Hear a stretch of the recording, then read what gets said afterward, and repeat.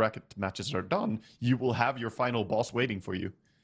It's a bloodbath down there, isn't it? I mean, looking at some of these teams, the rosters, the player names on them. You've got Na'Vi versus Mouse down in the lower bracket. Not even in round 3, not even round 4. You know, they're not near a qualification spot. One of those teams already going to get knocked out before they get to meet, you know, Enigma Galaxy or Spirit or whoever it might be that dropped down to face them. It's crazy times, man. This region is so close. Yeah, does give them time, you know. Sometimes we talk about teams having this epic lower bracket run. They go all the way. So I wouldn't be surprised to see at least if one of those 8 teams has what it takes to maybe take on one of the gatekeepers who drop down in these series. But that will be an exciting story to see. For now, though, we're going to focus on these top dogs and see what they will bring to the table. Have they been hiding any strats? Have they been keeping something away from us for this big showdown? As we see the players getting some stretches in. Get ready. Wake up, you know. I mean, that's good to bring up, right? Because as we've been saying through these qualifiers, Team Spirit, you know, bringing back Miposhka as another coaching staff alongside Milan. They've already got that, you know, Corbin system, which Team Spirit players always like to talk about, where they bring these new players in and they just immediately, you know, kind of snap into place with this system that they've got. I like Spirit overall in the fact that they're a team that feels like they adapt to the meta quite cleanly. Very often they find an identity pretty quickly, and then they develop that over time. Whereas Enigma Galaxy, I feel they've been a notoriously patch-based team, where they've looked very good on one patch, and then they disappear off the face of the planet the next patch. This might be that perfect constellation of, you know, players, patch, timing, heading into TI, where Enigma Galaxy have all the stars literally align, the namesake for them, where it feels good. They're playing signature heroes. They've got, you know, Lorinov coming into this mid lane and looking like a solid fit.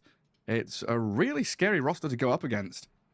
Yeah, it certainly is. But Team Spirit, you know, nice to see that they seem to be in good spirits. They got Milan there pacing behind them, cheering people up, you know, making sure everyone is in... yeah, he's hilarious. I mean, we've cast together. At some point, I actually think Milan and I did a double cast. I'm not sure if it was when you were unavailable or someone else didn't show up, but he and I did a duo cast once. He's obviously a former pro player and now turned coach. Very, very interesting guy to talk to because he has this unique view of the game. He always looks for those angles for win conditions. And he loves just picking Mirana. If Mirana's a hero that's popular now, well, might see some Team Spirit Mirana. Maybe forces him to play it. He likes Mirana, Shaker, those type of heroes. You know, some good stun enjoyer for sure. As we see here, the most contested heroes, Lone Rid has actually stepped up 1% higher than last time we looked in. Gareth, he's now at 97% ban rate. Yeah, back where he belongs, on the ban list. Get him out of here. Drow Ranger, Treant, Io, Kotl, Viper also removed. So it looks like Spirit, obviously doing their homework. They know Enigma Galaxy. They know Io has been a problem, not just for Enigma Galaxy, not just in the hands of Enigma Galaxy, but also in the hands of Team Vision. And we've had 9 class show this Io be a very strong hero. Kotl, same story, rising in the meta and in the hands of GH, an absolute nightmare. So they've shut down a lot of these potential very strong meta picks that are, again, signature heroes for Enigma Galaxy that they've found this position in the meta, in these drafts, and feeling comfortable with it. And then Viper, same story. Just remove Lorinov's Viper. They address a lot of their comfort. However, if we look at what they've been playing so far in this qualifier, Enigma Galaxy, they've been running Phoenix first pick and they've been running Axe first pick in the 4 games that they played. And both those heroes being available means they could go back to what has worked for them. Let's see if they have tailored something new, though. This has to be scary, though, seeing Yatoro SF coming out as a first phase pick statement. Obviously, there's a lot of combination heroes still to pair with it. Even though Treant Protector is gone, we still got that Tusk, Clockwork, you know, many different good options. Yeah, Bane is fantastic as well. We see the Sleep into Nightmare, or a Sleep into Race. Some laughs across Enigma Galaxy there. Oh, they're giving us our Phoenix. Let's just go for it. But on that...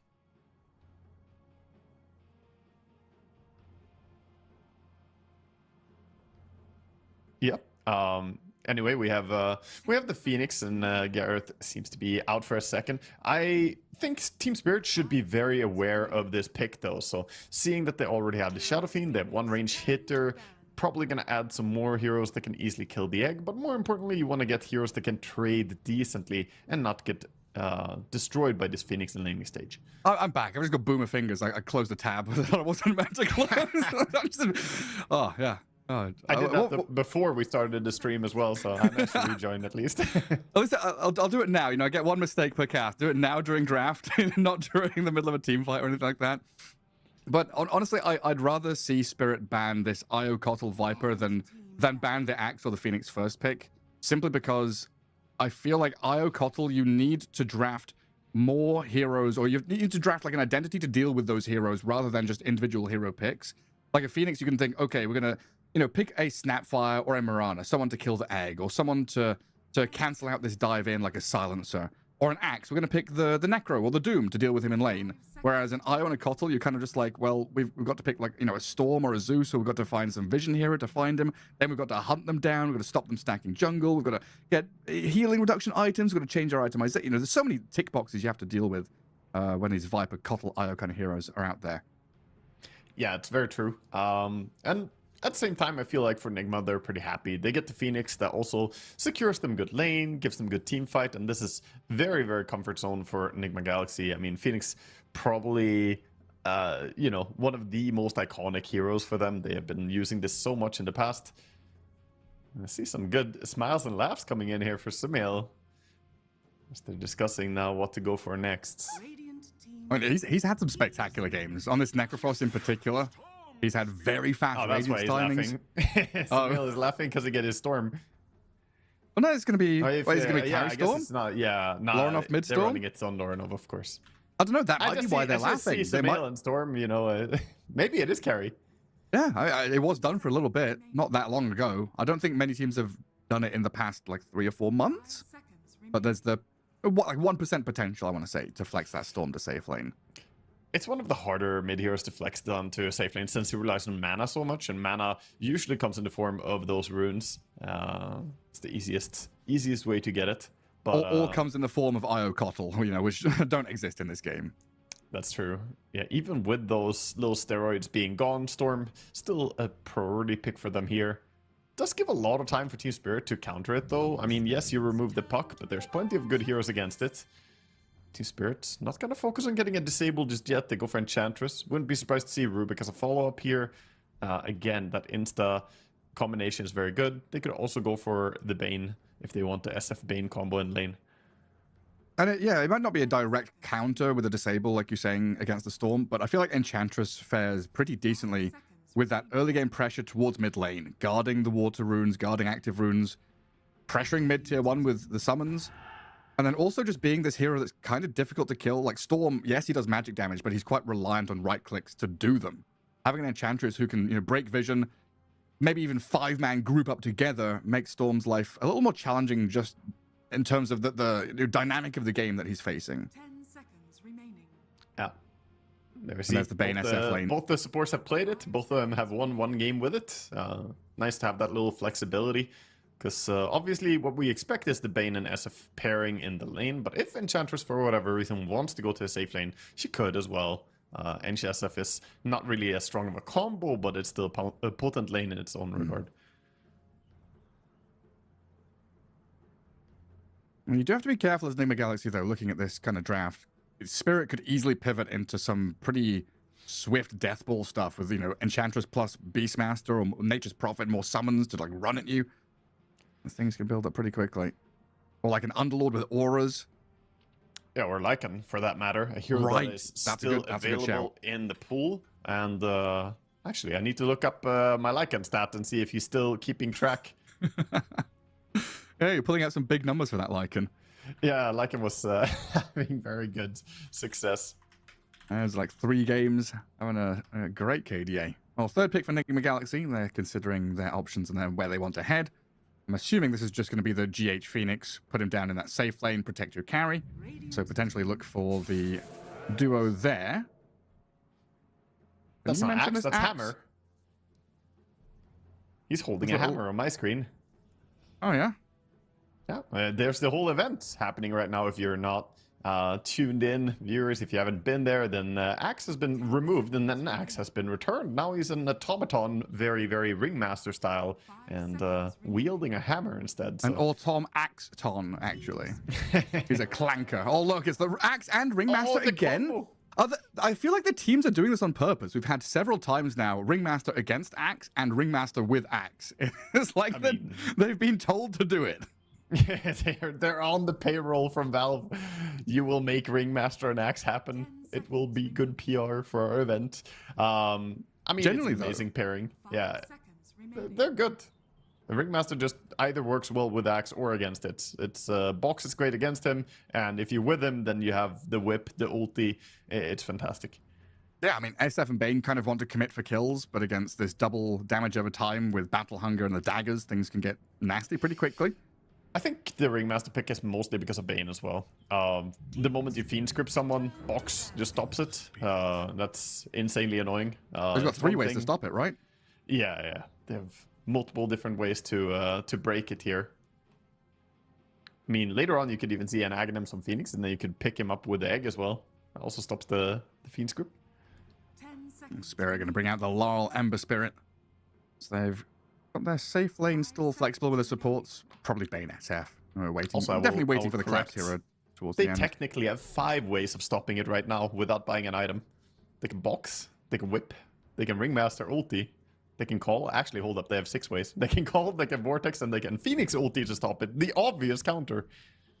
Or they could just kill him. They've got 10 ways to stop it. Just Culling Blade or Static Remnant or just kill the Bane. Every way a Bane could die, there's a numerous amount of ways. Roshan's going to come in and bash him as well. It's another way they can stop the Fiend's Grip. Yeah, seeing Team Spirit pick up the Ember here.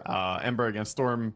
A lot of people are very comfortable with this matchup. It plays pretty well in lane. And later on, it's a high-tempo hero that they can lean on with Enchantress and Bane. Because you and I have cast a few games here in the qualifier where we felt, oh, the supports, they don't really have anything to do. The mid laner is like an invoker and he's AFK somewhere.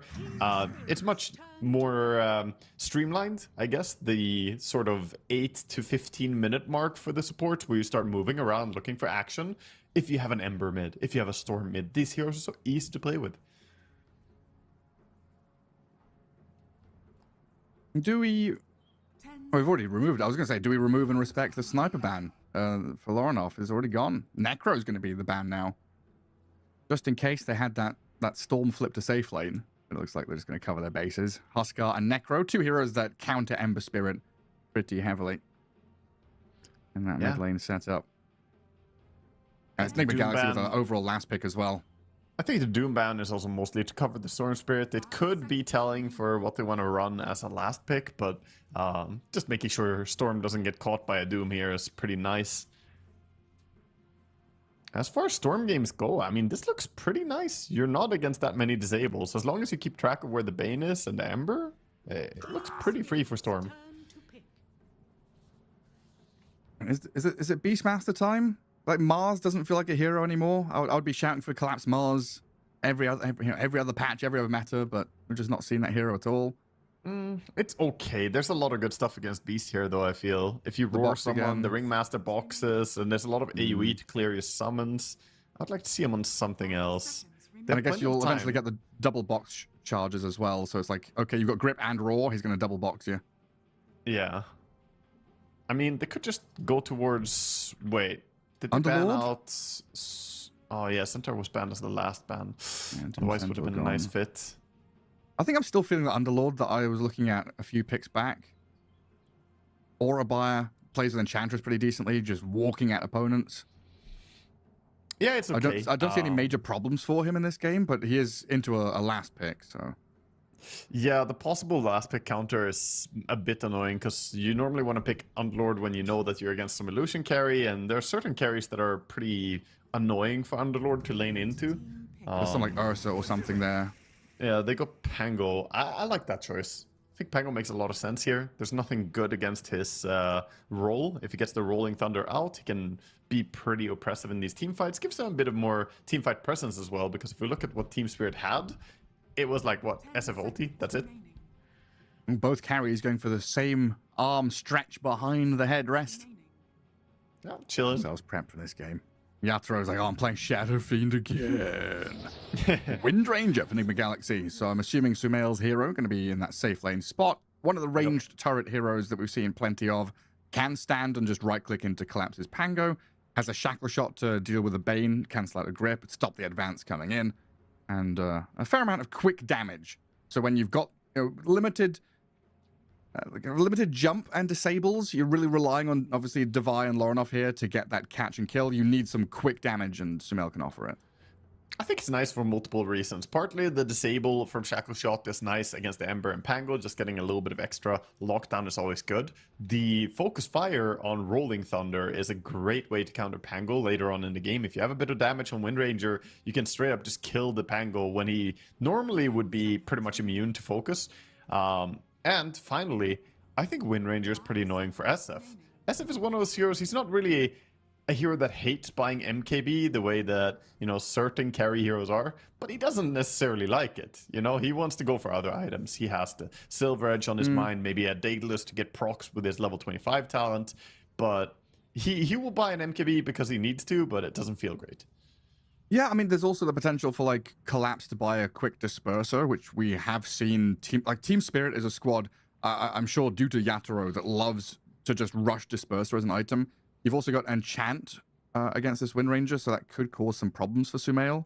But I'm sure he'll find a way around it with, an earlier BKB or something after the Mjolnir. And try and play through the axe. Just hide yourself in the fight. Don't get clipped by this Collapse or Rue Dispel. Yeah, it will be interesting to see what itemization is going to go from Sumail. I've seen a few carry Wind Rangers slot in the Aghanims as either second or third item already, and it's actually looked really strong. It's not a bad item at all. But of course, you need to get some damage. You need to get perhaps a BKB, as you alluded to there. And his itemization choices are not obvious to me in this game, so we'll keep an eye on what he does. I definitely got to try and find a pathway to keep himself protected against some of these Spirit heroes. But we'll get into it. Game 1, best of 3. Up in this upper bracket, the victor of this series goes through to TI. Game 1. The first step in that journey. Let's see how these squads do. We've got the Grandmaster Storm for Lorinov. That's what the smiles were all about in that start of the draft. Sumail's like, yeah, go on. Passes the crown over to Lorinov. You can be the prince for now. I'll stay the king. You can join my regal group. Yep. And the game is going. We're heading out on the map. And we'll see if these players are going to be able to get some ward advantages. Yeah, just looking for that setup. Play some observer wards, delay the smoke from behind the tier 1 tower, and then look for a wraparound play. I think both teams are thinking about doing a very similar maneuver. Smoke might break on Larl, though. Steps up, places the obs ward. He's hiding. Hides in the trees. The smoke broke, but I'm not sure that they saw him place that ward or saw him at all, to be honest. I think he stayed nicely behind the trees and walked away without being revealed. Omar with Devi heading up to that northern bounty rune spot where Yatoro was trying to tuck himself behind a tree line of his own. And then down in the bottom jungle, Rue wandering forward, already going to get a D-ward here with Collapse. And takes out an early observer, so bonus money for them, and they're going to guard both of those southern bounty runes. We'll trade out 2 for 2. 2 for 2 is still fine, and yeah, that D-ward is a minor little advantage to get. Always feels good to get some experience, so at least Pango, Ench, and getting some head start towards level 2. And they're already looking for this play in the creep wave. They've brought GH very low already. He's got Fiery Spirits level 1. No way to dive away, so first blood inevitable to come. They'll just click him down. Collapse picks it up. I'm not sure if they were going for a kill. They might just have been going for the range creep, but either way, they get something big. Yeah, I think, the fact that there were 3 there, they were ready to get the kill if they were contested. Otherwise, they would get the range creep. So it's like a double win-win situation for them. Some damage being done back at least, though the Pango lost quite a bit of HP. But yeah, very good start here coming out for Team Spirit. Yeah, set up for all possibilities. 4-on-1 Storm, 4-on-0 Ember Spirit. First wave or so, pretty easy just to get what comes to you. But of course, with the spam of the static slide remnant, Law can get a decent amount of harassment coming his way. It's a completely fine lane for Ember, even if Storm should be getting good farm. More interested to see how these side lanes play out, as we could see quite a bit of aggression. Already we have shenanigans being done, pull through, and Collapse is doing a great job. He's going to deny a lot of creeps away from Sumail. Yeah, he's just not laning head up. Against this double range lane, Phoenix and Wind Ranger offer a lot of harassment. So not me, just trying to make sure that small camp stays blocked up. Don't let them get any pulls going. Try and keep the large camp blocked as well. So Phoenix is kind of stuck there without a job to do until he dewards the camp eventually. And up at top lane, Omar from the high ground just trying to harass back Rue, as we also have a small camp battle up at top. But with daggers thrown and Divide with battle hunger, they've got a blood grenade and Tame the Beast to kill off the Shadow Fiend. Oof. Offering a tremendous amount of damage. Action on both side lanes. Very low. Ringmaster nearly dead, but yeah, bottom lane also going head-to-head there as Not Me nearly dies. Yeah, the power shot just barely missed on the Bane, so he lives. A lot of scrappy fights coming out as they try to contest the pull, but in the end, the small camp did spawn, so GH will pull the Vools. This is a great camp to get as well. A little bit of RNG on which small camp you get, but these ones have high DPS, so he will deny away some creeps. Anything but the Kobold family. Yeah, those garbage creeps.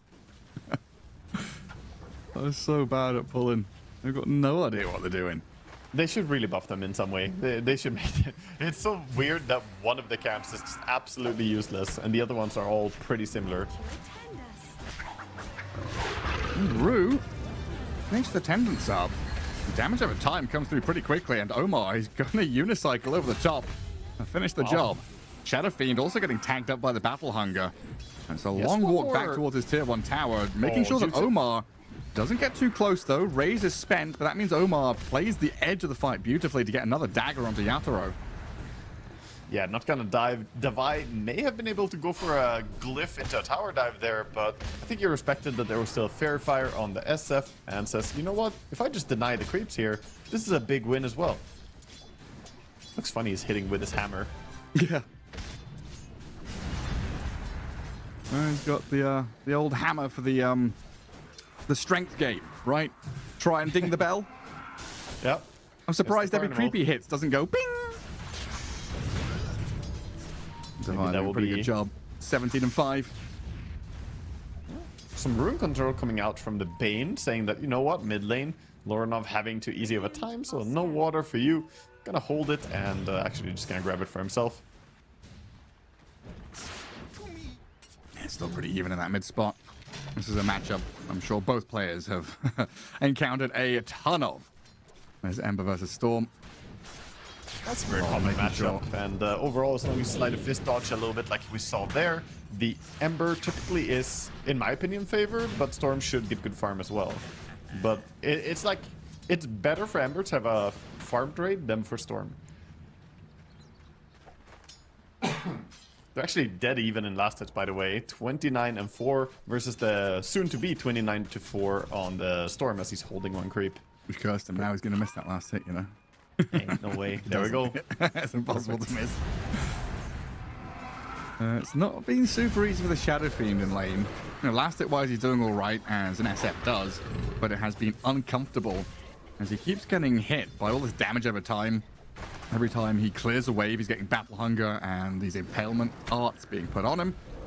As Enchantress hasn't really been able to protect the SF, and with the Phoenix arriving through that Twin Gate, they'll find Yatoro again. Just another kill on the Shadow Fiend. Enigma Galaxy starting to twist the dagger into Team Spirit in his top lane.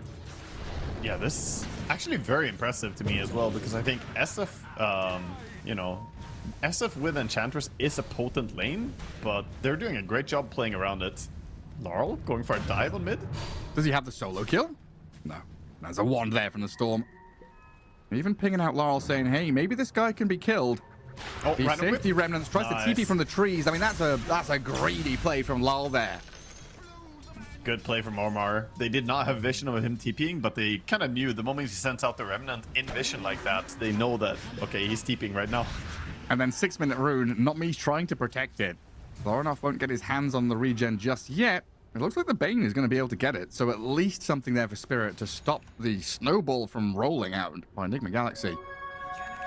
GH come in and forces him to take it so that Ember can't hold on to that region. Very good stuff coming out. Good rotation. And it feels a bit sluggish from Spirit these first 7 minutes. Enigma Galaxy absolutely have woken up and decided to go for full violence. 4-1 already. You're winning out in that top lane. Mid lanes look pretty good. Win range obviously is now free farming. So across all 3 lanes, Enigma Galaxy is sitting pretty. Everything looking really good, but we do see a move coming out. Laurel going for the top lane. This is a strong Ember Spirit. No TP ready on Storm, so he's cutting off the Bane instead. Yeah, try and find Not Me back in the Ancients area. Dips into the medium camp and dies to a neutral creep. Meanwhile, Wisdom Shrine being grabbed by Yatoro on the left, while Laurel just bodies the rest of them. 1v4 zones them away. Gets the Wisdom Shrine. As Rue gonna get a few bits of damage over time tagged up on him. Devi doesn't want to get triple raised, though doesn't want to walk up the little ramp to the bridge, so instead they'll focus the Enchantress with some long range Sunray and daggers. And Yatoro swaggers back to his tier 1. I think at the consolation prize kill on Rue, but they do not get Yatoro as he took the Wisdom and walked away. This salvaged the top lane a little bit. That wasn't going too well for him. Now feeling a bit better about himself. Dire's bottom tower is under attack. And so far, no stacks being made on the Ancients for this Axe. Normally we see perhaps some early preparation, go in and get some farm, but he's going to go and make his own stack on the big camp instead. Or just farm it immediately. Well, usually Axe likes to do stuff that rhymes with Axe. Oh, hang on. Laurel with chains. Sunray. Storm also holding the wand. An 8-minute rune is a bottom invis, grabbed by Laurel as he comes back into mid. Loronoff gets Nightmare pulled back. He's going to spend the majority of his mana to zip towards his high ground again as we have this back and forth. Team Spirit going to get blown up though with Sumail's arrival, bringing that additional bit of nuke damage from level 4 power shot which they needed. Early rotation from the carry. We've seen this a few times from different teams, bringing the carry towards mid. Thinking back to the qualifiers that we've had already. I mean, just TB rotations towards the mid, you know, random Drow Rangers showing up. And now it's going to be Sumail on his Wind Ranger, making sure to try and stay competitive early. Just one move from the carry can sometimes change the entire mid game. But yeah, like usually Axe, you know, talks about, you know, Axe attacks, Axe hacks, Axe stacks, everything that rhymes with Axe he likes to do. Now he's holding a hammer. Do we have to change that to things that rhyme with hammer? No. Axe likes grammar. Hammer Slammer. A hammer slammer makes a clamor with his grammar. What's he going to be doing? Yes, he's your English teacher now. He opens a thesaurus and he's like, Axe no more. Axe, Axe hammer, Axe grammar. I've also run out of rhymes with hammer now. I feel like hammer is harder, right? Jammer. Oh, it is for sure. I mean, well, there's so few words that end with ammer. Enamor. Axe is enamored. Hammer is enamored. Sorry, don't get his name wrong like that. My bad. That's my bad. Yeah. Oh, 6-1. I felt like Enigma Galaxy, the ones making all the right moves, stepping forward, playing aggressively. They hadn't been able to make an actual net worth lead until now, though. It had been Team Spirit who had been a little more efficient with the gold gain, spending their money before dying as well. We'll see if we're able to get anything on Laurel here. It seems like, once again, he's able to get the safety remnant on the rune, pick it up, and Loronoff gets nothing for his troubles. Sumail's going to go for Not Me. Has scouted the Bane, wanders into the enemy Ancients area. And Laurel zips back here, but doesn't have anyone to help him. Pango's trying to reposition to maybe force a fight, but it's Enigma Galaxy, yeah, poking. Looking around the corner, saying, no, it's a free kill. This is Sumail missing being a mid player, so he just runs to mid as a carry. He's getting to be a mid laner in a, you know, a small way. But on a serious note, it's a really, really good move to activate a little bit like this and try and help your team get advantage. However, it does give space for the SF, who was having a hard game, to pull ahead. And they're making a big move down bottom. Has to watch out for the Dispel from the enchant. Yeah, gotta keep your wits about you. And the defense is here. The Ringmaster has ulti ready. I'm trying to bait collapse. He's half HP and he's getting rolled on. Ball Lightning into Wheel of Wonder. And Shadow Fiend and Enchantress were on this Twin Gate high ground, maybe considering a fight. But when they saw the Storm arrive, it was like, okay, guys, bye. we're just going to leave you, Collapse. Yeah, very quickly just getting out of there. They at least only lose one hero. And meanwhile, Ember's trying to do the best he can, shoving in the mid lane. Phoenix happily grabs up level 6 from it, though. And Team Spirit.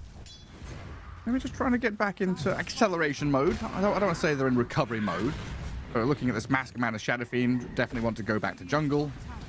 The Pangolier would love to get into this Diffusal Blade before he gets involved. So there's a little bit of a waiting period here for him to get that 400 gold he needs. So for the next we have minute a Sumail rotation again. The into third mid. one. It's He's just the coming. gravitational pull, isn't it? It just gets dragged in towards the rune spots. I'm going to get onto Larl again. He zips down and gathers the Arcane Rune, though. Another active rune for Larl's Ember Spirit. Sumail giving a fair amount of damage back to him, but yeah, it's perfectly fine for Ember to Remnant, TP home, return to lane.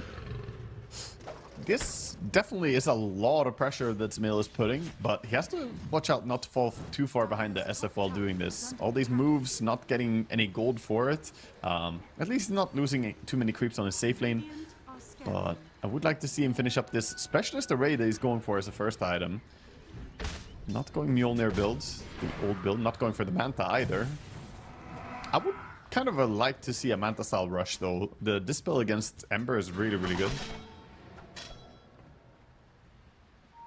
Yeah, so is this... are we rushing Hydra's Breath, or is this like Specialist Array back into Mjolnir, or what? So I've What's the idea experimented with a this lot build? with the Hydra Breath rush. Overall, my conclusion is Hydra Breath is a really bad item to rush. It scales very well into late game. It has percentage-based damage, and obviously it becomes stronger when you have more damage. It's, you know, split shotting is nicer then. But it's pretty nice to just pick up the Specialist Array for farming. Big commitment to the Bane. Yeah, he I'm nightmares sorry, man. himself, delays his death, but when you throw the Wheel of Wonder at him and even devise Axe wandering in, you know the Bane is dead and the tower's gonna take a decent chunk of damage afterwards as well. So that's a good There move, it is. but I'm not sure they will get the tower for it. Ember even looking to set up. Arcane Rune Ember.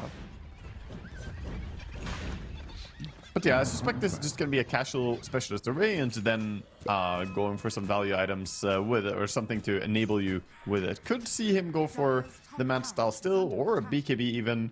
Plenty of options here, honestly. So this is your Maelstrom replacement then? You don't want to go back into Mjolnir or anything after? You could, but it's a bit overkill. Nice so solo Mel kill just- down bottom. Yeah, I was watching it happen, and I didn't want to say anything because it felt like Collapse was just going to roll and run away. But Sumail was able to like cancel the animation of the roll with Shackle Shot, keep the damage going with his Focus Fire, and just about finish him off. It's a major reason why you pick Wind Ranger into the Pango or why you feel good about this matchup in general. Being able to just focus fire is pretty amazing. Sumail actually is going for it. He's sending it.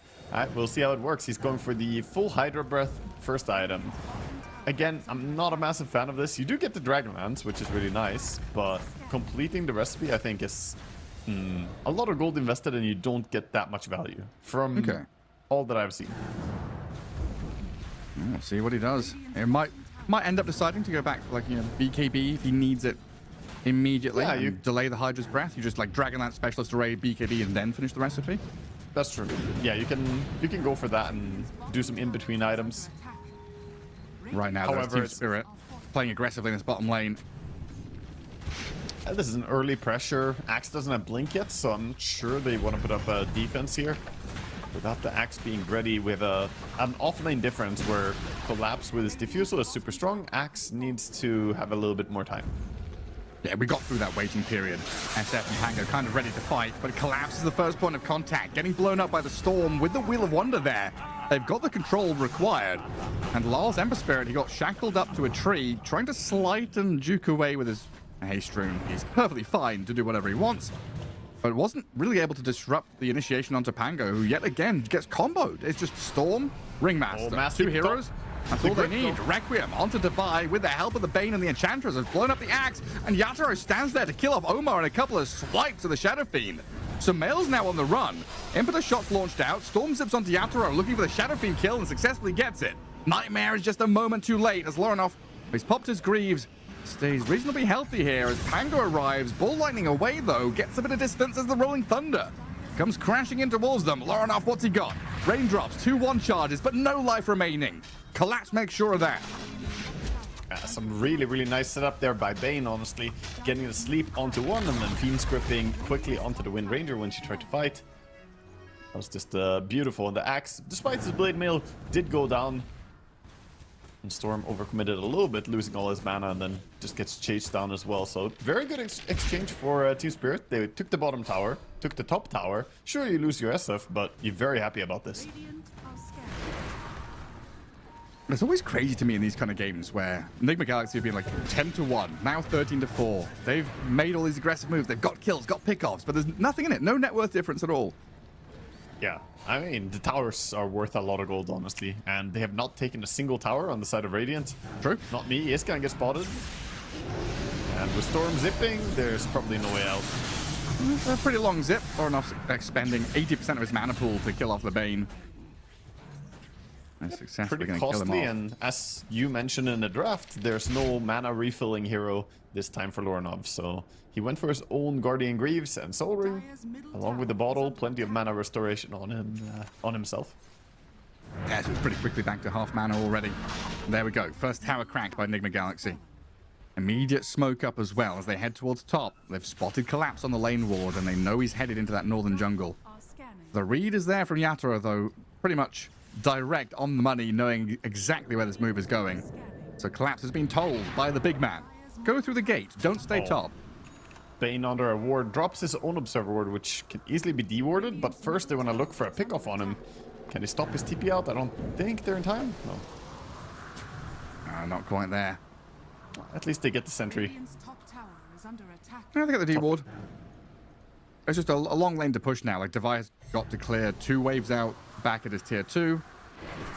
If they want to push this tier 1, they've got to wait a good 30 seconds, and that's time now. A Team Spirit get to make a base camp in that bottom part of the map, and maybe even look at the Storm Spirit. Yeah, scary to split up here. If Storm walks too close, the grip could be on him, but Lorinov is keeping his positioning. Not getting too close. And mid lane, meanwhile, is so silent, but just sending an Enchantress creep like this is effectively just taking the tower bit by bit. So tier 1 is dropping here as well. And slowly chipping at it. Laurel offering being done. Some cover from the Sleight of Fist to clear the wave so the Satyr can stay alive a little bit longer. Tier 1 mid, 240 health. With a DD rune on Storm, I think that Team Spirit are trying to dodge this. They don't want to give a good fight to the Storm Spirit. Bottom area is nicely controlled by Team Spirit right now as Tormentor is going to spawn soon. We're going to zip on the Enchantress though. Storm and Axe showing off this Blink debut. Getting a good catch on Rue, but they need the damage, and the dunk with the hammer is there. The bell goes ding! And we know that Axe is strong enough. Oh, that's what they should have done. If they gave it a little ding every time you got a successful dunk, that would have been hilarious. Yeah. And a little meter, you know? Yeah, exactly. No, exactly. Yeah, put the meter above it. Whoop, all the way to the top. The earlier you dunk, the more you get. Oh, Blink, cancellation of the Fiend script. Bane didn't see the Axe. That's a good reveal of the Blink. 2 kills in quick succession, 2 Culling Blade kills off the back of those moves. Very fortunate there. Axe just barely walked into vision, but it was too late. Bane didn't have time to change his mind. Team Spirit going to rally around the Shadow Fiend up at top, though. Collapse and Rue sat behind Yatoro as they go and clear 1 wave, then hold hands through the jungle. And it seems like they still want to play in that bottom right-hand corner to control the Tormentor area. They keep coming top. Like, they go top, push 1 wave, defend tower, make sure Enigma Galaxy don't get a free objective, and then immediately gate bottom. They play the map really well. Even though they have died so much this game, Team Spirit somehow feel like they're the ones dictating the pace, which is crazy. 16-4, but really doesn't feel like a one-sided game. If anything, I feel like Team Spirit are winning. Pretty odd how it can be that way in Dota. Yeah, I feel like it's a pretty classic thing between these teams. Team Spirit, you know, we go on and on about how they're so good at making those decisive moves, where it's, you know, one very deliberate, very calculated play to rein things in and get a grasp on the game. And that might be what Enigma Galaxy are trying to do now, but unfortunately for them, it's just not me. The Bane shows and doesn't even die to the smoke break initiation while Collapse rolls into the back. They finally killed Not Me with Divide, but this Rolling Thunder is dealing with GH. The Phoenix getting blasted down and killed before he gets to pop the egg. And Storm Spirit, he's got the ball back towards the jungle camps to the northwest. Still being hunted, though, by Collapse. So GH and Omar both dying as Team Spirit, hey, push Enigma Galaxy all the way back to their side of the river. That was some serious hatred coming out from Collapse onto this poor Phoenix, man. GH just wants to ulti, but getting chain stunned over and over and over again. And finally, of course, the swashbuckle to finish the deal. Well, now, though, Yatra had to Requiem defensively because Devi with Sumail were getting on top of him. Yeah, look at that Rolling Thunder stun. So interactive gameplay, getting 5 stuns in a row. Yeah. That was perfectly timed. That was so funny to see that kind of fight recap. But yeah, it's moves like this where you think, okay, Enigma Galaxy trying to get this one decisive move that, you know, gets a firm grasp on the game. And Team Spirit, they're already prepped. They're already ready, knowing what move is coming, reacting to what Enigma Galaxy are doing. And they're now, what, 2,000 or 3,000 net worth ahead. Yeah. Yeah, they're working on a lead, and we even have Collapse sneakily going to check the Wisdom, and he will be happy to see that it's there. However, Omar on the lane. I think Omar might get jumped by Collapse here the moment he goes for this. Yeah, he's got Rolling Thunder ready again. He's going to go for it. Straight onto Omar. Rolls up, beeps around, gets the crashes in onto this Ringmaster. Nearly brings him down, but with Sumail and Lorinov both coming in, Collapse, he's going to have to TP home. Good attempt. So worth it still. Collapse still gonna be happy with that. You forced multiple heroes to react, and meanwhile, your team can make plays elsewhere. Axe does live though. Devi with a very nice TP out after the Searing Chain. Yeah, because like, what, first 15 minutes, Enigma Galaxy are the arsonists, going around, setting things on fire. Team Spirit kind of running around as the firefighters, putting it all out. Now, the roles are reversed. I feel like Enigma Galaxy just reacting, running from one side of the map to the other, trying to stop Team Spirit from being nuisances. Yeah, for sure. They're making very active moves, and it's something you said earlier in this game, how they're very good at making the big decisive moves. Where Team Spirit play on the map and how they force their opponent's hand, basically, is really impressive. And that was another one of those cases. Collapse going for that Wisdom attempt did force everybody to go top, which is maybe a bit of a back foot, you know, kind of vibe you play towards your tier 2. 3-man smoke. Bane gonna go and join the Shadow Fiend with them. And smoke does get broken. Phoenix might still get jumped. Gets into the Roshan pit. Some slight cooldown there on the Rolling Thunder, else we would have seen Collapse just jump in, but didn't want to go too early. Wind Ranger still open though. On the Wind Ranger. Sumail's gonna wind run off to the west. Barely able to get into the fog. And yeah, this Wind Ranger going Hydra's Breath straight into BKB Lincoln Sphere. So, like we were looking for, right? It has to be defensive items for this Wind Ranger to protect herself. Yeah, so far we are seeing her kind of lag behind Yatoro in terms of farm though. It is to be expected, Wind versus SF. SF is definitely the faster farmer between the two of them. But I'm, you know, still suspicious on how much we're going to see this Hydra Breath work out, the first item. But once she gets BKB, she can definitely lock onto a target and just go. Has to only worry about the Bane. But when you have Storm on your team, the Fiend script isn't even that scary. Storm or Axe could quickly come in and cancel it.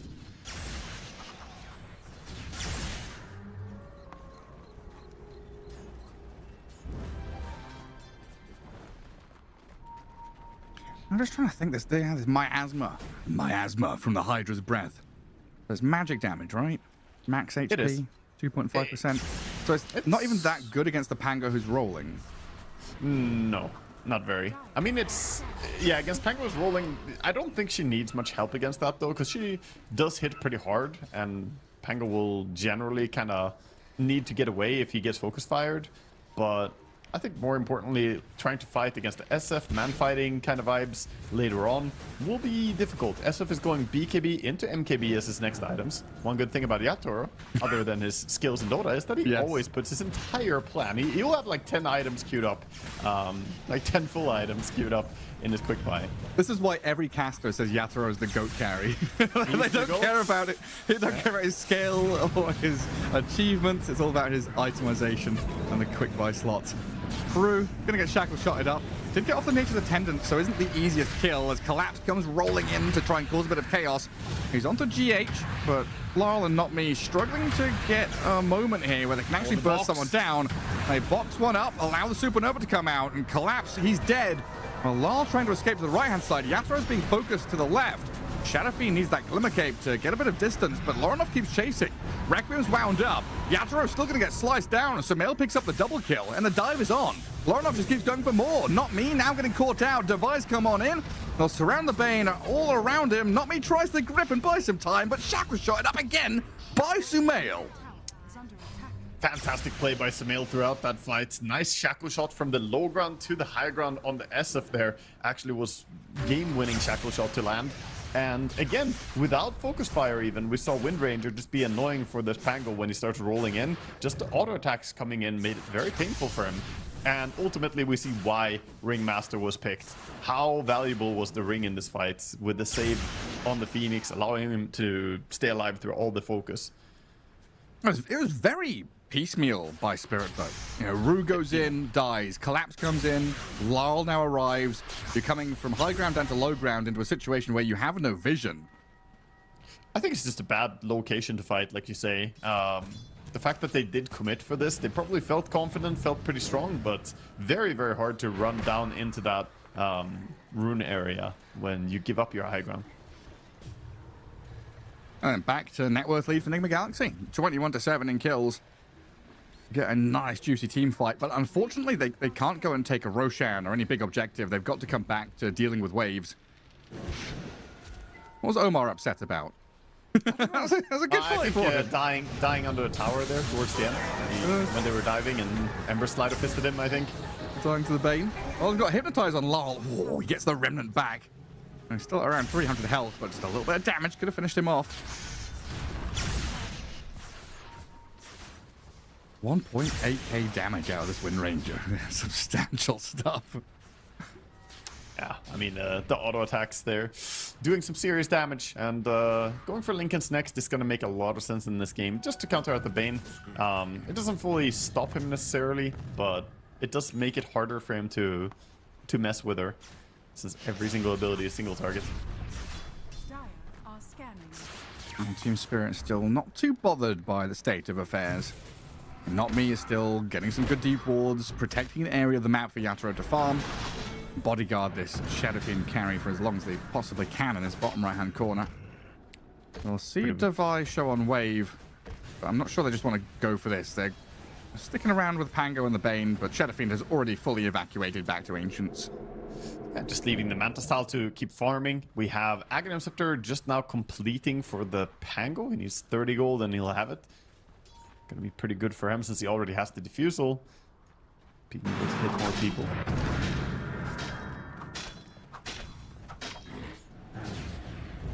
Sumail's about 1,200 gold off that Lincoln Sphere, which is going to make Wind Ranger close to invulnerable in these fights. As Enigma Galaxy go for another smoke, this time bringing all 5 together.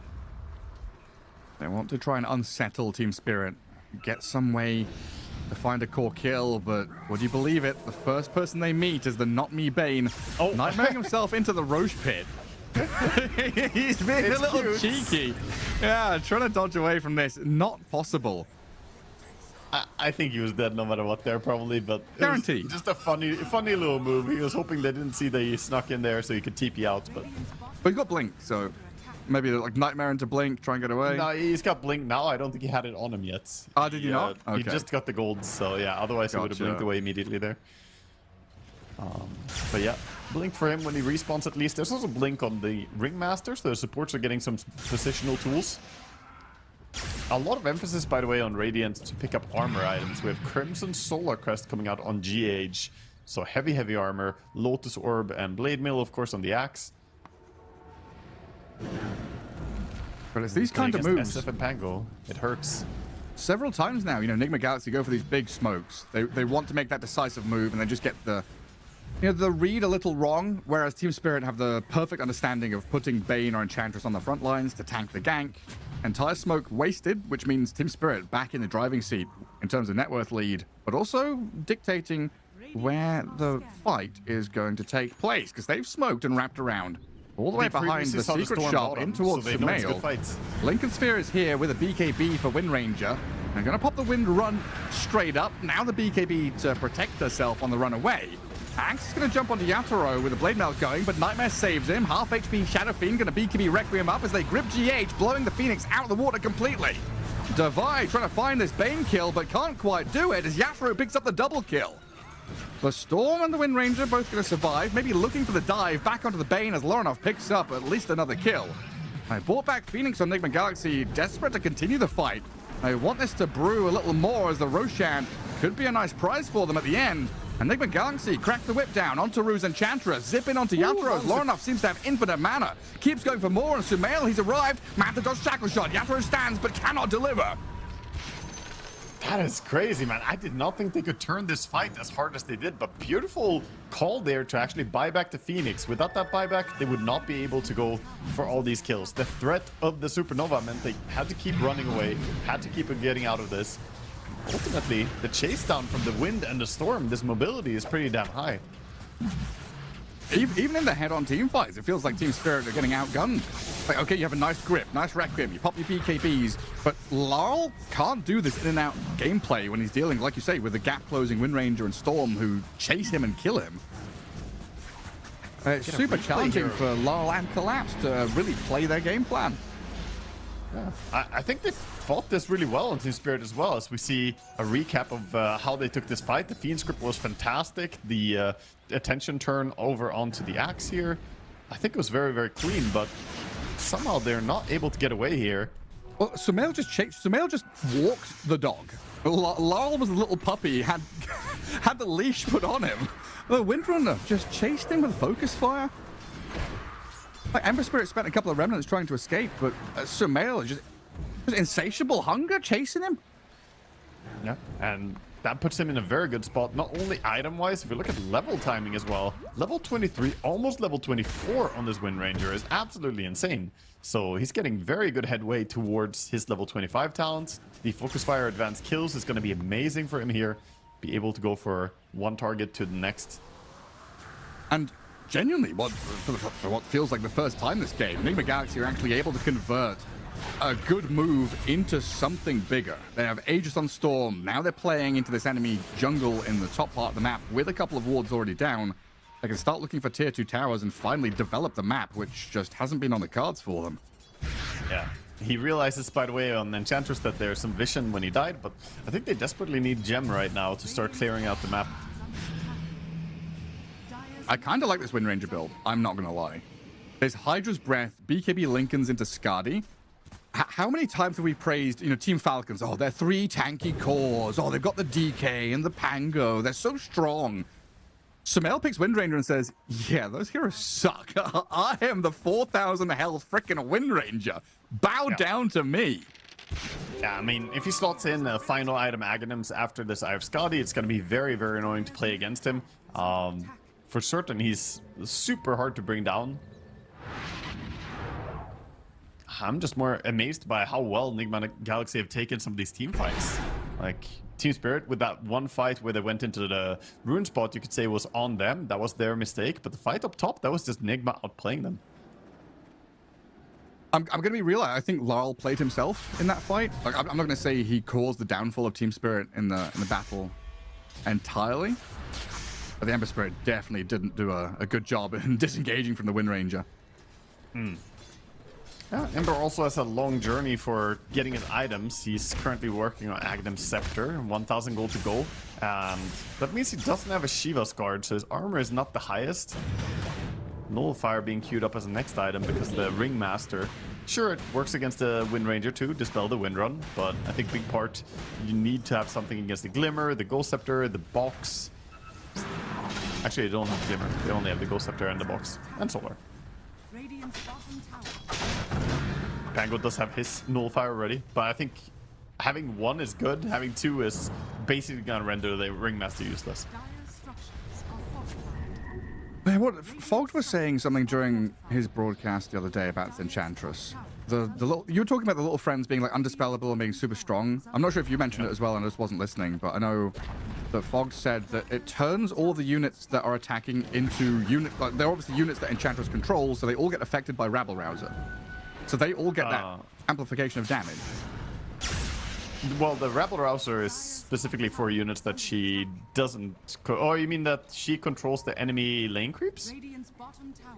Yeah, because like if she put little friends on right. someone, and then all of the lane creeps are technically under her control because she's controlling them to attack someone. I haven't tested that. I'm not sure if that counts as under her control. Okay. I think they would need to be hers, like changed team by being enchanted. So I don't think it counts. I mean, I will double check it if. Double check it. If they did the test on it, but that's Just gonna call out Fog here now. right here. I'm gonna call. I'm gonna call out Fog. Is he sure about this, or is he spouting? You know, sometimes I'm not sure about the mechanics. It would be a lot of damage. Funny extra. one. That's a funny one. Might be why it feels so strong. Oh, Lol is going to run zip safely away to his tier 4s as Lorinoff and Sumail already taking this tier 3 down to about 300 health. Trying to finish it off, but you've got to be a bit careful with this advance. Spirit don't want to give up any of their high ground for free. So Lorinoff, he's popped the Greaves. Devi gives a covering call. Has the BKB now to break free of the danger. Collapse has rolled in with Lol going a little deeper, but it seems like Enigma Galaxy have completely got out of the grasp of Spirit now. And very cheap for Enigma as well. They only click their focus fire and they get out of there. Sure, Storm is low mana, but as the Aegis times out, he's gonna be completely fine. Making some funny zips when you have the Aegis respawn or Aegis region. And roll on cooldown, they can feel pretty confident to stay on the map. Power runes in 10 seconds. Ember wants the top rune, but very dangerous to go for it as there's a smoke up from Enigma. I mean, that is definitely one thing to shout out as well, is Team Spirit have had the majority of the active runes this game. I know in the first 20 minutes, we had Devi all chatting saying, 1 rune, please. And it looks like they're finally going to get one. And oh no, Devi picks up the illusion as Lorinoff was like, mine? My bottle refill? Devi is the one who please? wanted the rune. It's illusion on an axe. It feels good. It's nice. Understand why he wants it. But don't really Still love pretty... these running them together. He wants to go for the cut. Illusion rune on Storm in bottle, pretty good against like the chains. Get rid of some of these nasty stuff, dispel things off. Nah, screw him. Go farm. Go farm with axe illusions. Enchantress says, mine now. Oh yeah, that's the downside, I guess. She could just take him. We have a counter smoke coming in. MKB is of course finished on the SF, so he's looking pretty ready to deal with the Wind Ranger problem. The problem is that it's not just Wind Ranger. Axe and Storm are doing a lot in these fights. 1 Dire Observer Ward. Sees a big move behind. It's going to see Lorinoff in a second. Oh, do they know? Can they find him? Not quite. Not quite the angle they needed, and Enigma Galaxy are going to be happy to all live and run back to base.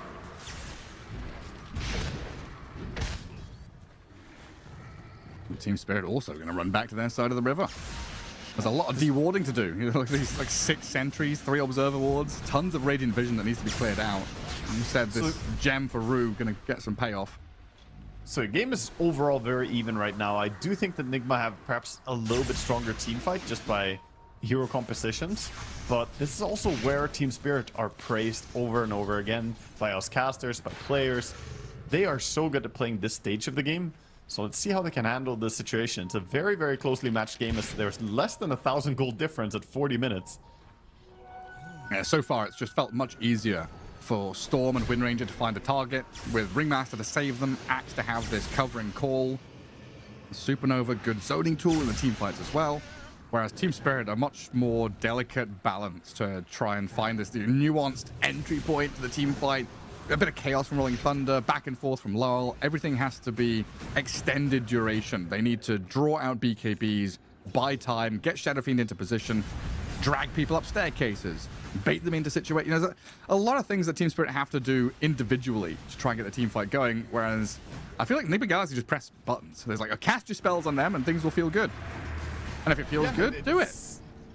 I think overall, the big thing they need is just this Satanic to complete for the SF. Right now he's going to go and sell his broadsword and work towards the Satanic by farming up the ancient areas it respawns. I think this will give him the sustainability, and not getting bursted by blade mail calls from Axe is also a big thing for him. Because like you said, they need long fights. They need to not just get bursted by one Axe or Storm Jump, or Focus Fire for that matter. Team Spirit really tightening up now. Another smoke. Bring Laurel in as he pushed out that bottom wave all the way to tier 3. So they're forcing the hand of Enigma Galaxy to send someone back. And Spirit see that it's low enough. Storm clears bottom wave and then has to sit in Fountain. So they know, as Spirit, that there could be a vacuum to fill in that top lane, which they are currently angling towards. Going fishing for Sumail. Yeah, but Nigma also, you know, we should praise what they're doing here. Very good read on the map. So as Storm shows himself bottom, they realize that it's super dangerous to be in the top area. So instead they back up a bit, just sort of harmonizing with the moves of their mid laner. Letting him go and fill up his mana pool, and then they can look for a fight of their own.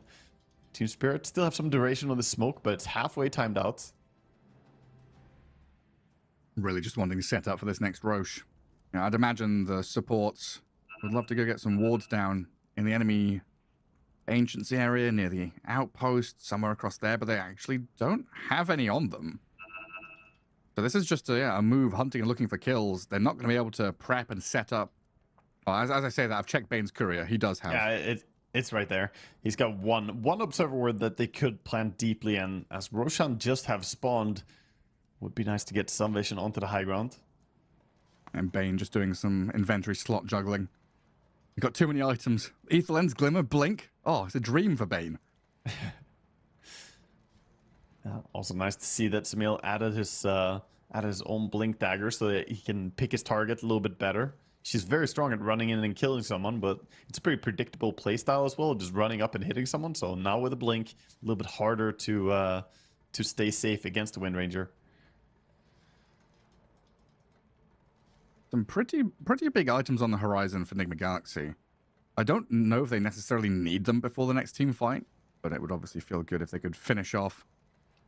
A Shiver's Guard on the Axe. A Scythe of Ice on this. A Storm Spirit. Very strong tools that can dictate the outcome of a team fight. Yeah, Phoenix is also saving long term for a Shiva or for a Hex as a next item. Makes sense, but only has 1800 gold, so quite a while to go there. But yeah, Team Spirit, I mean, they're the ones who just hit item timings. That's where they are the ones trying to drive here. Got the Satanic. They want to force a fight right now. Ember also added a little bit of tankiness by getting the plate mail, working on the Shivas as mentioned earlier. Yeah, and so far Spirit haven't really been able to have a fight on their own terms. It's been Enigma Galaxy smoking and running at them, forcing reactive Rolling Thunder, reactive grip. If they can actually find a way to pop a Lincolns or get a grip on a key target, it's way nicer for them to start the fight that way. Enchantress considering her next neutral item, tier 4. Enchanter's Bauble over there. Yeah. Pondering as we head back into the game. No, not just pondering the orb, pondering the bauble. The bauble. Yeah. Pondering my bauble. Yeah, probably not gonna hold on to the poor man's shield again here. Let's see. No, Enigma Galaxy just sitting, waiting. Not playing under any vision, so it's still a little bit spooky over here in the fog. His scan is a little bit off to his side. He could get jumped here. Oh, the Rolling Thunder. They're going to get straight on him with a grip as well. They're trying to come across Enigma Galaxy to try and save Lorenoff, but they're not quick enough. The flurry of pings, the realization. That was very close to him getting away. He did get the wisdom at least, so he's level 25 now, got the balance talents. If they can wait until he respawns before the next fight happens, that's very good for them. But 90 seconds does mean that this Roche is on the menu. Any bounty runes? He's 30 gold away from buyback. Yeah, that's true. He will get his buyback soon. Yeah, If they do want to go and fight. I think he's calling it. He's 10 gold away from buyback now, so he will have it. You think so? They're going to go for this? They start on Laurel. Nightmare save. Oh, gets Laurel away. He's going to be able to BKB and stay alive. And now Remnant and go to dive onto GH's Phoenix. Laurel can chase this one down. Rue and not me from the right-hand side, trying to catch up to Devi now. GH has the Supernova Sunray to be placed. Collapse bouncing between the rocks. Yatoro just opens up and kills the egg as Omar and Sumail, they're in some serious trouble. They brought Lorenov back with a buyback, and he's getting onto Laurel. The Ember Spirit slight dodging some damage, but the dunk there. The bell rings again as Devi slams down onto him, but Laurel, he's going to buy. Both mid lane is returning to the fight as a shackle shot. It catches two of them, but they're unable to follow through. So mid lane and mid laner, buyback. We lose two supports on the Radiant. Bane dies on the Dire. But in the end, Yatoro, he got the Aegis to begin with. Yeah. T-Spirit have to make something happen now, though, because they bought back on Laurel. I think they could have been happy with the buyback of Storm, try and get out from there and just accept the result of the fight. But now with this buyback, they need to get some pushing done. Oh, they'll do it. Yeah, they'll push that tier 2. Thinking about tier 3 as well with Roshan's banner. Yatoro just steps up by the staircase. Devi starts with a blink call. Collapse poking with a nullifier to pop the Lincolns on that Wind Ranger. But they've got to deal with the creep wave coming in.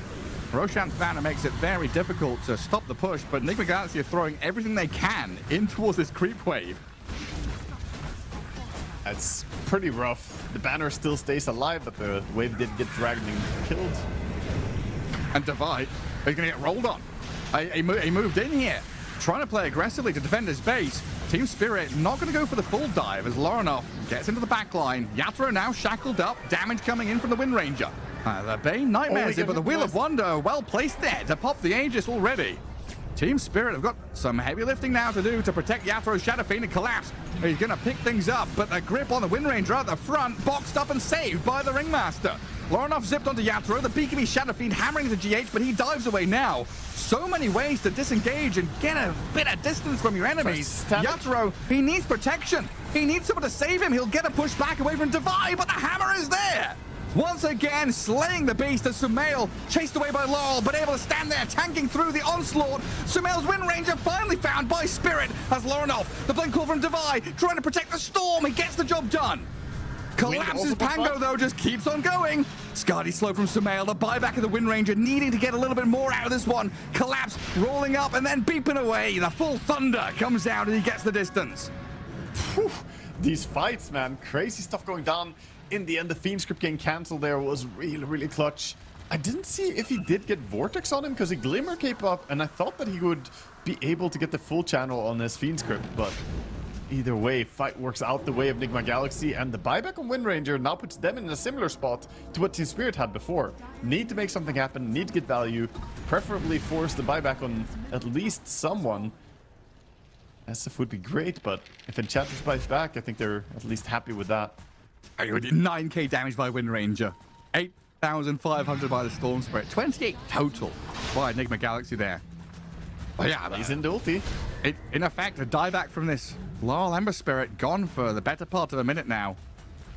Team Spirit didn't get that tier 3 mid lane. Never mind a lane of barracks. It's Enigma Galaxy who comes sprinting down that mid lane. Run it all the way back, looking at a lane for themselves. Jump in from Devi, catching Not Me with that attempted Nightmare halting to the push, but he's just dunked down into oblivion. Collapse with the Rolling Thunder, causing a bit of chaos, but Enigma Galaxy sticking to their guns and hitting the buildings. The barracks are falling. A good ward sentry. A lot of damage coming in from Rue here, but he has to care not to overstep. If he does get jumped by anyone. There's Devi. Blink calls him. So Mel's going to try with a focus fire here onto Rue. It's a little risky. Lorenov thinking he can go for Yatoro, though.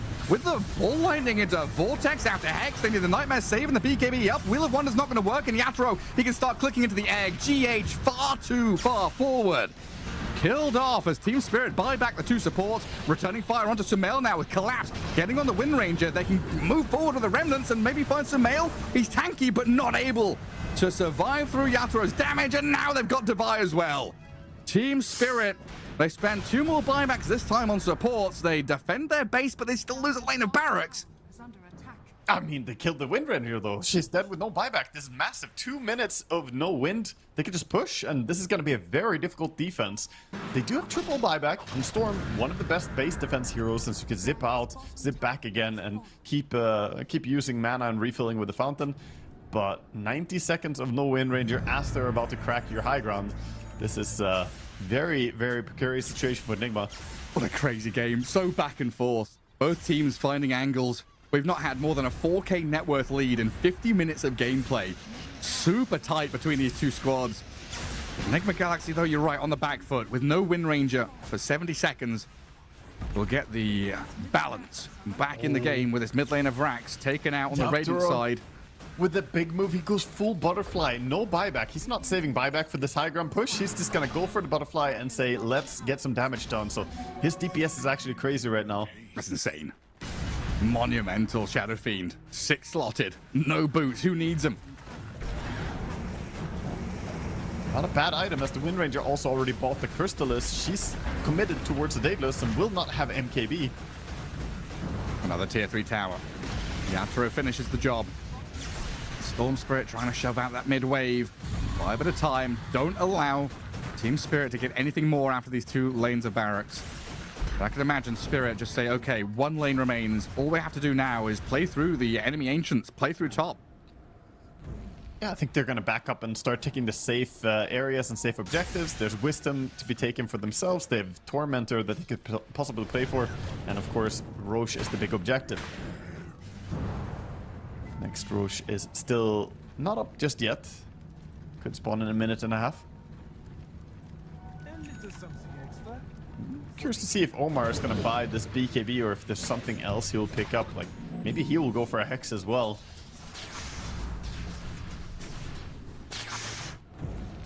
Daedalus has been purchased on the Wind Ranger as well. Doesn't have buyback anyway, so may as well spend the gold.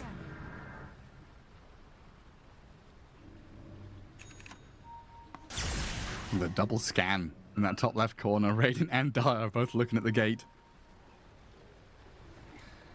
Enigma Galaxy gathering up with an interesting position to smoke from. Top left corner are now going to be sweeping down through the map as they have to, yeah, lines drawn by GH. They have to come back and deal with mid and bottom wave.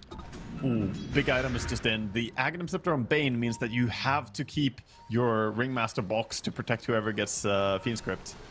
Otherwise, you're going to struggle to cancel it. The ping on Pango. Oh, it's been spotted, but they didn't Collapse. see exactly where it was. Has been found. Shackle shot into Wheel of Wonder. Collapse. Dead for 2 minutes. And Team Spirit, they're smoked up and looking for a fight, even without the Pangolier. They're trying to swarm across to the Radiant Ancient spot where GH has dragged a massive wave around, but Lorinov is there to zip over the smoke, sees them all coming. Yeah, reveals everything. Pretty low mana on the Storm, but still, Vision is very king here. Lorinov is a madman. Look at him go. He zips in, uses all of his mana, pops the Greaves, keeps on going on Yatoro, but he's been gripped up now. Yatoro trying to stand there with his Satanic going, but he's got too many targets to try and hit. Lorinov breaks free. The Shadow Fiend is dead. Not me now. Dug into the ground by Divine as well. Enigma Galaxy on the back of Lorinov, just balling in.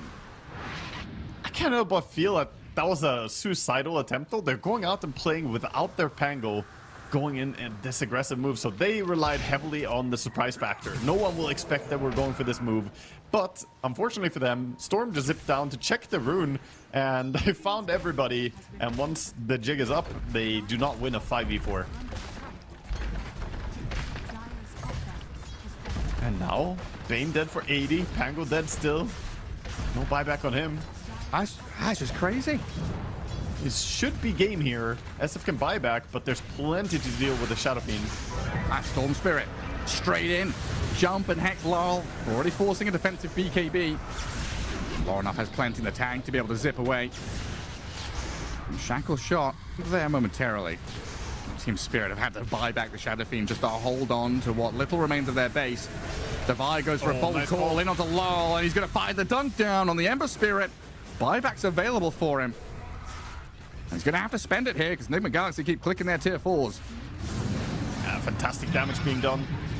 He will definitely have to use it. He's trying to wait for the Pango respawn. With the Pango respawn and the buyback from him, maybe they can put up a fight. in their own base. Oh, they can feel it. Sumail wants this last tier 4 tower. He'll clear it out. Throne exposed now. Yeah, they're gonna play it safe. Nicely done by Enigma. They take a good fight, they back out, get the money from these double towers, and expose the throne for a future attempt. Find themselves an Arcane Rune on Storm, and Roche is available. This is just absolutely fantastic spot to be in.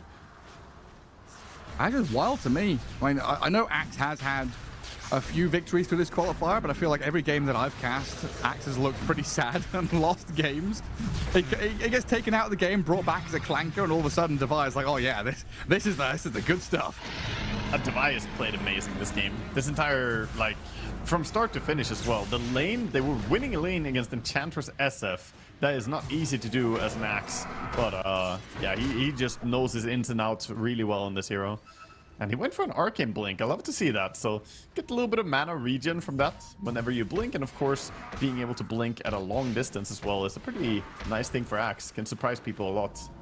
The extra bit of range. 200 more range on this.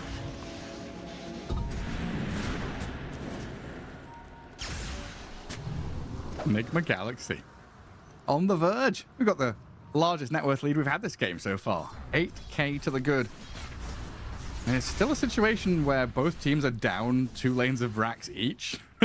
But when you're a Radiant team here with Aegis, Cheese, and you've run the last couple of team fights in a dominating fashion, you know, Team Spirit have got a lot of work to do, and their morale down in the dumps right now. Aegis, Cheese, and also Refresher Shard over on the Phoenix is pretty worth mentioning too, because that's a very, very strong thing for him to have. He can use one ulti a bit more aggressively, and they have a nice combination. If he drops ulti, then that sets up for the Axe to just punish whoever tries to focus down the egg. He still has 6.5k gold, by the way, on GH. I'm suspecting that he really wants to keep his buyback, but he does want the Hex, so we're going to see him hold gold for a little while longer. Yeah, that's a crazy spike right there, pointed up by the Observer. The back and forth in this game. Well, yeah, it was like 4k lead maximum for the first 50 minutes. Then all of a sudden, we have this super big jump. Spirit having the 10k lead, then back to 13k over Enigma Galaxy. And here we go, Daedalus Shadow Fiend. And Team Spirit looking for the high ground hold. The Arcane Rune is timed out at least, so Storm doesn't have that. He does have a Regen Rune, however. Opening of the they're fight going to have to use really the few heroes with buybacks really well here. Both supports the buyback inside Team Spirit. I love Loradov, man. This guy is such a gamer. He just ball lightnings into the middle of the enemy base, says, "Hey, how you doing?" "Hello there." And then ball lightnings away.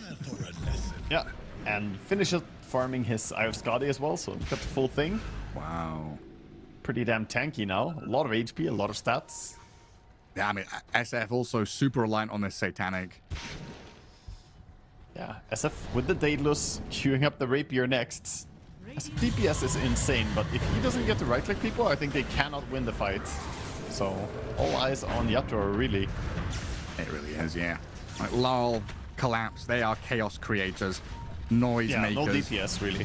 They are flag bearers for the big man Shadow Fiend. Enigma Galaxy looking for a moment here. Divide just lurking in the shadows, trying to find a blink call, but won't get it this time. That's a long way out for that banner, and she tries to go for it. Yeah, got a couple of hits in there, but everything's still glyphed up.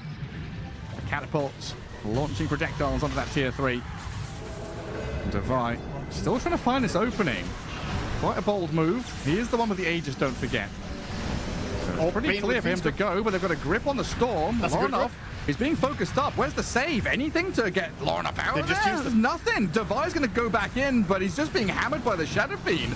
Ember will remnant forward. There's the first Supernova with the Sun Ray to top the axe back up. Laurel is low and has to get back towards Fountain. So Team Spirit, they scramble to try and get Laurel out of there as he just barely scrapes past that power shot.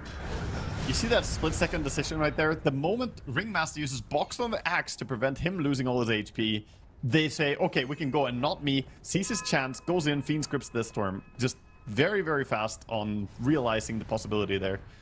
Soon that possibility will not be available, though, because we see Ringmaster buying an Aghanim Scepter next, so he will have 2 charges on the Escape Act. There we go.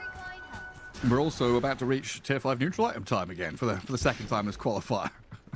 Oh yeah? Any good stuff? Will we see a Book of the Dead Wind Ranger again? Oh my god, please no. Come on, Sumail, you know it. It's a good item on Wind Ranger. It's pretty bad. Fogg actually wrote to me after that game. He was like, Book of the Dead? You know, he could not believe his eyes, the same as me. But yeah, I mean, I get it. Sometimes you get bad options, but I don't feel like that was the case there. So we'll see how this one plays out. Couple of minutes to go. Get ourselves into 60 minutes. Yeah, both teams seem to kind of fall back on farming and controlling. DD Rune gets grabbed for Laurel though. And the Aegis times out, so now we see them being a bit more respectful of team spirits. Yeah, but This is where it has to feel bad to be Enigma still, because you're 2 racks taken against a team spirit 58 minutes into the game, but you just know you can never count them out. Even if the throne is fully exposed, it's team spirit, man. It's late game scary. Yeah, I genuinely wonder if maybe the better strategy there would be to not like you kind of want to go for this last line of ranks and get mega creeps, right? But maybe it would have been better to do one of these surprise plays where you smoke into top, have the you have the fight in the wide open base rather than this funneled channel where you're stuck with a Shadow Fiend just hitting you. Yeah. The thing is, Team Spirit would probably read it too. So if you're not poking up the high ground, they know there's only one thing you're likely to do with Aegis power play, and that's going in there. So their read is so good overall. They're omnipotent, omniscient. They see, smell, hear, feel everything. Would you agree, though, that Team Spirit's biggest enemy in this game have been themselves? They took a fight when they had, you know, the Pango dead earlier. They took the fight where they elected to go into the rune spot that was low ground. I mean, not to take away from Enigma, I think they've played amazingly, but Team Spirit have made some choices that felt like it made the game harder for themselves. Yeah, I definitely don't think they've been playing at their highest level. That's for damn sure. There's definitely been some slip-ups here from Spirit. But they've held their own for the most part. Like, even though they've had these cock-ups, they're in a position here where it's still a reasonably even game. This game is getting to a crazy point right now, though. We're getting to this point where SF is close to the full rapier. The tier 5 items are coming in 10 seconds. We'll start farming for that. And a smoke coming out. This is the dishonorable play. You know, they don't want to go for the tier 5 items. They want to go stab someone who's farming for them. There's a shield rune. Great rune for Sumail to have. 6,000 health Wind Ranger, huh? Blinks in, gets gripped. Lincoln was already popped, but they got the box. Saved up, and BKB's up. It's collapsed. Has to try and roll away. The missed chance. Maybe protecting him as not me. He's getting burst down by Lorinov. Bane is gone. Laurel holding the line there, protecting the Yatoro Shadow Fiend.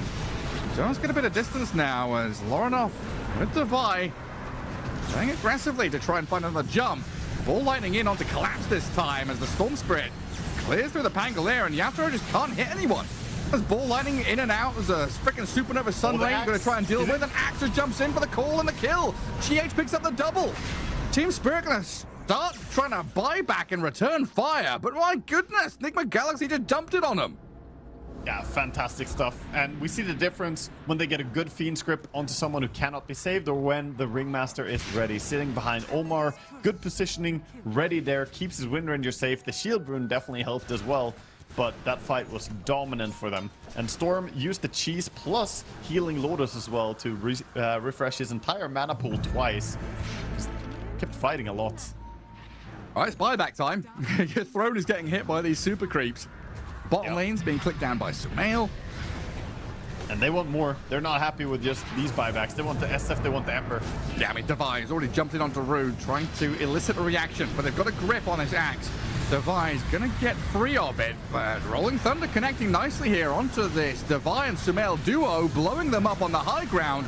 Now a Nightmare side by time for Yatoro with a Sun Ray, the damage in the Wheel of Wonder, and Lorinov finishes the job. Shadow Fiend's gone for a long time now. Lorinov might be in trouble though, still with Laurel and Collapse on his tail. They clear him out. Enigma Galaxy, we're gonna have 5 buybacks to try and finish the game. It might just be the play. Yeah, they're just rushing for it. Storm doesn't have TP though. He has to make it over there. Oh, he used his TP before he died, I think. With the cooldown. Or TP'd on the outpost earlier. Devi's holding his buyback. Pretending I don't have a buyback. Of course, I would have used it if I had one. But he's got booted travel too. Yeah, he will buy back onto a hero in the team fight. And that's a very, very scary prospect here. He can jump right into the fight onto whichever hero he wants. The smoke 5. even on this play. Omar scouting for his team. Yeah, he's looking for it. 5 versus 4. There's the buyback. TP in onto the storm. Collapse getting blasted. Down he goes as well. Loronoff has been gripped up, but a cycle into the sky is going to buy some time and save him up. As Not Me gets surrounded on all sides. Devi hammers him down as Team Spirit back in the fountain trying to hide as Enigma Galaxy overwhelm, swarm, clear out hero after hero and start looking for the throne. Lyle can do what he can, trying to poke from fountain, glyph up the ancient, but it's dying eventually. Enigma Galaxy on the brink of victory. A few more punches onto the building, shatter the foundations of Team Spirit's base. Get this game 1 victory in the books and force the GG out of Yatoro. What a way to start a series. Fantastic start here, and what a play. They should feel good about themselves for this one. Honestly, impressive stuff coming out from Nigma. A little bit unorthodox things coming out as well with the carry Wind Ranger and running, you know, this off lane that should have struggled from the Axe against the SF. Actually running that lane so hard, I think ruined Yatoro's usual timings. Normally we see him be this monstrous carry, but that wasn't really the case here. No, he got shut down tremendously. Yeah. Yeah. He recovered in form eventually, but it took him a while, and that's the difference between the usual Team Spirit that we see and this sort of delayed power spike. Yeah, because I mean, usual Team Spirit we see is like level 5 Yatoro guarding 6-minute rune, you know, rotating from top to mid, playing aggressively, but yeah, he was forced back to jungle, so we didn't get any of those classic Yatoro aggressive moves in the first 10 minutes. He was just set back so much. Yeah, that goes back, it feels like an eternity ago now, but those early decisions by Sumail, we saw him 3 times make moves towards mid in the early game, just coming in almost every other minute, I feel like, on the mark, just coming in for the power runes and having impact. So tanky as well. Wind Ranger, with this build, ending up with like 5,000 health is kind of crazy. Storm Spirit slotting a Guardian onto his build too. Ends up with a ton of health. It reminds me a lot of the Lina carry meta.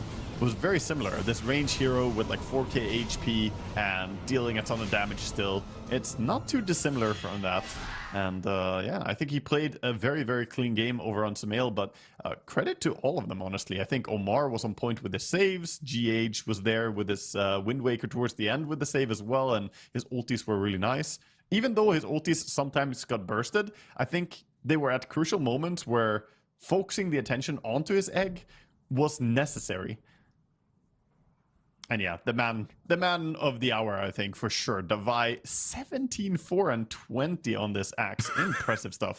77% kill participation with an awful ton of damage dumped in onto people. Yeah, gorgeous stuff. Enigma Galaxy had to do a lot of work to get to this point. You know, there are still a lot of scary points where you're thinking, oh, this game is dead even. Team Spirit, they're gonna come back, find this moment. But Team Spirit didn't really match up against these cool surprise smoke gangs. The Enigma Galaxy just kept on pumping towards them. There was never a moment to reset, rest, relax. It was non-stop aggression from Enigma Galaxy as they take a Game 1 victory over Team Spirit. We'll find out how it all moves on, though. Game 2 coming away right around the corner. The human body was built to move. Not trapped at a desk in one singular posture for 12 hours a day. It's time your chair evolved. This is Secret Lab Titan Evo. Ergonomically engineered for you. Gamers, hybrid workers, artists. Backing your every move.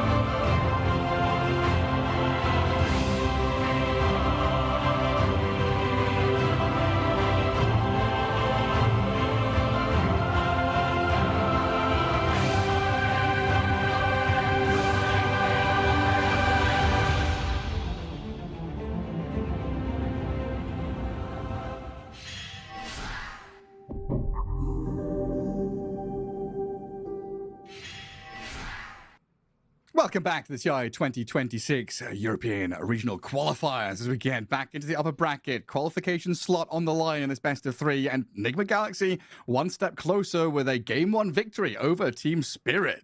Wow, they're doing it. They're one game away now from immediately qualifying here. Very impressive stuff against Team Spirit in game number 1. Team Spirit, we gave them a little bit of flack saying that, you know, maybe not looking as sharp as they usually do. So we'll see if they bounce back stronger in game number 2. But I don't want to take anything away from what Nigma did as well. I think they did play really well together. We saw the cohesion in the team. We saw the plays, the saves coming in from the supports, and also how much damage they brought from all these different cores, honestly. The Wind Ranger obviously was the big single target damage, but Axe did a ton. Storm, you know, set up a lot of vision and also did quite a bit of damage. And a second pick Storm kind of going untouched through the draft and in the game. Laronov felt very free just to bowl lightning into the middle of people to give vision, give information, and break the formation of Team Spirit in a spectacular fashion. And very thematic from Enigma Galaxy as well, with Axe and Ringmaster both being picked and winning.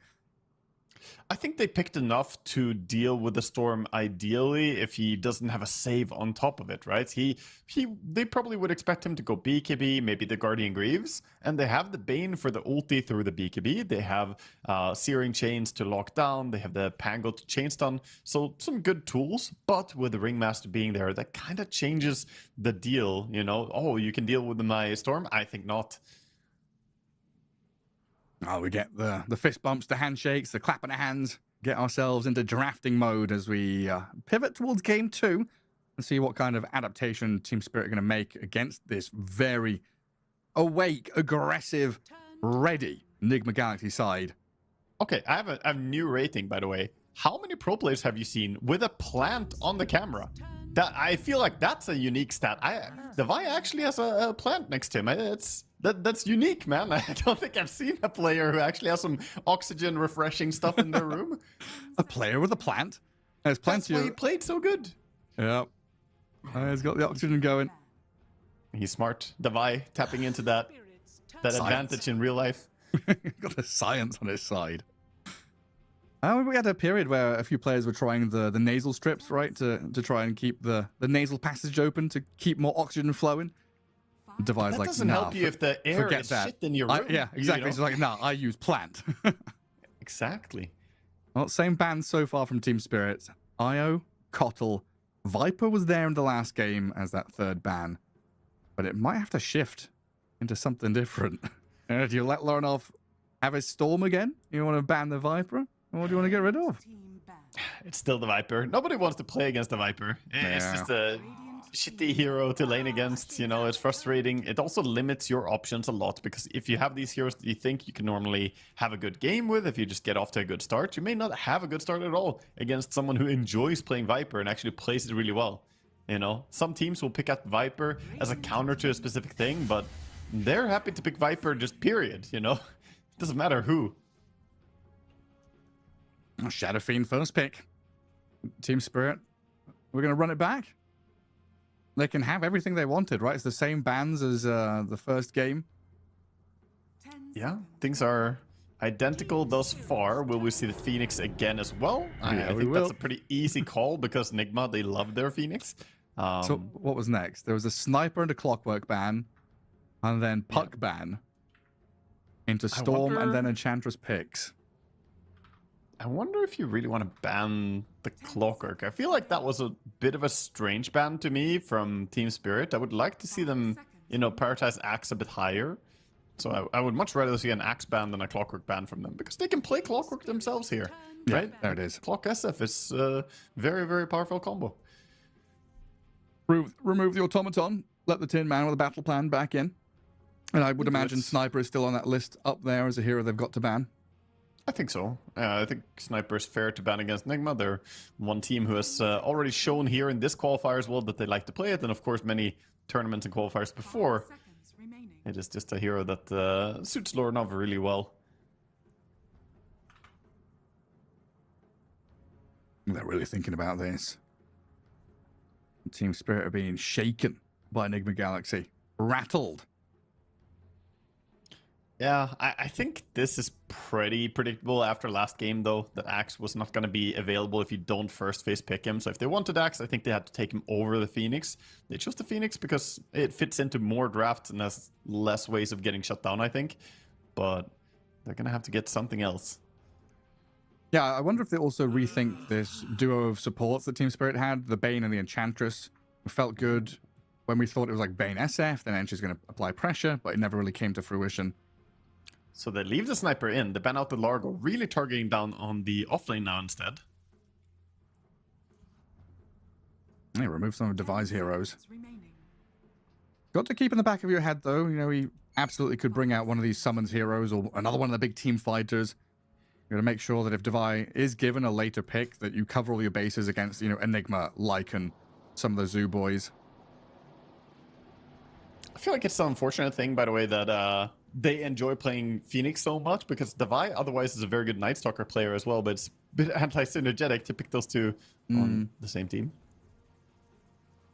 Yeah, maybe if they bring out like a Laurel Puck, they could still slot it in, make it feel good. But yeah, with the daybreak of the Supernova, making it daytime feels kind of sad for Night Stalker. Fifth ban for Enigma Galaxy, taking a little bit of time on this one. And previously, it was the Puck that they had removed. I just wonder if there's, I don't know, they're afraid of Pango or like an earlier weird pick from Lal. The Puck is still going to be the option, though. So far, we're sticking with the script for Enigma.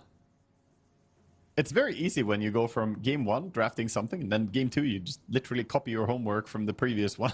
I feel like I'm stuck in Groundhog Day right now. Yes, literally the same band, same opening picks, except for the Axe and Largo, I guess. Banning out the Puck sort of signals that they might grab up the Storm again, but with Sniper available, things are a bit different. And Clockwork, of course, available as well. And I guess they can be flexible with these. It's just usually we've seen the Clockwork feel more comfortable as a pos 5 with those turret heroes. Do you imagine like Phoenix could shift to 4, or is it Clockwork 4? Like, Clock can do a pretty good job like dragging waves and being annoying against certain supports. Yeah, I like Clock a bit more in the safe lane, not gonna lie, but I think it comes down to what they want to play as their core heroes, so ultimately they're keeping that flex open. They're also gonna get some information here as the picks are coming in for Team Spirit, so maybe for now, you don't really have a fixed idea where Clock and Phoenix goes, and you just see what heroes come out. Now you know Bane, you know, could be a tricky hero to pull creep waves against, so maybe offlane Clock is gonna struggle a lot, and you put Phoenix there instead.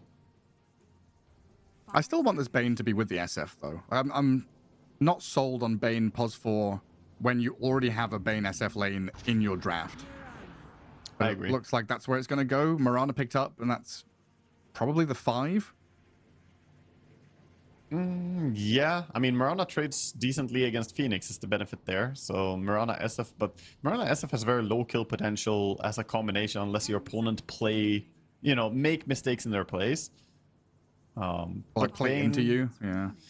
Yeah, no, I'm with you. I think Bane SF would feel nicer, because sure, Bane doesn't trade as well against Phoenix as Mirana does, but you trade okay. You have Brain Sap, you can stay alive, and then when people start going down into like 60% HP, one Nightmare can set up a kill. Yeah, I guess they just keep themselves, like you say, they're flexible and open with the way they want to put the heroes. And Enigma Galaxy are going to come back with the Storm Spirit for Lorinov. Showed off tremendous amount of skill in that previous game. It doesn't have the saves behind him this time, though. Like, without the Ringmaster, it might not be as free for him. 5 seconds remaining. I could totally see, by the way, either Ember or Invoker coming out for Team Spirit here, so you kind of need to draft with those two in mind, I think, for Laurel. Yeah, some good options. Team Spirit's turn. Should There's definitely the grab their Enigma. offlaner as they see the SF plus the 2 supports. Enigma is going to be the choice. It's an okay hero against it. A little bit inconvenient that there's already the Fiend script, which is amazing at canceling the black hole. But it's not a weak lane, and this can allow Clockwork to even be played pos 4 if you want it, because Enigma Clockwork is a good combo. Yeah, I mean, it's like pos 4 for the first 2 minutes, then you leave Enigma alone and you play mid, basically, right? Clockwork just goes, plays through Twin Gates, plays to mid, guards runes, has a lot of freedom. And this is an Enigma who, yeah, like you say, there's a grip, there's something to deal with it, but for the most part, he's a summons hero. Plays through Eidolons, creates that big open space, I guess Radiant side, top part of the map, where he can control with auras and Eidolons. Yeah, Laurel thinking about what I discussed earlier, probably the Ember and the Invoker being available. There's more heroes as well that he could play. If they want something to kill the Pango or the Eidolons, the Pango is an option as well to go to. He's gonna go for the Ember, go for the first choice. A lot of times the first instinct is just the best choice as well. Yeah, very often. I'm just wondering now, like, if Enigma goes for this kind of drums aura build, we could slot in a Sumail Terrorblade or something. And have him play quickly. Twin gate through, get towers early on. Be that imposing I don't mind it force. at all, yeah. I think TB is a great call. It's the right archetype of a hero that would fit nicely here. They ban out the Wind Ranger, respect for the previous game. But the Doom ban also kind of, you know, sure, they have the Storm in their team, right? But it kind of tells me that the TB could be on their mind. Could also be the Necro. Something that Sumail has really enjoyed playing. And Doom also very strong in the hands of Collapse. 5 seconds remaining. And final ban for Team Spirit. Got to lock it in. Figure out what's the spookiest hero on the map in the hands of Sumail right now. Through these qualifiers. He's played a fair number of different heroes. Taking away the comfort, removing the potential for this Necro to come out. Because as you said, the aura plus the heal coming in from Necro would be a pretty fearsome push and could play on an early timer. Plus, the Reaper Scythe is a pretty annoying thing to play against this Ember. You play aggressive and suddenly you just get held in place and you die. The first Necro ban. Enigma did it. They forced this. They've got to. You can't let Sumail have his Necrophos. It's too strong. All right. Collapse. What's your hero? He has a deep hero pool, but again, he's been targeted. The Doom and the Centaur being removed, and of course, some of their own bans. The ban on Axe taking away an option for him. Also picking into a counter pick. Maybe you just go for something flexible. Don't go Undying. Yeah, don't go Undying. Goes for the Tide Hunter. Just a solid all-round hero. But other teams would be looking at this thinking, oh, okay, you know, a Nightfall Ursa would come out here, or there'd be some kind of, you know, Skitter Razor or something that would irritate the Tide. I'm not sure if Sumail has that depth. 5 seconds remaining. You questioning Sumail? In a carry role, yeah, absolutely, absolutely, I am. No, he's a very skilled player. It's just, you know, swapping roles and having that depth of the hero pool in terms of actually being an exceptional player on certain heroes. You know what would go hard here? TA. Come in with the Sumail TA safe lane, get the tempo going, get the building damage going. A TA against a Tide. Yeah. And Kuro would have some firm words against that. And maybe TA with Tide, because that gives you everything. You would have everything, but if you pick TA, you have 50%. You got half of it. It's just a coin flip then, isn't it? It's 50-50. Tide on one team, TA on the other. It's quite a difficult choice. Like, you've got last pick here. It doesn't feel easy to find that hero. I'm still thinking Terrorblade, but... Yeah, it's not clean TB game, though. No. It's good, but it's not super easy. You can't go with Spectre. More flavor of the month, or flavor of the patch, I should say. A hero that's been doing really well. Also not too bad against some of the heroes that want to stay safe, like Bane. Want to sit in the tree line, look for a nice Fiend script. You just get ulted by the enemy carry, and suddenly you're in trouble. Plays well with Storm as well. Storm and Clockwork can easily initiate, and Spectre can follow up on top of that.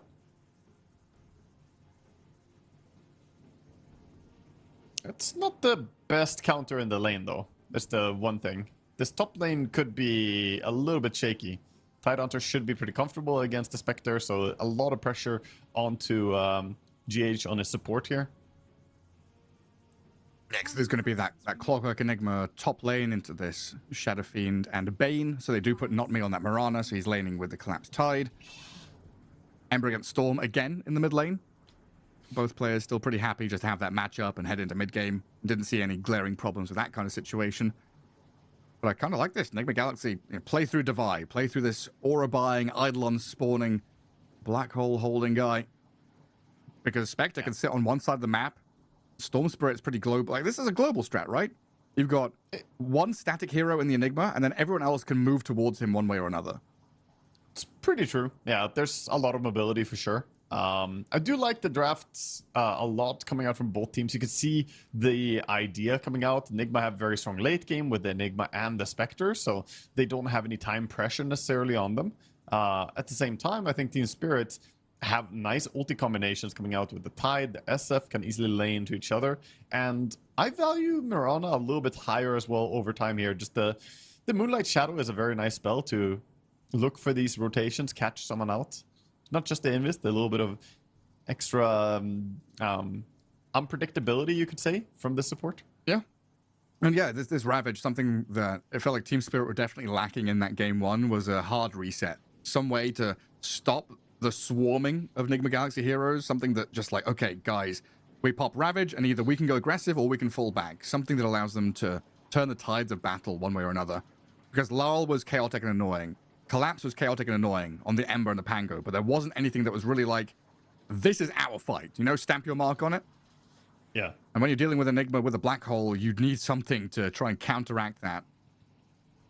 And here we go, game 2, best of 3. Enigma Galaxy, a single win away from qualifying to TI. But Team Spirit going to put up their strongest defense here to stop that from happening. There are 4 slots to be shared, and both these teams looking for one of them early on. That's true. We're really close here. Enigma just need to stay focused.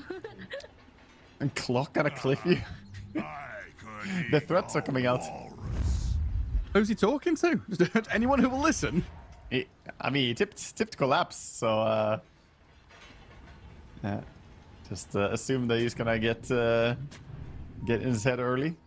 I guess so. Well, both teams are gonna smoke out. Looks like Enigma Galaxy heading with 3 down south. I want to say one thing worth mentioning about the Tide pick for Collapse is that it also is pretty good against the Storm. Once you get your shard later on, you can throw the Dead End Water on him. It could be a really good way to lock him down because they needed something to help lock down the Storm. Obviously, Ravage is very costly to do it, but Shard, you can do it on lower cooldown and more easily. Can Spectre reality away from stuff when she's been anchored up? I don't think so, but I haven't tried it. I'm actually not sure. Not certain of that. Most mobility abilities are cancelled by it, but it's not always true, so. Because it doesn't say she doesn't, you know, she doesn't blink or teleport or anything. She assumes. Spectre assumes the target Shadow Step or Haunt Illusion, destroying it. So I don't know if is assumption a mobility ability. Root stops assumptions. The root of all evil. No longer assume. You may no longer assume. Oh, we'll try and keep our eyes out for that interaction, if Dead in the Water actually pays off against the Spectre or not. For now, keep tabs on that mid lane. Ember Spirit against the Storm. Larl against Lorinoff. Honestly, Lorinoff has had such a tremendous career as a stand-in. Every time he's joined an actual team, it hasn't looked particularly good. He's had that special stand-in effect. But here on Enigma Galaxy, that story's completely changed. He's come in here and looked like an incredible player from start to finish. Yeah, for sure. He's a mercenary. Has been. Down bottom. Speaking of mercenaries, there's a battle going on.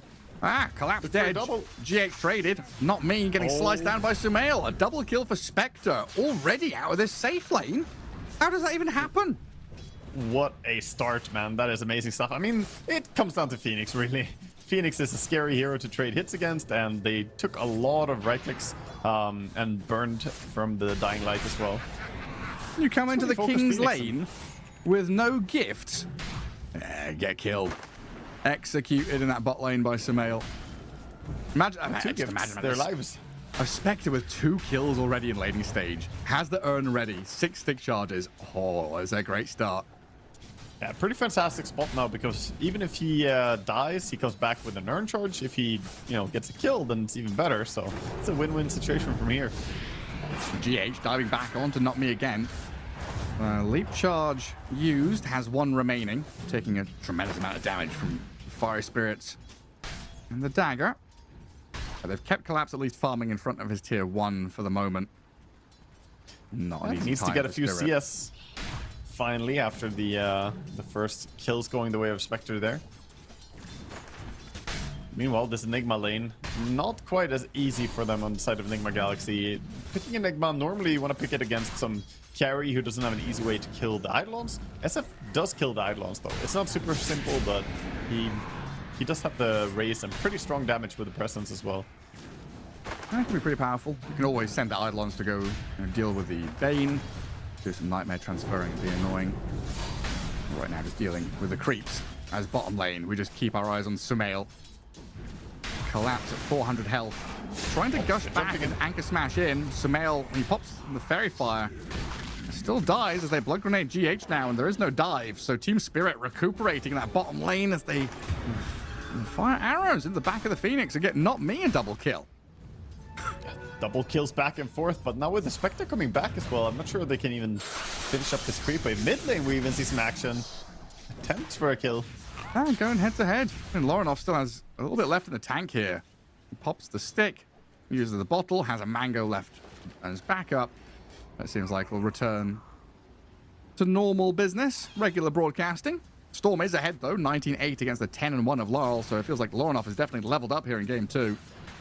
Yeah, it says a lot about how he plays, man. The fact that he's winning the lane against Laurel. Laurel is such a good mid laner as well nowadays. I feel like you know, I can say it all day. Laurel is a fantastic player, but 21-10 on Storm against the 13-1, so pretty handedly going Storm's way. Yeah, Lorinov's feeling it now. Spirit obviously going to be happy with this bottom lane recuperating after some early losses.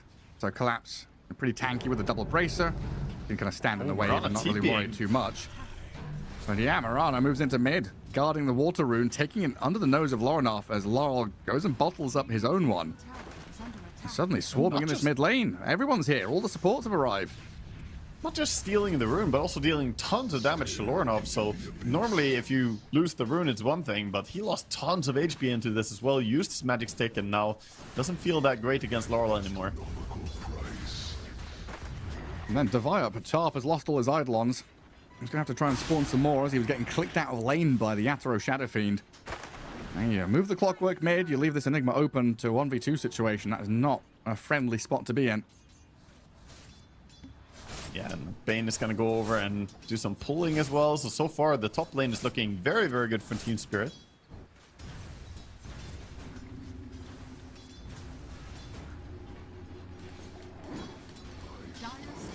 It's been kind of challenging for GH down this bottom lane. Oh, Lorinov, is he dying mid to Laurel? Been singing his praises here. Last hit-wise, he's had a cracking time, but Laurel just comes out. Thanks to the Mirana, of course, to get the kill, but GH will trade back. Oh, Fire no, Spirit burn him down. now. Ember Spirit gone, but Sumail is left alone completely. You're right. And GH was struggling to trade down here, and Sumail's going to feel the same burn as Collapse and Not Me get on top of the Spectre, while Rue is battling inside the cogs. Omar doesn't have enough to finish the job, while Devi grabs the bounty rune, then TP's back to tower. Aggression everywhere you look on this map. Mid to bot, back up to top. Everybody's dying. Everybody's dying, and you know what? Never leave lane on 5. That's the valuable lesson that a fellow Swede once said, and so true, so true. Poor Spectre, nothing she can do, left alone there. Obviously, the Phoenix got a nice return kill though, so GH at least getting a bit of farm. Looking for a rune. Rue also going to get pummeled, but it's Laurel that gets the haste. A 6-minute rune spawns for him again. That's something that Spirit were very fortunate with in game 1. They got pretty much every active rune. Enigma Galaxy didn't get their hands on any until like minute 16 or 18 or something. They were looking for a rune, but they found a Rue. They did. Only 75%, sorry. Sumail down bottom, not having a great time 1v1ing as well, so Phoenix finally making his way down back here. But at the 7-minute mark, normally this is when you want to leave the lane as a support to try and maybe look to help out on the Wisdom rune. And Collapse just going to TP out, knowing there's no stuns. Perfectly fine to head back to Fountain. But yeah, the invasion on that left-hand side it's coming in quickly. Laurel and Not Me. They've got the chains into arrow set up. Cogs plays decently here to block the advance, but they're stuck inside to get raised down. Yatoro and Rue pick up a couple of kills, clear out the Eidolons, and then get the Wisdom Shrine. As GH tries to slide across to the right-hand side, Ooh, The does he have time Tidehunter's to get it? going I'm to not get sure. close. It's pretty tight. Collapse is made, sure. And GH is stopped in his track, so we've got the double shrine for Team Spirit. Big plays here from Team Spirit. Nice invasion, and again, put in sort of like Zugzwang, the whole leaving lane early, then coming back to help the Spectre, but then you're not in place for the Wisdom fight. Unfortunately, that heavy aggression mids messed with GH early game a little bit.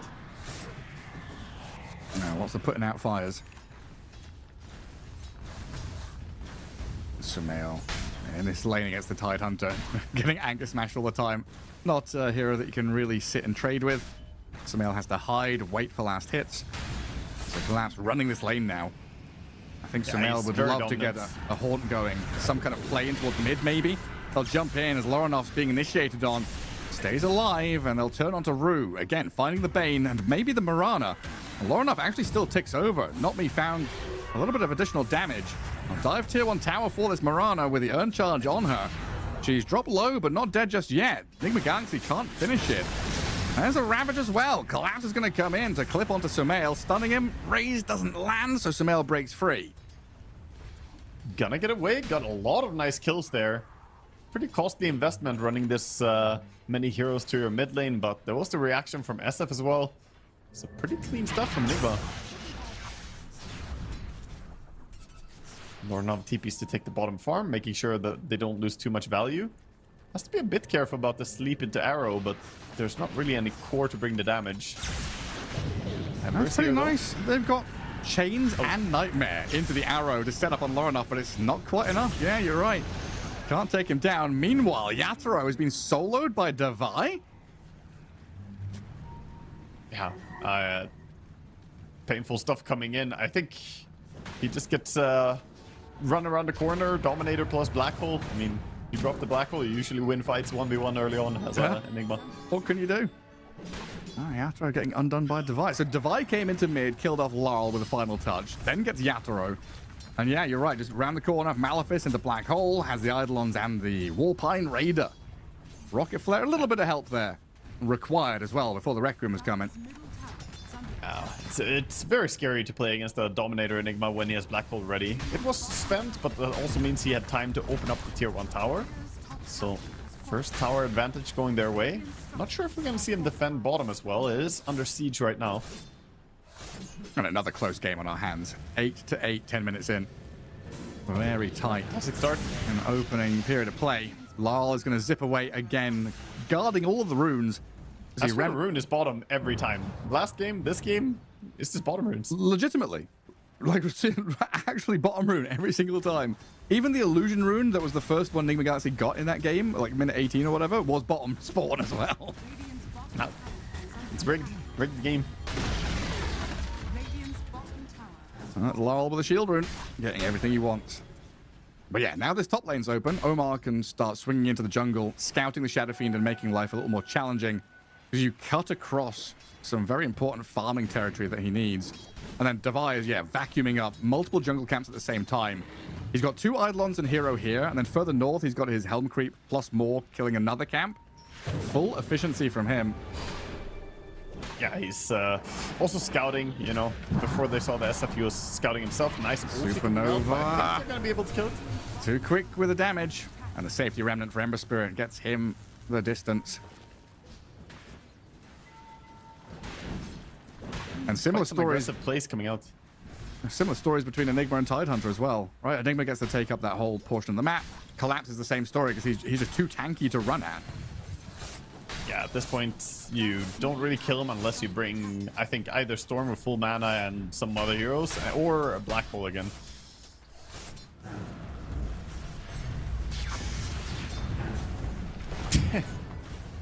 And Ember just diving in mid with the shield rune. Pretty hard to deal with a shield runed Ember, too much HP. We've also got Collapse just high-fiving the Spectre, you know, anchor smashing, denying creeps, being annoying. Looks like Collapse is going to go back into jungle now and give Sumail finally a bit of face time with the creeps. Black Hole is off cooldown, so we see Divine making a move. Swinging behind. Actually, the creeps are in good position. Could get onto the Bane. Diving in with GH. Not quite able to get there. Laurel has a remnant Oh, the ready arrow. to use, but the arrow into Ravage going to clip Devi. Tried to go for the black hole play, but punished big time. Team Spirit rally around this Ember Spirit and make sure that, no, you do not get a freebie. Not me was so ready for that one. Good play coming out from him, and the double earn on the side of Team Spirit means that they can easily heal up as well. Get their HP back after this little engagement. I kind of like this meta where we've got one going for Distiller, one going for Vessel. That earns It's great, yeah. a lot of payoff. It's aggressive as well. I like aggressive itemization metas. I don't like when everything is about buying tankiness and survivability. We have enough of that in the current patch as well. Oh. But, you know, these aggressive items are fun to me. Oh, interesting. I was going to ask you about this Tide Hunter because he had Consecrated Wraps queued for quite a while. I was thinking, we had this conversation yesterday or the other day, right? Why not Pipe? And you said, you know, supports don't like to buy Pipe, you know, Consecrated, but he's a Tide Hunter. And it looks like he has decided to go back for the Pipe. Oh, Enigma gripped up and just right-click down as he steps up to lane. So Devi goes mid, tries to play. Waste Black Hole, dies. Goes top lane, dies. This Enigma has been shut down now quite significantly. Yeah, this definitely sets him back quite a bit. He was the one doing the best on his team, but his deaths are costly. Nice hook shot and zip in. Yeah, the hook shot not quite landing as intended, but they'll still get the ball lightning and the follow-through damage. Spectre arrives and makes sure that Yatoro is punished. So even though Devi does die in that top lane, Enigma Galaxy able to get something out of it. It's the downside with making aggressive plays on your safe lane where you already lost the tower. You basically expose yourself pretty far out. Still chasing trying as well. to get away. Yeah, half Storm has HP an Bane. arcane. Dodging all the fiery spirits. I don't want to go onto tower here with Laurel lurking nearby. He's going to catch That's onto nice. Omar. The Spirit Vessel and the chains. Tons of damage over time. The Storm Spirit, he's got a rune. Who cares about Clockwork? Loronov's bottled a regen. He's super happy. Of course he got a rune. He went to a bottom rune spot. Again. Genius. Oh, his bottom. Oh, now Collapse is coming. A big blob. Going to plant himself on this tier 1 mid lane. Yeah, this is difficult to defend as well. You don't really have Black Hole yet. You used a lot of resources for your previous ganks. The Spectre ult is on cooldown, so this tower, you can delay it a little bit, I think, but defending it fully is pretty hard. With the glyph. A lot of space for Yatoro to clear out jungle camps and then join his squad. Top of the net worth. Shadow Fiend has arrived. Tower is under attack. Yeah, the attack speed, Feast of Souls, and Berserk. Radiant's middle tower has fallen. So Spectre, no surprise, they're going for the standard Spectre build in the current patch, which is the Power Treads earn into Radiance. Early Radiance timing feels pretty amazing.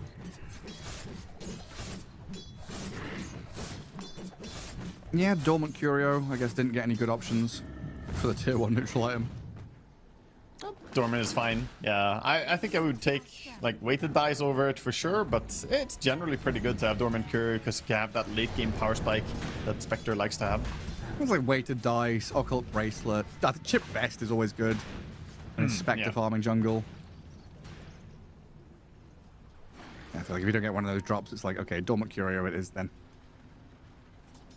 Right, Enigma Galaxy making a bit of a home for themselves in that top jungle. Ward coverage spots Rue coming in, which is immediately sentried and killed. GH sitting here with a casual plate mail on his way to that Shiva's Guard. It's always funny to see Phoenix item builds because they don't need anything necessarily. They're just like, okay, what's the biggest item that I can roughly afford to go for?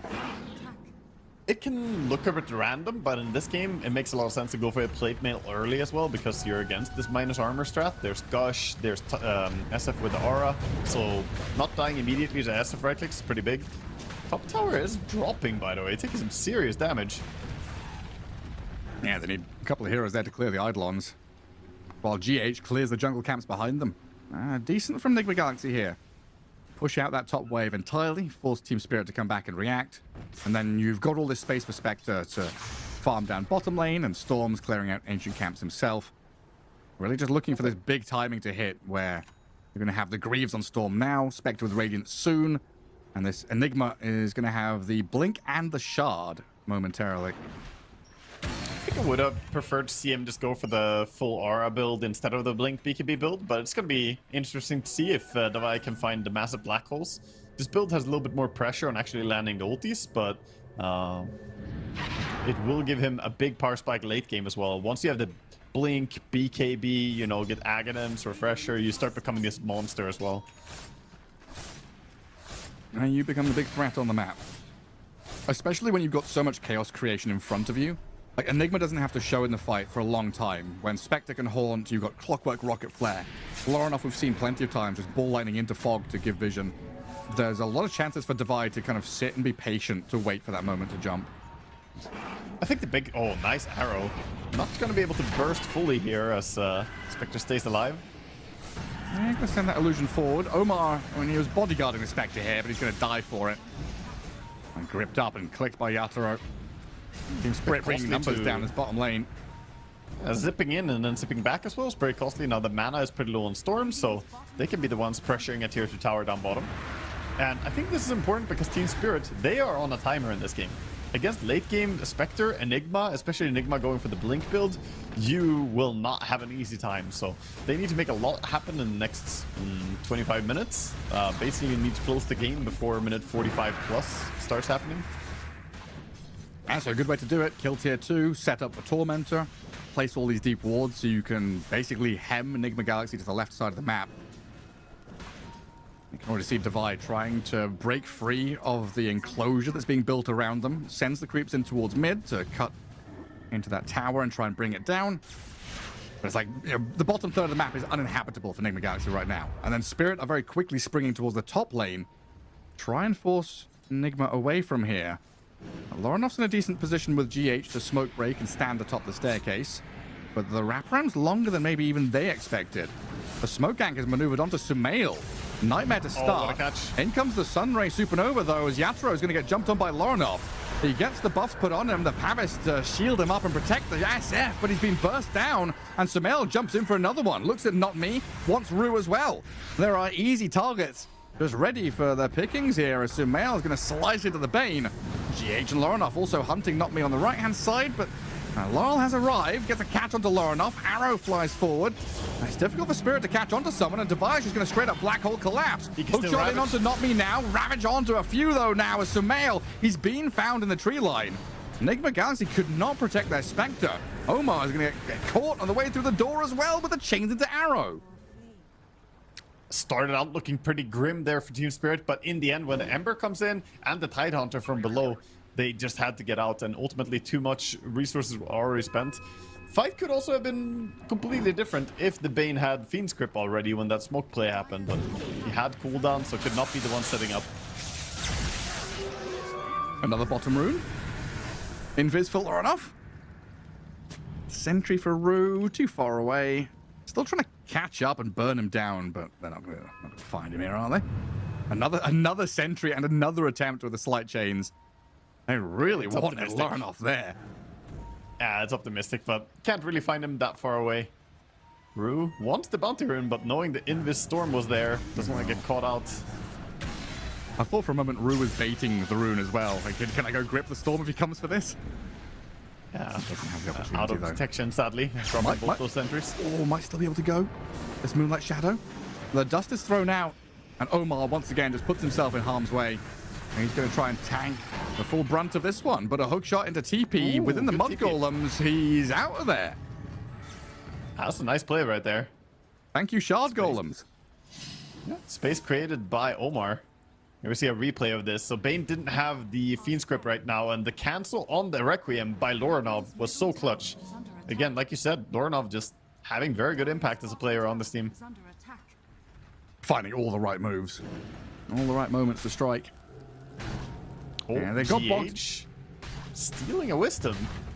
Yeah, nice job. But yeah, they got bogged down in this extended fight where Enigma Galaxy really ran out of gas. And a black hole being used just for a Tidehunter doesn't feel particularly good when there's no follow-through damage. Now, if this had been a 3-man black hole, cool. But in the end, it ends up with Spectre dying. GH did get killed by the Fiend Script used there after he stole the Wisdom. So I think he's pretty happy. He forced 3 heroes rotating over there. Took an ulti. So again, typical space creation here. Coming out from support. Dire's middle tower is under attack. They have not been able to use the Spectre ulti for a little while now. This is one of those ultis that you really want to rinse and repeat, get out there as often as possible, because a big part of the advantage of having a Spectre is that she can go for those kills. Otherwise, she gets outfarmed by the SF pretty hard. Sure, she's a stronger carry, but she's also 3,000 gold behind. Yeah, it's just insane. Even though Yatoro gets focused quite heavily, has 3 deaths, he got 3 kills to catch up, but he's still top of the net worth, even with all the Enigma Galaxy heroes running at him for 20 minutes. And he's done a tremendous job to hold on to his farm rate. Team Spirit gonna have a big maneuver up into this top jungle, though. Clockwork once again in smoke break position. Moonlight Shadow is here, and they've got to jump on Lorinov. Storm is sharded. Storm has the anchor put on him. He can't get out of this. He's been stunned and disabled. Down into the ground. 2 swift kills there for Spirit, as Roshan is an objective they can just walk straight into. Yeah, they could start taking it for sure with the SF moving over. Are they not? Looks like they... I think they are. I think they still are. They just want to shove the mid lane. Oh, Zard wants to kill. Yeah. Collapse wants that free money. Don't want to let the lanes push too far back. Always uncomfortable. Makes it hard to make those ganks and rotations. But yeah, this Roche is pretty difficult to contest. Nobody's in the area. Enigma has to go base and heal up his mana. So yeah, this is going to be Aegis over on the SF most likely. This has been much cleaner from Team Spirit. 5k lead into objectives. Roshan and Aegis for Yatoro. So, Divide does have Blink BKB though. He's getting to that point, as I said, where Enigma gets really hard to deal with. He can find it to just sit back, wait for his moment, and get a 2 or 3 man black hole. That could be absolutely game deciding.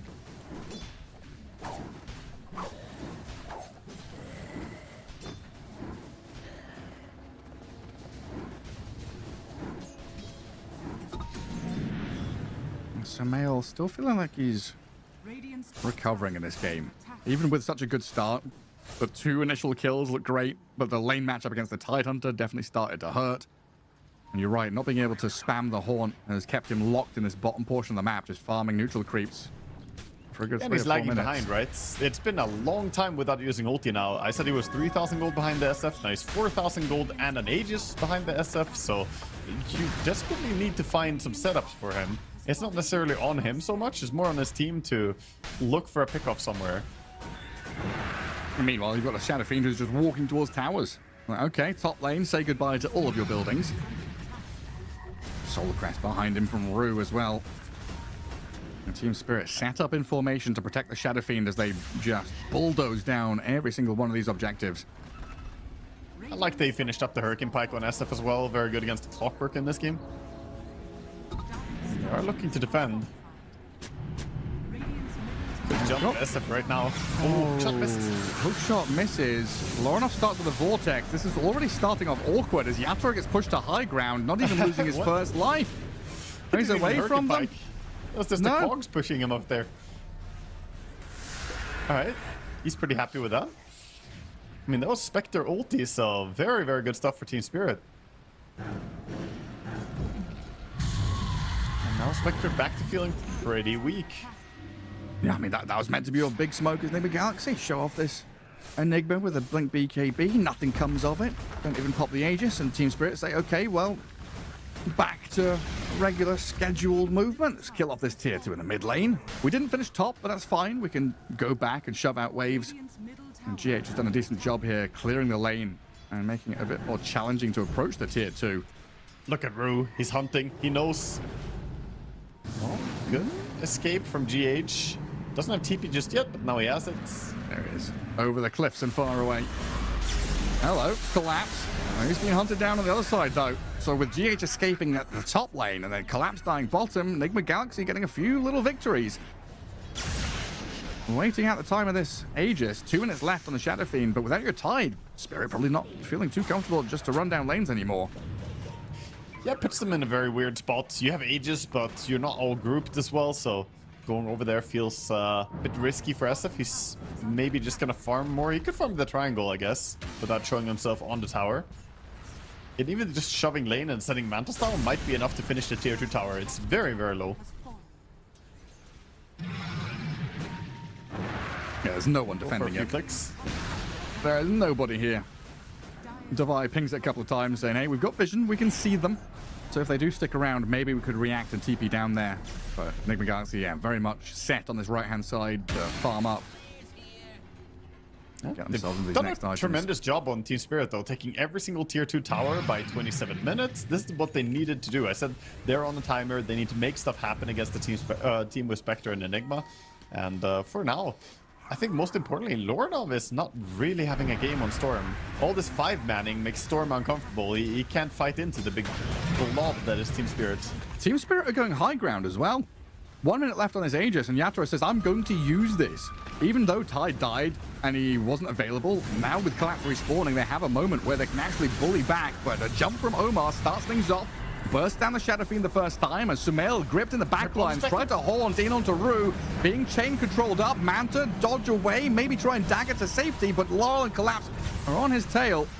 Sumail down as Yatoro's killed inside the base. Carry for carry is Lorinov. And he's going head to head with Laurel and Collapse, but there's a Ravage still ready for Team Spirit to burst him. It wasn't even trade, but no longer. This is support for a core right there. And with Black Hole on cooldown, they're going to dive this. Yeah, because Devi doesn't have much to offer anymore.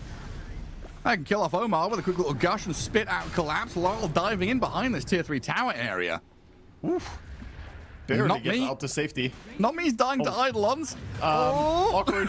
He's gone. A slight and anchor smash going to help kill him off, but he was already done. That is funny. And now, Sneaky little Eidolons. where is your tower damage, Spirit? It's non-existent.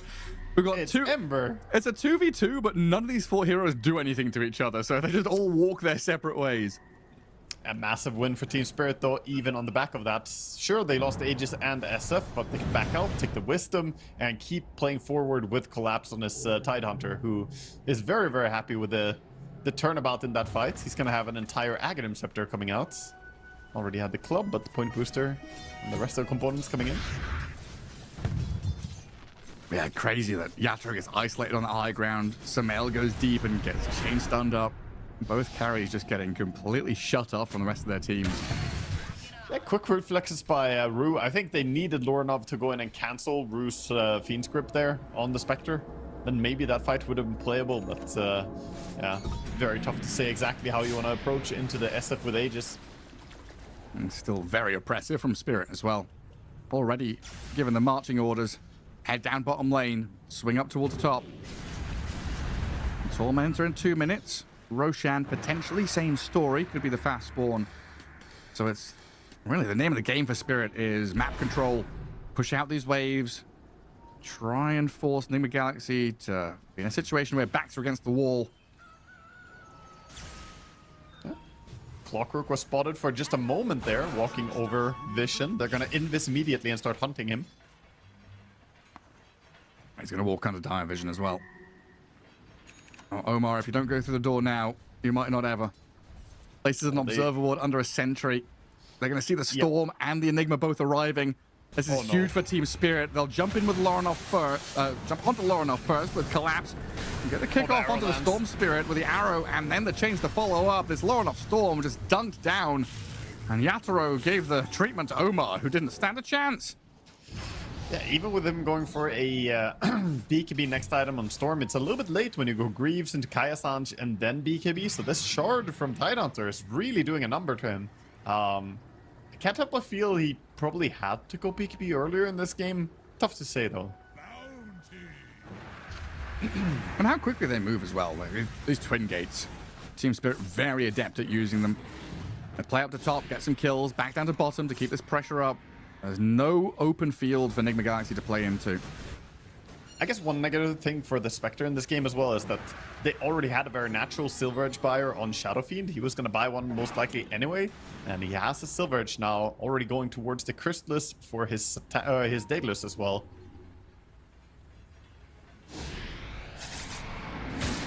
They're just playing for Roche, not getting too eager, not gonna go high ground without Aegis or make any plays right outside the base of Enigma. They're saying, no, no, no, you come out on the map, play the field, or we're just gonna outfarm you, outscale you, and get this Aegis advantage again. That's the Team Spirit MO. That's how they play. Force you back into your base with raw aggression and then choke you out on the map. 50 seconds to go for Roshan. Tormentor's about to spawn as well. Are scanning. Dire Oh, scanning and a that perfect bottom jungle. rune. DD rune as well coming out. Laurel is going to bottle that up and be very happy. Looking at next fight, he's only 200 gold away from having a full Aghanim Scepter as well. It looks like they smoke before he can finish that. Yeah, immediate smoke. They've also got Moonlight Shadow here. Even more ways to correct their positioning. Advance across that left side. Enigma Galaxy, they felt this one coming though. They've all backed up, tucked away in their base. Safe and sound, but unable to do anything right now. Now, Laurel trying to give vision as he balls through that mid wave. Can't see anything coming though. All that Enigma Galaxy know is that Team Spirit are off the map. Tidehunter showing on top wave, and Roshan is about to respawn. Listen, I'm just watching the Ogre Bruiser right now. This is the only hero on Radiant who's feeling safe to go out here. And he's not even safe. He's betrayed by his master. He's replaceable. Replaced by a Dark Troll Summoner. Man, he was the one hero. Yeah, this Enigma, he's the CEO. Everyone below him is replaceable. All the little worker bees, all the little helm creeps. So, Poor Ogre Bruiser with his office job, just, no, not even a redundancy plan. He's out here. They're respecting the Clockwork Vision and the Enigma Black Hole. So they're not going to go straight for Roche. They're waiting, expecting Enigma to come out, and they do. It's the perfect read coming out from Team Spirit so far. That's an illusion. No falling for any funny traps. And they'll see that there's a sentry ward somewhere nearby as well, will they? They saw the Observer freshly placed as well, so that gives them the perfect information that, okay, yep, they are definitely on the high ground over here. Spirit knows what's up. Importantly, the Spectre has Orchid, by the way, so she can jump onto the Bane, silence him immediately, and maybe bring him down. I think that's going to be his target in the team fights. If he feels ambitious, he could go for the Ember and silence Ember, but with Bane possibly saving, it's not always an easy play. Regen bottom, denied by Yataro's illusion. And another smoke up from Enigma Galaxy, mirrored by Team Spirit. Oh, they're going around this mid lane. Opposite directions, spiraling northwards up towards the left corner of the map. Nobody meeting just yet, though. Yeah, Tidehunter, the only one who feels brave enough to show himself on the lane. Doesn't really care if he gets jumped. And not an awful lot of vision here. I mean, Enigma Galaxy in particular have no observer wards out. The Dire have a couple of little bits of vision, but not in the position that would actually give them any information. It does mean, though, that they're going to get into the pit here. Rocket Flare, that's going to scout things out. Roshan roars, down to half HP already, and he's quickly dying. Enigma Galaxy, they're moving with the Enigma to get into position. Storm zips in, the Black Hole comes, Devi has collapsed and Yatoro trapped inside. They need more damage, Roshan yeets the Storm away. Aegis for collapse, collapse and Yatoro gonna die though. Blown up inside the cogs. Supernova Sunray as well as Sumail goes to work on Daru in the back. Laurel and collapse, the Tide respawns for sure, but GH's on a double kill, dishing out damage and sustaining Sumail. The Spectre can keep on going, whittling away at the Tidehunter. He needs Laurel's help. Jumping with not me. Burst down with the magic damage from the Starstorm and collapse the real carry. He got the Aegis and he's clearing through Enigma Galaxy. Hero by hero falling as Laurel spends everything in the bank, all of his mana and HP. Can't even get not me. Marana jukes around. Team Spirit get the team wipe. Some way, somehow, they find a way even without the Shadow Fiend. We see Y collapse. He takes the Aegis. He's like, no, Yatoro. Puts the dagger in his back, takes the Aegis away from him. Obviously, you don't want to lose the Aegis there, but that fight was disastrous until Rue canceled the Black Hole. The grip was there. The Ether Lens giving him the range, sitting far away and still reaching to cancel this Enigma move. We get to see a replay of what happened there.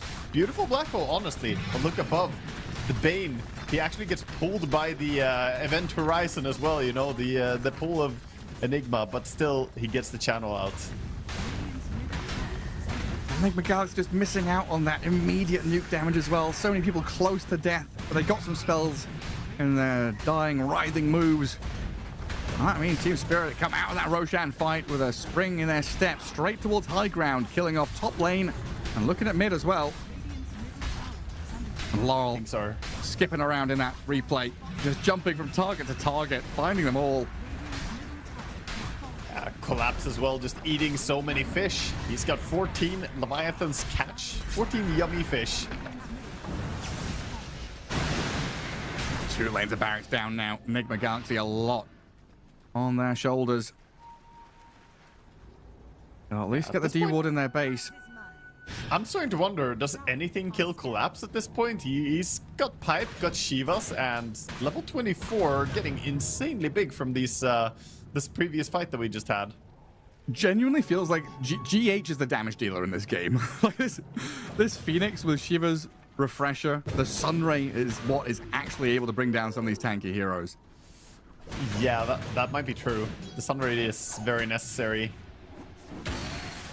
I don't know, it's basically all pressure on the Vi, right? Like I said, if he gets a good black hole out that doesn't get cancelled, then they can win the fight. If that wasn't cancelled by Bane, that's a fight won. But unfortunately, I think Spectre may have messed up a little bit, not stopping the Bane.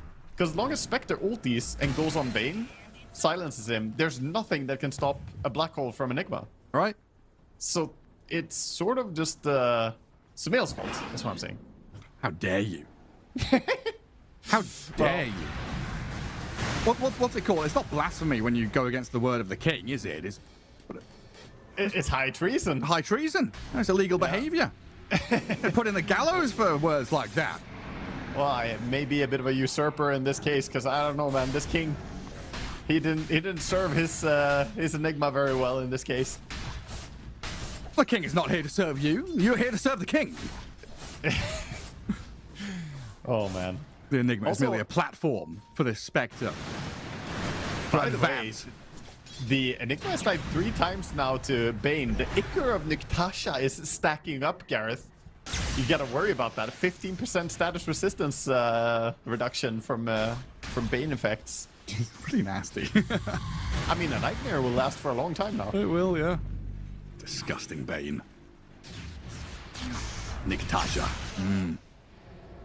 I like that he got a better innate. I mean, the previous innate was some bullshit anyway. His stats will always be equal. Like, okay, what am I to do with that? I literally never saw anyone do anything good with that. I saw some people buy items with this in mind, but it was still really bad. Like, what are you gonna do? Buy a Reaver instead of an Ultimate Orb? You're just losing stats. You know, like, it's not worth. What's the point? I don't know, just buy 5 hearts, I guess. 5 hearts and a hex.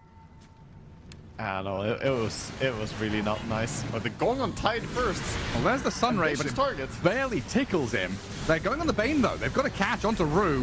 Sumail disappears. The Shadow Fiend rains Hellfire down from the high ground. Sumail's gone for 80 seconds now. They didn't get that first point of contact. Tide is still fine as they're forced to supernova. Lyle keeps tabs on Omar as they just wander in with Collapse under the burning sun. But he's put his sun cream on. He doesn't care about that. UV rays do nothing to Collapse in his Tide Hunter here. I see the damage coming out from the SF with the Silver Edge on the high ground there, just laying it into the poor Spectre, who got held by a Searing Chain, and that was all that was needed. 5 auto attacks and some damage from the Ember, of course. It feels inevitable.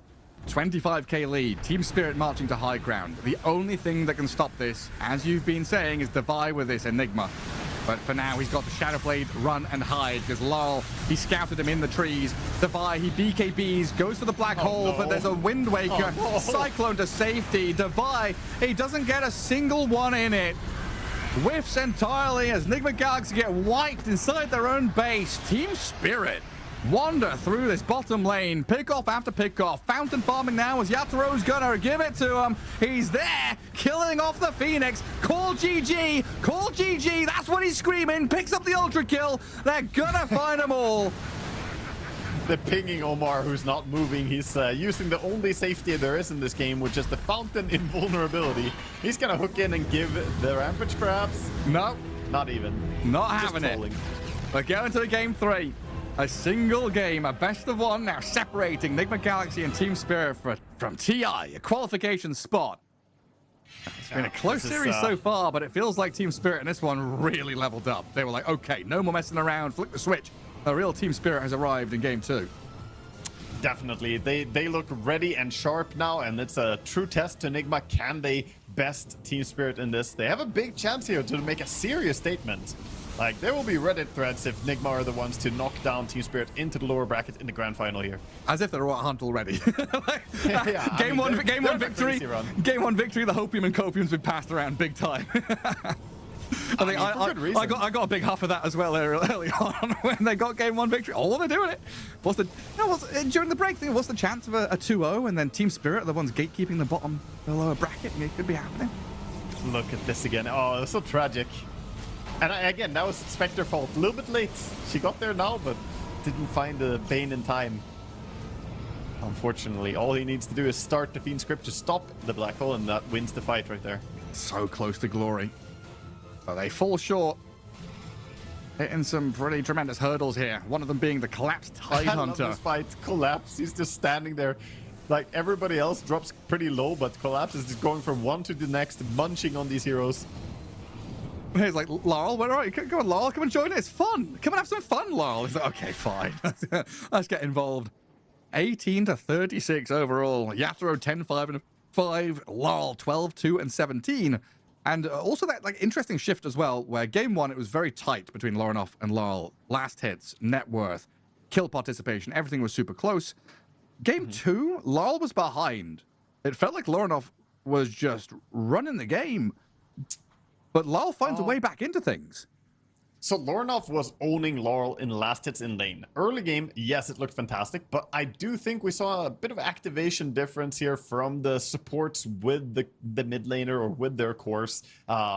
Granted, I think Team Spirit's draft is easier for the supports to play into. You can set up kills with Bane on SF, you can gank around the Ember always, and even Collapse on his Tidehunter is pretty easy to play towards, whereas Spectre, she's waiting for you to make a move. Enigma, yeah, he'll do something when he has Black Hole, but other than that, he's just farming. So basically, they only had Lorinov to play with, which is more predictable.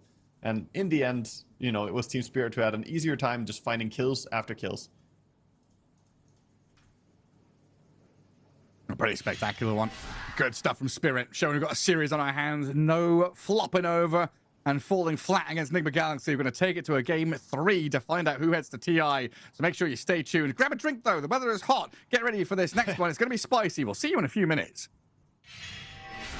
The human body was built to move.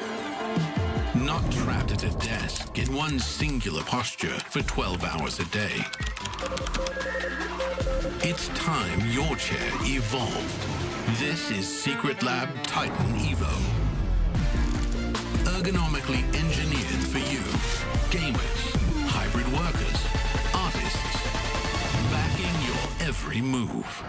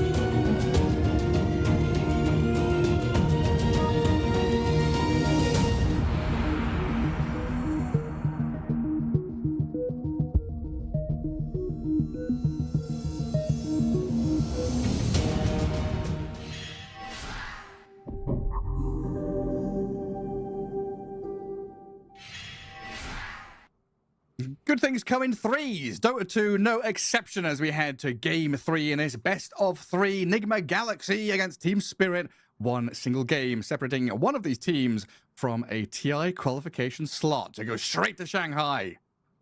Yeah, and we're so close now, but Team Spirit, they bite back. Game number 1, Nigma Galaxy win a pretty long, dragged out. I said Team Spirit maybe were the biggest enemies in the game number 1, but Nigma win it still in a very impressive manner. Game number 2, though, Team Spirit, they looked very sharp. They looked decisive. They had multiple threats. It wasn't just about one player. It wasn't just Yatoro who was the big damage dealer. This time you had Collapse making some serious plays. I really like the Tidehunter pick. I really like how he played and itemized. His shard had massive impact in shutting down the impact of Loranov. I think they had all the answers in that previous game. And draft-wise, they also made it kind of difficult for that last pick, 24 pick for Sumail. They'd already got themselves a Storm for Loranov, Enigma for Devi, everything slotted into place nicely, but there didn't seem to be that last pick individual hero where you were fully confident with Sumail playing. Spectre seemed okay, but it didn't seem good enough. It wasn't a TI qualification last pick. Yeah. And now, Nigma Galaxy, they're going to get tired of what's been happening. They're like, okay, guys, you're not getting to first pick the SF 3 times in a row, so we're going to take it ourselves. See what Team Spirit do as a reaction to their own method. Yeah, so Sumail going from last pick to first pick, because they don't have the overall last pick this time. They've got the 23rd pick. So getting him the Shadow Fiend, I assume just going to be carry SF. He's played it from the mid lane. I'm assuming he's going to be comfortable playing that as well in the safe lane. You've got Sumail already locked into his hero. Now you build the draft around him. Yeah.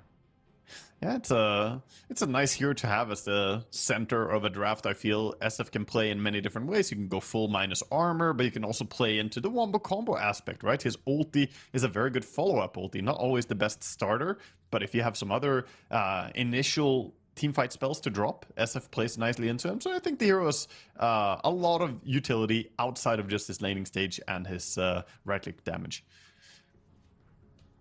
Judging by the stats, though, Shadow Fiend hasn't had a tremendous time in these quals.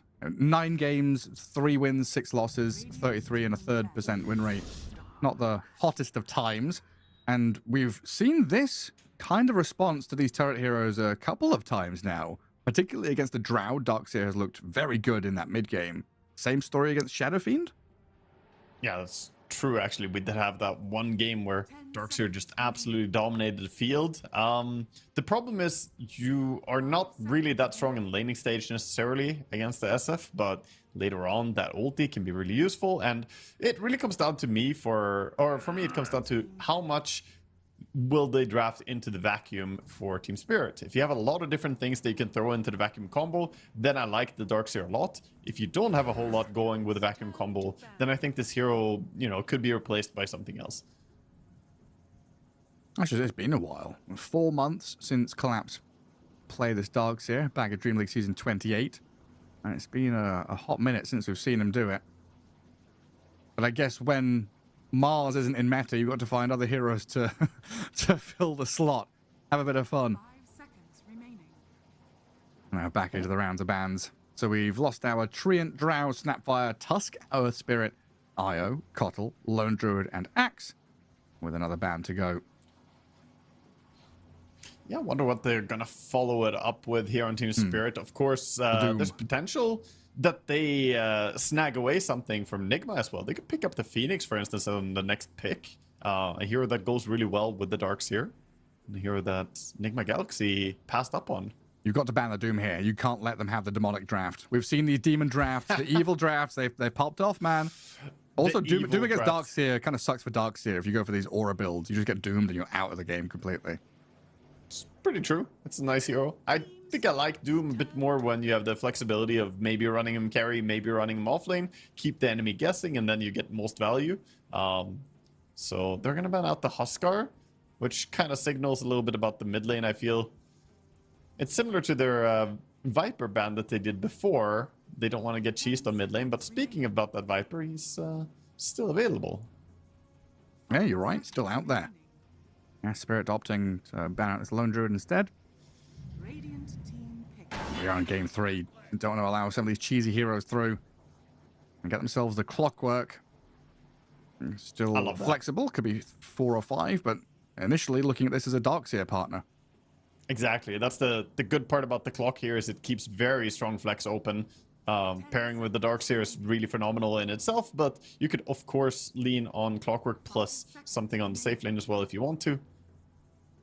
One of the easier pos 5 for a lot of these range heroes to combo with. Radiant team pick. Oh, Bane SF. I was trying to figure out their, Tusk banned, Clockwork picked.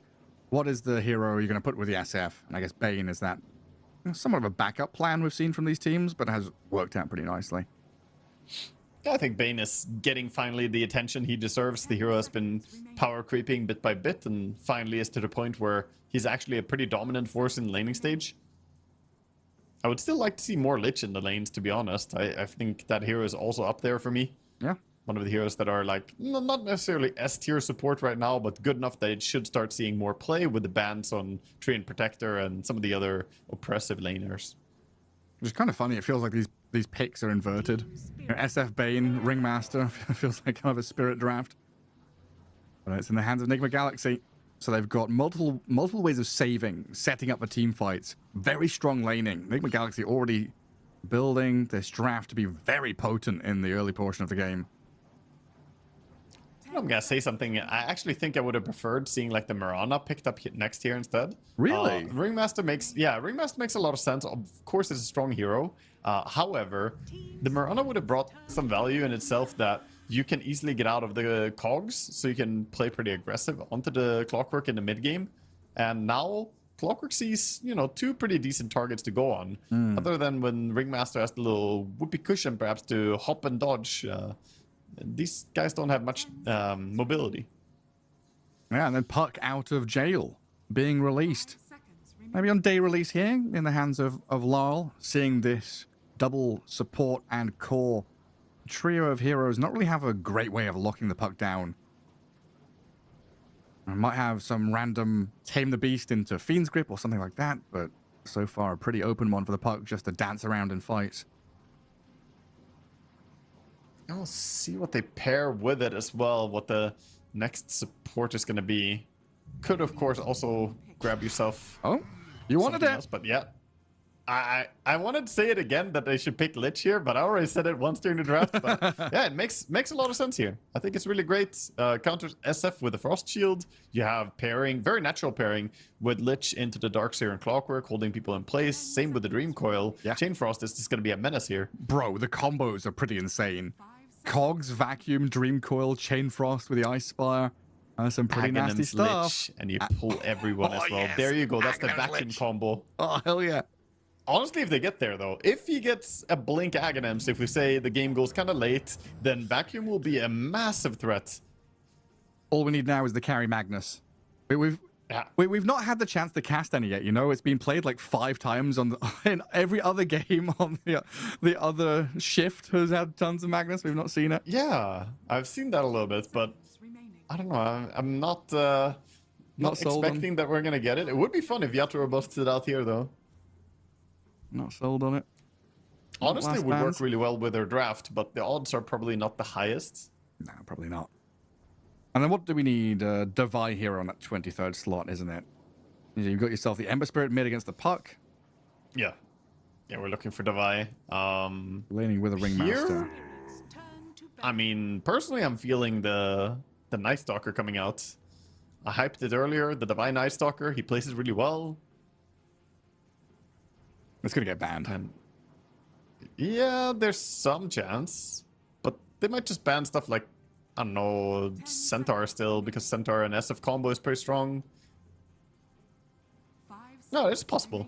We might see the NS. Was there another hero? It was Ember, right? It was Ember and Night Stalker we always talked about with the Puck first picks. So they've already got the Ember. If they can add in a Night Stalker, that'd be great.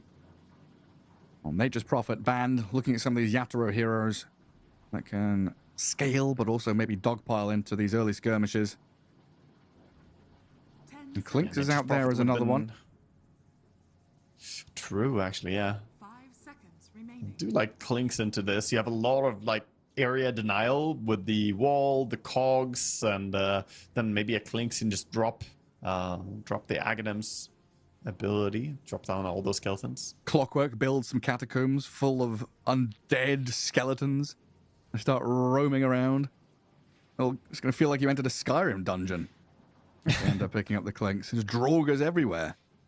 Those are the good ones. And turn a corner and hear a groan. Yeah, thinking about this one, hey? They really are digging in a little bit here. Not quite sure what they want to go with. Such a wide hero pool. There's so many things you got to consider. It's like, is there a Tiny or a Weaver or a TA or a Clinks? Or Faceless Voids. Friggin' Faceless Void. Well, Luna. Chaos Knight he's played recently. Yeah, honestly, I feel like he has a plethora of heroes that would work here, and Yatoro, again, is one of the carries who's the most flexible. That's why we don't see a lot of teams target Yatoro too much with bans. Like, sure, they banned the Drow Ranger, and, you know, that's a little bit of a respect since he is very, very good at Drow Ranger, but it's also just a good hero in the patch. They're the most afraid of the Terrorblade. And now one more ban from Spirit. Still expecting the Night Stalker, but it's Doom who gets banned, so maybe your shot call is right.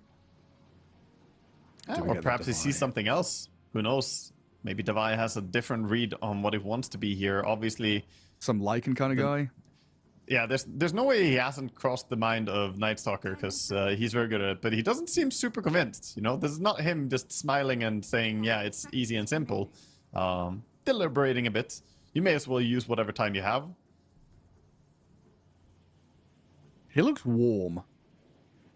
I'm also warm. I mean, can you blame him? Guys, look at the if you window, didn't dude. know, Look at the sun that's shining through. Bro, my girlfriend went around the apartment. We saw some reels where in Paris they're putting aluminum, I nearly said it the American way, aluminium foil on all the windows.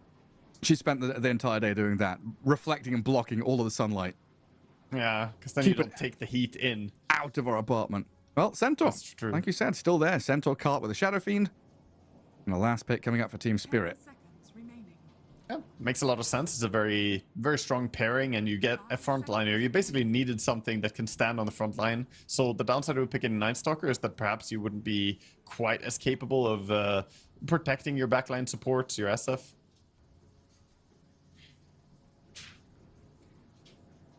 Centaur Ringmaster against a Lich +1. It's a Sven. Cool.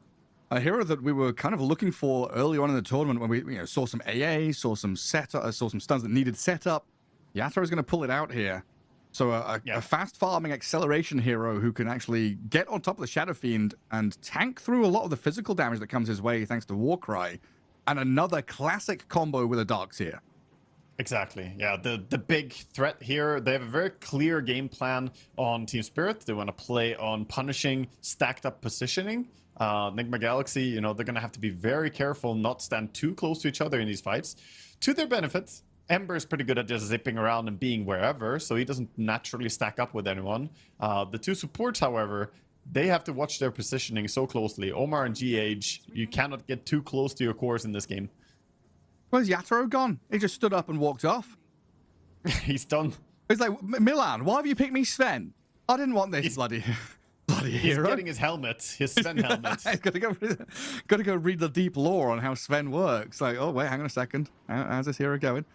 Oh, he's sat down at his real PC. I guess he was sat on one of the PCs behind him, pretending to be a coach. Teams huddling up, you know, during the draft. And unfortunately, no Sven helmet here from Yatoro. Disappointed. No, I don't think he was huddling. He was sat back on that chair behind him going, I'm king in the castle, king in the castle. The rest of the team sat in their normal seats. By the way, rating, you know, this is the final game, last chance to really do it. I want to say Sumail's camera probably strikes me as one of the nicest. He gets the profile angle, you know. We have the side view. It's kind of nice and pleasant. A lot of these other forehead-only cams are, of course, really nice as well. But yeah, this is a good setup. 10 out of 10 for Sumail. I mean, he is the king, right? Very, very regal side profile. That's the way you want it. Put his face on a coin. Also, he is playing from a mental asylum, it looks like, as well. It's literally nothing on the back there. Blank walls. Looks like he's in the same room as warm, GH. I guess. It should be more white. It should be, you know, the depression whites. And then Yatoro with the classic forehead cam. I mean, he's one of the OGs, the pioneer in the webcam game. He was told to move his camera down a lot, so this is the improved version, guys. Let's have a look at that. The amount of brain power behind that forehead is just astronomical. But here we go. Game 3. Qualification on the line for the victor of this game. And, of course, this series, as we've got Enigma Galaxy taking on Team Spirit on the road to TI 2026. Enigma Galaxy already smoked up and looking for this positional advantage to try and maybe get a first blood, maybe gather up some runes, and get up on the staircase. And Team Spirit are all sat in that mid lane. It's a swift move. They're just rushing across here and getting behind. Team Spirit may be suspicious of it, but we're going to see them smoke up themselves and see if they can hold good positioning. Collapse, having that smoke, can be careful about how he steps onto the high ground. You can see him kind of stutter stepping his way, one step at a time. You don't just run up these stairs, you go slowly. And then not me. There we go. Smoke break. Hello. How you doing up there, boys? I know something's up. Yeah. It's very, very obvious to him at this point. Devias swung around and is thinking about contesting the top rune. That would be a dangerous thing to do, as a lot of heroes are staring at it. Team Spirit ready for them.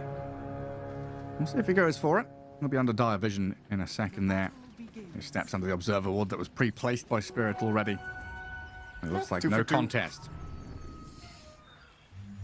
Good early D ward from not me, though. A fair fight. And a D ward. Everybody goes their separate ways. So slight advantage for Team Spirit with that D ward. That's a nice bit of experience for the Clockwork. He can get level 2 a little bit ahead of time, as he got all the solo experience for that D ward. Usually there's always a core player sitting around saying, hey, I want the experience. And doesn't do anything to change this mid lane. Laurel against Lorenoff. Puck against Ember Spirit. How does this one usually end up going? Well, it's pretty comfortable for Ember. Honestly, a laning stage against Puck is great, but later on the coil is pretty annoying. So, yeah, this is definitely Ember favored. I'd say he has big chances to come out on top. Yatro taking a decent chunk of damage there from the dagger of Omar and a few hits out of Devi. He went for the Stormhammer to secure the creep. And of course, takes a bit of chip damage on the way back. A lot of damage being dished out bottom as well. Collapse dropped down to 100 HP. Got to be careful with his Bane Shadow Fiend. Even at level 1, they offer a tremendous amount of damage. On level 2, they could just kill you off. And early life as a Darkseer isn't that fun.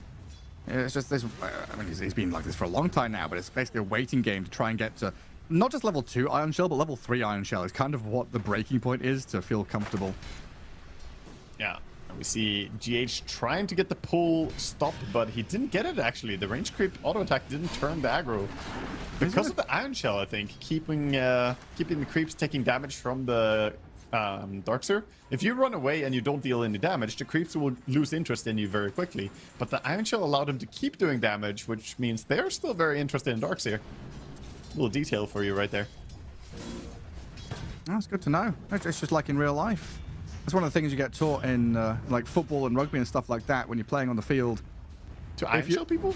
Well, basically, if there's... Oh, first blood for Sumail just kills off not me, who stepped up a little too far forward. That's a good start for your Shadow Fiend. Yeah, very nice for Sumail. Gonna feel happy about this. This is a strong combo. We do expect this lane to be doing quite well. SF and Bane against the double melee lineup should be pretty easy. Once you get a few points in Iron Shell, maybe you can turn this lane around a bit, but it's definitely Enigma favored.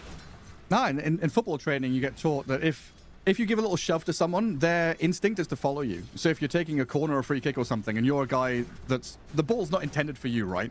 You can just shove one of the defenders and then run the wrong direction, and their natural instinct is to follow you, just like the creeps do. Distraction. Yeah. Makes sense. So you push someone away, and they're meant to be marking you. You hit them, you punch them, and they're like, hang on a second. What's going on here? Chase this guy. I mean, if someone punches me, I'm chasing them as well. Yeah, we just aggro people in real life. Oh, nice one there. Sumail kills off Collapse. Devi dead up at top lane as Rue finds the takedown on him. Side lane's turning into a bit of a bloodbath right now. Carries and supports picking up kills. The off lane starting to struggle. Yeah, safe lane's looking very strong from both. I mean, the Lich Sven, we don't really talk much about that combo because it's not super common in the current patch, but it is a pretty potent lane in its own right. Not necessarily Bane SF level, but they have good kill potential. I think that's true for most Lich lanes, though. If you have Lich on your team, you most likely can kill stuff in lane. Frost Just Blast. run on Omar. Yeah, it gets pretty annoying. I'm going to tame the beast. Keep Rue back. There's no mangoes or anything here for the Lich either, so can't really keep giving chase. But he's about to have a sacrifice, so he'll get his mana back. Very nice. And Omar is just out of lane completely, so that leaves the Centaur stranded. Is he going to die to neutrals? We're going for a long so. journey. It's pretty slow, though. Dying to neutrals after a long time, and then, of course, the longer respawn time, 25 seconds, gonna take a while. So, Bottom lane. meanwhile... Oh, not me. He's going to break free. Surged up and sent back. Every Say time... thank you and farm a few of the cogs. Yeah, cheers, mate. Free gold for me.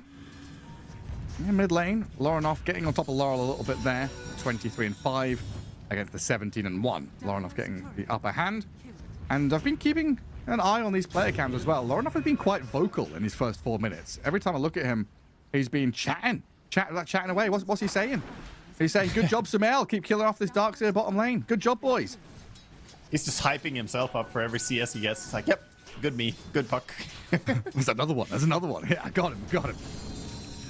Honestly, though, mid lane has not been that easy for him, but that's also why I said Ember is not really a great matchup for Puck. Normally, it was hard because of the Slider Fist spam, but even with this modern build of Flame Guard, it's not that easy. Collapse. Dead to neutral creeps. Trying to Iron Shell farm out some of these little boglets and croakers, but GH tracks back.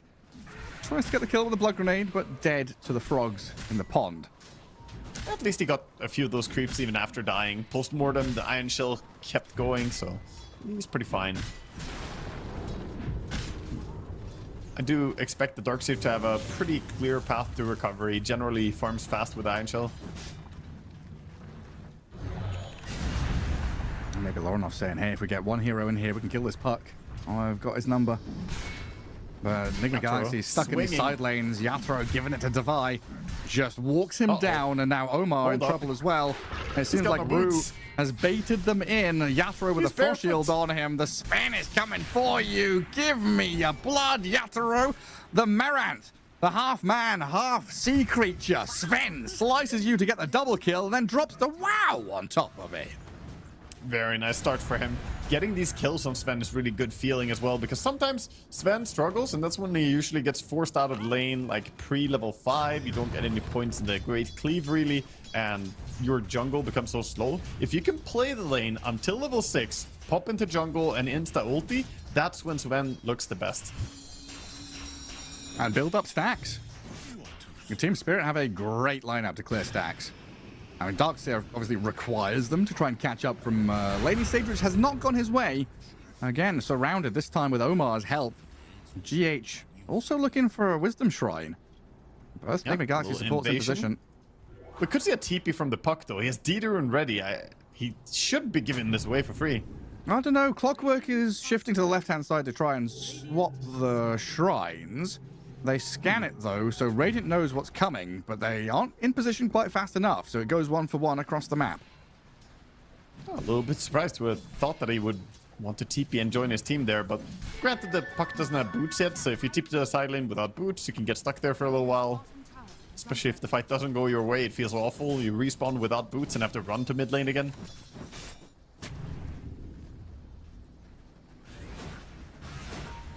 Sven just about to hit level 6 now, pulls the creeps into the jungle, and we're gonna start seeing him accelerate farm with that ulti. As the supports of Enigma Galaxy are stacking together now, going for the rune control. The roaming duo, very early on, looking for action. Try and upset Team Spirit, and this laning stage is going to fully break down now.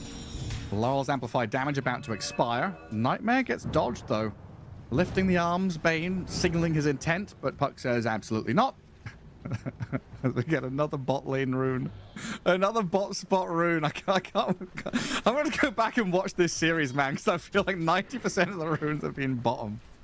That is the place to be, obviously. And if you go there, it's going to start spawning top. You know, that's just how it is. It's cursed.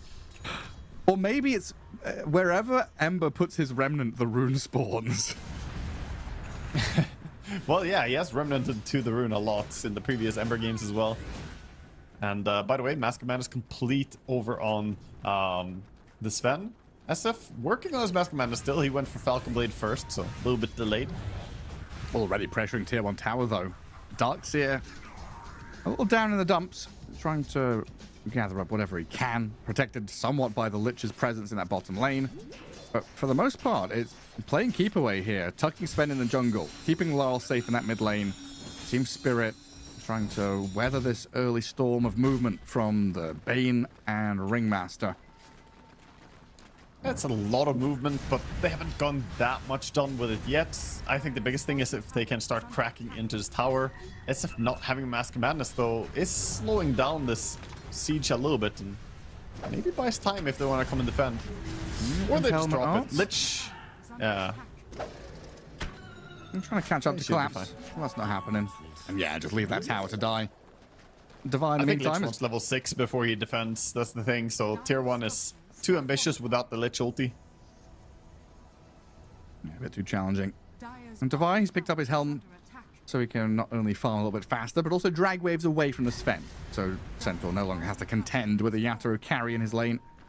Just bypass everything entirely. 10-minute rune about to spawn. Everyone's gathering bottom because that's where it's going to be. Nightmare save buys a bit of time for the Ringmaster, but pushed to high ground as Lorenoff bottles the regen rune, which of course spawned bottom. Stampede chase, catching up to Not Me. Divine wants to get involved here. Slight change on the clockwork, gets the 1-for-1 trade as two supports lose their lives. And Shadow Fiend going to come to hit the tower. So advantage Enigma Galaxy, honestly, with the way they're positioned and set up here already. Sven not really interested in coming and defending this. And again, Lich not having ulti just yet. He could get it though if he goes and sacrifices or just leeches. Spam a few spells on Lorenoff. Make sure that the attempt on Laurel isn't as easy as he started. But this tower taking some tremendous damage with the catapult, the Shadow Fiend. It won't die entirely, but it's a good setup for the next move in a few minutes' time. That's good damage done at least. Did take a little bit of Sven or SF's time going there towards mid, and I do think in the SF versus Sven matchup, you don't want to lag behind the Sven in net worth as SF. Sven farms fast, SF does as well, but if you start falling behind, Sven can get to that point where he just bursts you with one blink, and you don't want that. It's kind of a mad rush to Butterfly as the Shadow Fiend. Obviously, he needs items before that. Sven, not a hero that likes to buy MKB. So if we do get to that point where SF is like, okay, I've got my Pike, Butterfly, and then maybe Scardy later on, he can be a force to be reckoned with. And Sven and Lich, they're onto Divine. Just a quick little move there, thanks to the clockwork starting it. Gets the kill on Centaur. Oh, gets his courier too. Divine not realizing he had a courier on Secret Shop after he died. At least they don't feel courageous enough to go for this tower. Chasing the Wild Wing. Free money for Rue and stop the lane dragging from happening. Yeah, quite important, because otherwise the Centaur isn't losing anything. If he's just pulling the creeps around, he'll be completely fine even with his death.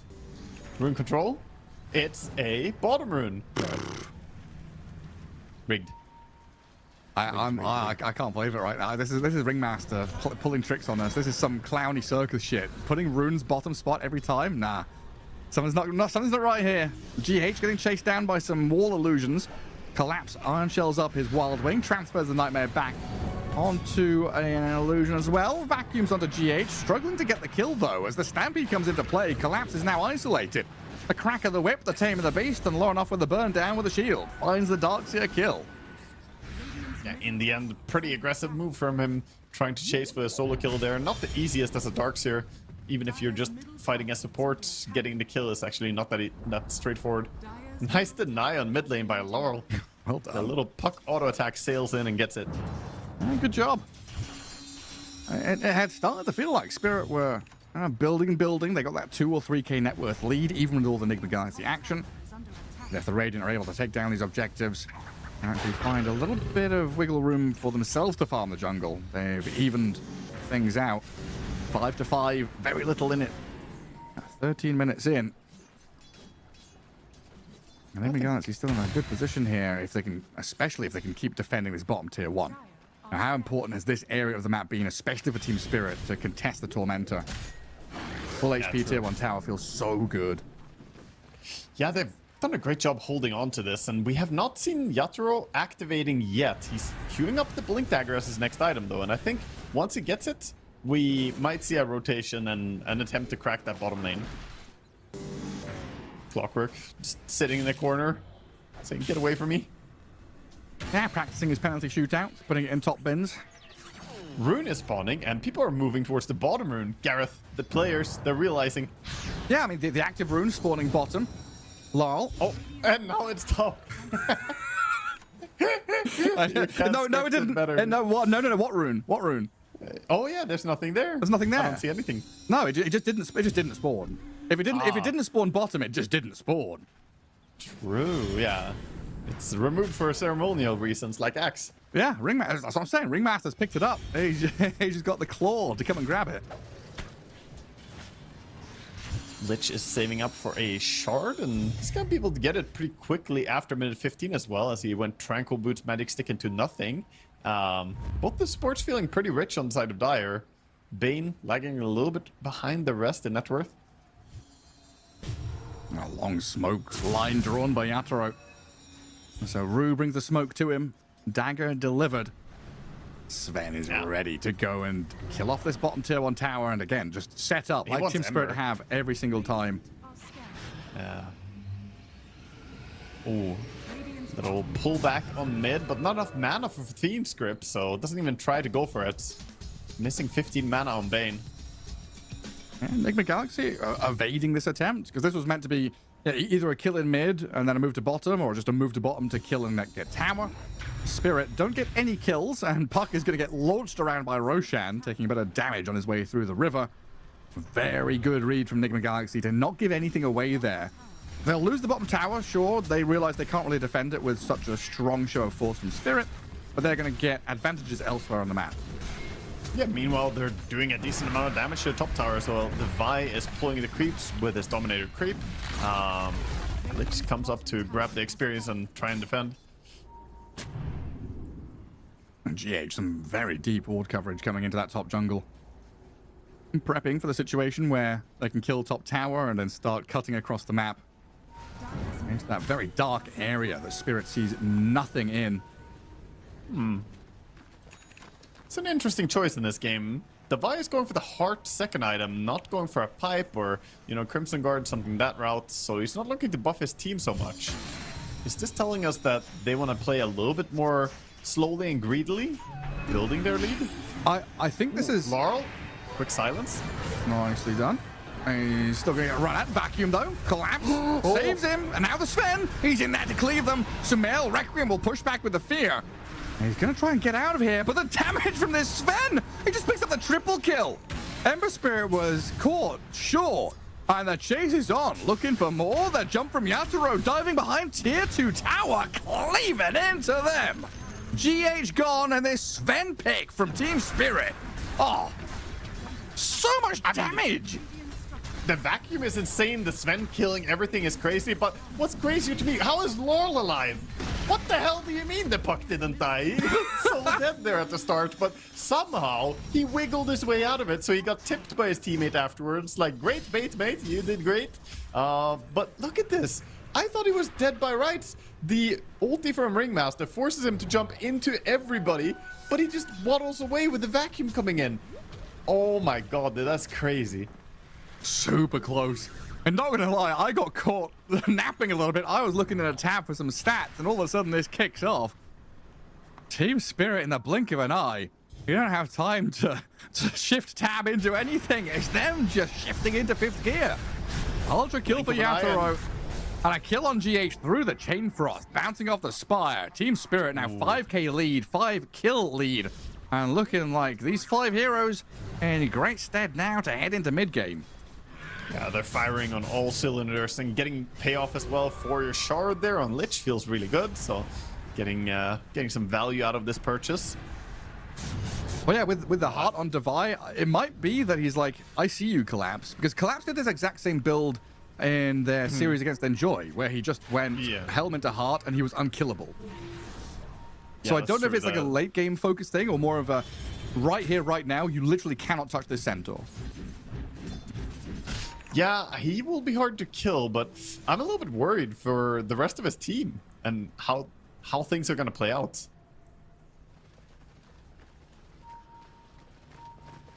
It's been a challenge to try and get Shadow Fiend and Ember Spirit properly involved in the fight.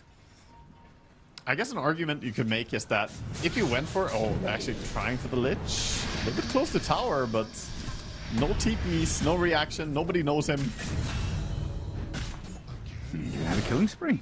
Yeah, 400 gold to Lorinov. That's not bad. Sumail, though. Oh, the hook shot in. Starts things off perfectly. Yatoro follows through. Sumail killed by Larl in the end, and that opens them up a tier 1 tower. I was a bit greedy to go for the defense of the tier 1 tower at the same time as the pick-off on mid, because nobody came to help the Lich, which should tip you off a little bit that they're up to something else. They're up to no good. GH and Davai lurking in the shadows there. Still trying to play this top jungle where they've got that little observable to the right-hand side. They play on to collapse, but it's cancelled. He'll get the vac back as Laurel jumps on GH. Nightmare delays his death, but that's for sure the Bane dying. And Davai's still going to get jumped on here with the Lich and the Sven following through on the Centaur. You've got a heart, a helm, and a big healing Lotus. He's not going to pop it to heal because he knows that he's dead, completely caught. Heart, helm, and a hoof stomp, but it's not enough against the Chain Frost and the Spire coming down there with all the auto attacks from the Sven as well. Too much damage. Even his Dominator creep is going to die on the other side of the map. But yeah, rip Ogre Frost Mage. Live the good life. Centaur's damage to Darkseer. Davai trying to stay in high spirits here. Where do those creeps go? Where do those helm creeps go when they fall through the floor like that? They just sink to the center of the earth. I'm imagining they're speedrunners, you know? They're clipping off the map. They're finding some way to travel through the darkness. Maybe they've got some magic way where, you know, you fall onto a trigger that teleports you to a new room that you weren't allowed in before. They're actually all hiding. They're in the dev room. All those creeps that fell through the floor, they're in the dev room. Infinite gold, infinite health. Observer does spot the Ember, but he's a bit far away. Not sure if they can get all the way over there. They're smoking and trying to look. Davai's gonna break it, though. Lorinov started on by Laurel. Can they protect the Ember Spirit? With a Centaur by his side, it looks like Spirit are respecting Davai. I don't go for they clicked the ulti. The full bite onto the Ember Spirit. Ulti, didn't jump. Yeah, looking for another target instead. And Shadow Fiend is top. They're gonna jump on Ember Spirit still. A blink stun into kill. He just solos him in the duration of 1 stun. Okay, I did not think he could solo kill Ember like that. His damage is pretty high. That's nutty stuff. I mean, Shadow Fiend is nowhere near, so Spirit, fully understanding they've got freedom. 1700 HP is not enough. Ember, you may have a Mage Slayer to protect yourself from the magic damage, but Sven brings it physical. Well, this map gets very hard to play as Enigma Galaxy now. And Davai is going to try and bodyguard the tower. Just put himself in harm's way.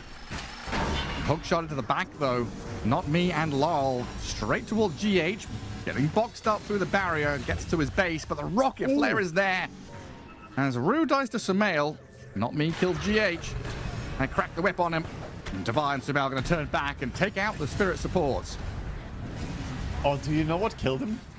The mana boots killed him.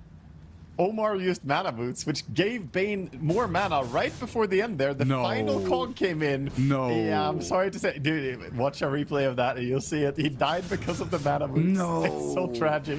Oh, that's sad. I mean, it's the normal reaction, right? Your teammate is out of mana. You want to use mana boots to give them mana to work with, but that just gave Clockwork more fuel, more ammunition. Well, that's why you don't buy mana boots. I mean, Slacks has been getting some coaching from Quinn and Insania, and they're like, why are you buying mana boots every game, bro? You got to stop wasting your money. You're killing your teammates buying these mana boots. Valuable lesson. Be out of mana. Every pro player loves this. Oh, we have a replay. Did we get it? I think we're going to see it. It's a little bit from now. Watch for it. Oh, never mind. No, it was way before this. Yeah, right.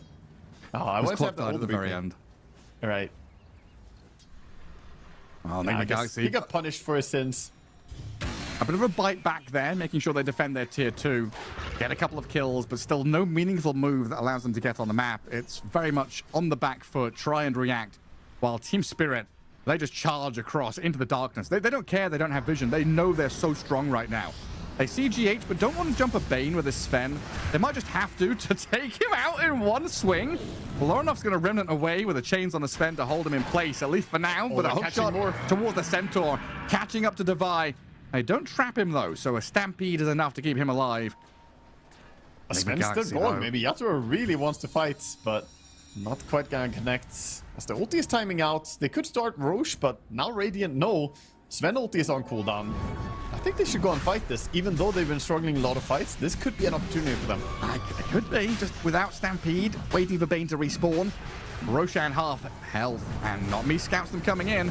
Ember Remnants in towards the pit. Wheel of Wonder comes in, but Yatoro BKB's up, focusing Roshan. Gets bashed by him in the meantime. It's a head-to-head, and Lorenov snatches it. Beats Yatoro, and the clicks for the vacuum. Into the wall, 3 men caught up in it. Collapse trying to fall back now as he's chained dubbed by Lorenov. Chasing up the high ground, and Sumail picks up the kill.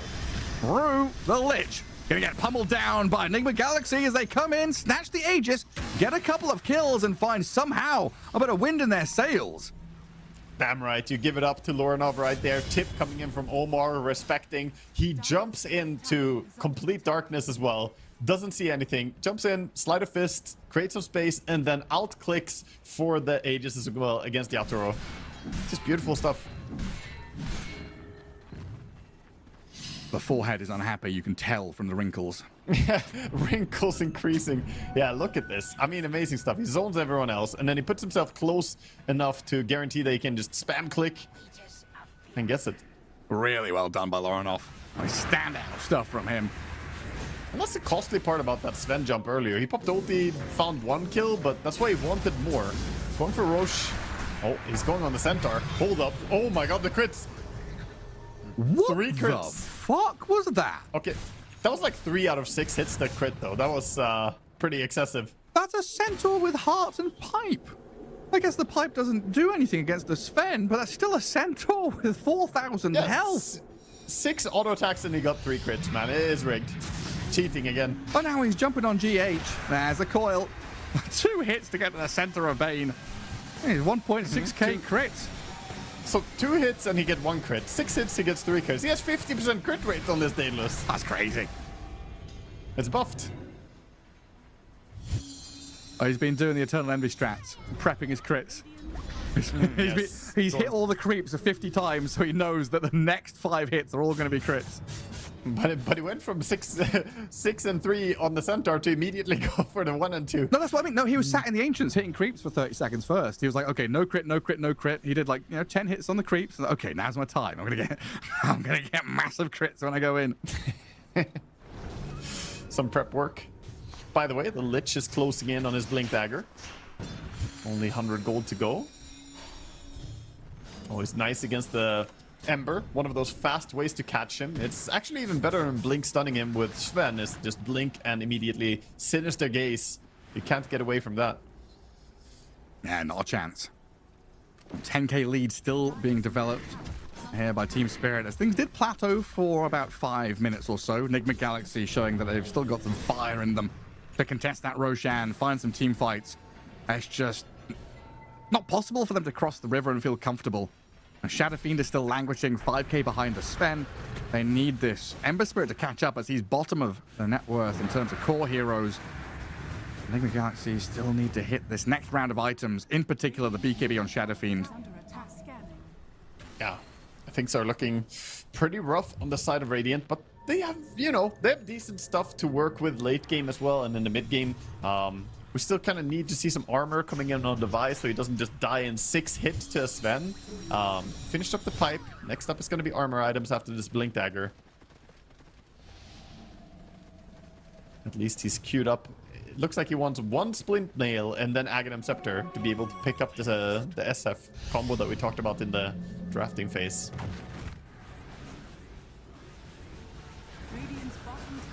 Double Wisdom Shrine. GH and Divine making sure they get their hands on a bit of bonus experience. Every little helps when you're 10k behind a Team Spirit side that have looked very good and have all the wombo combos.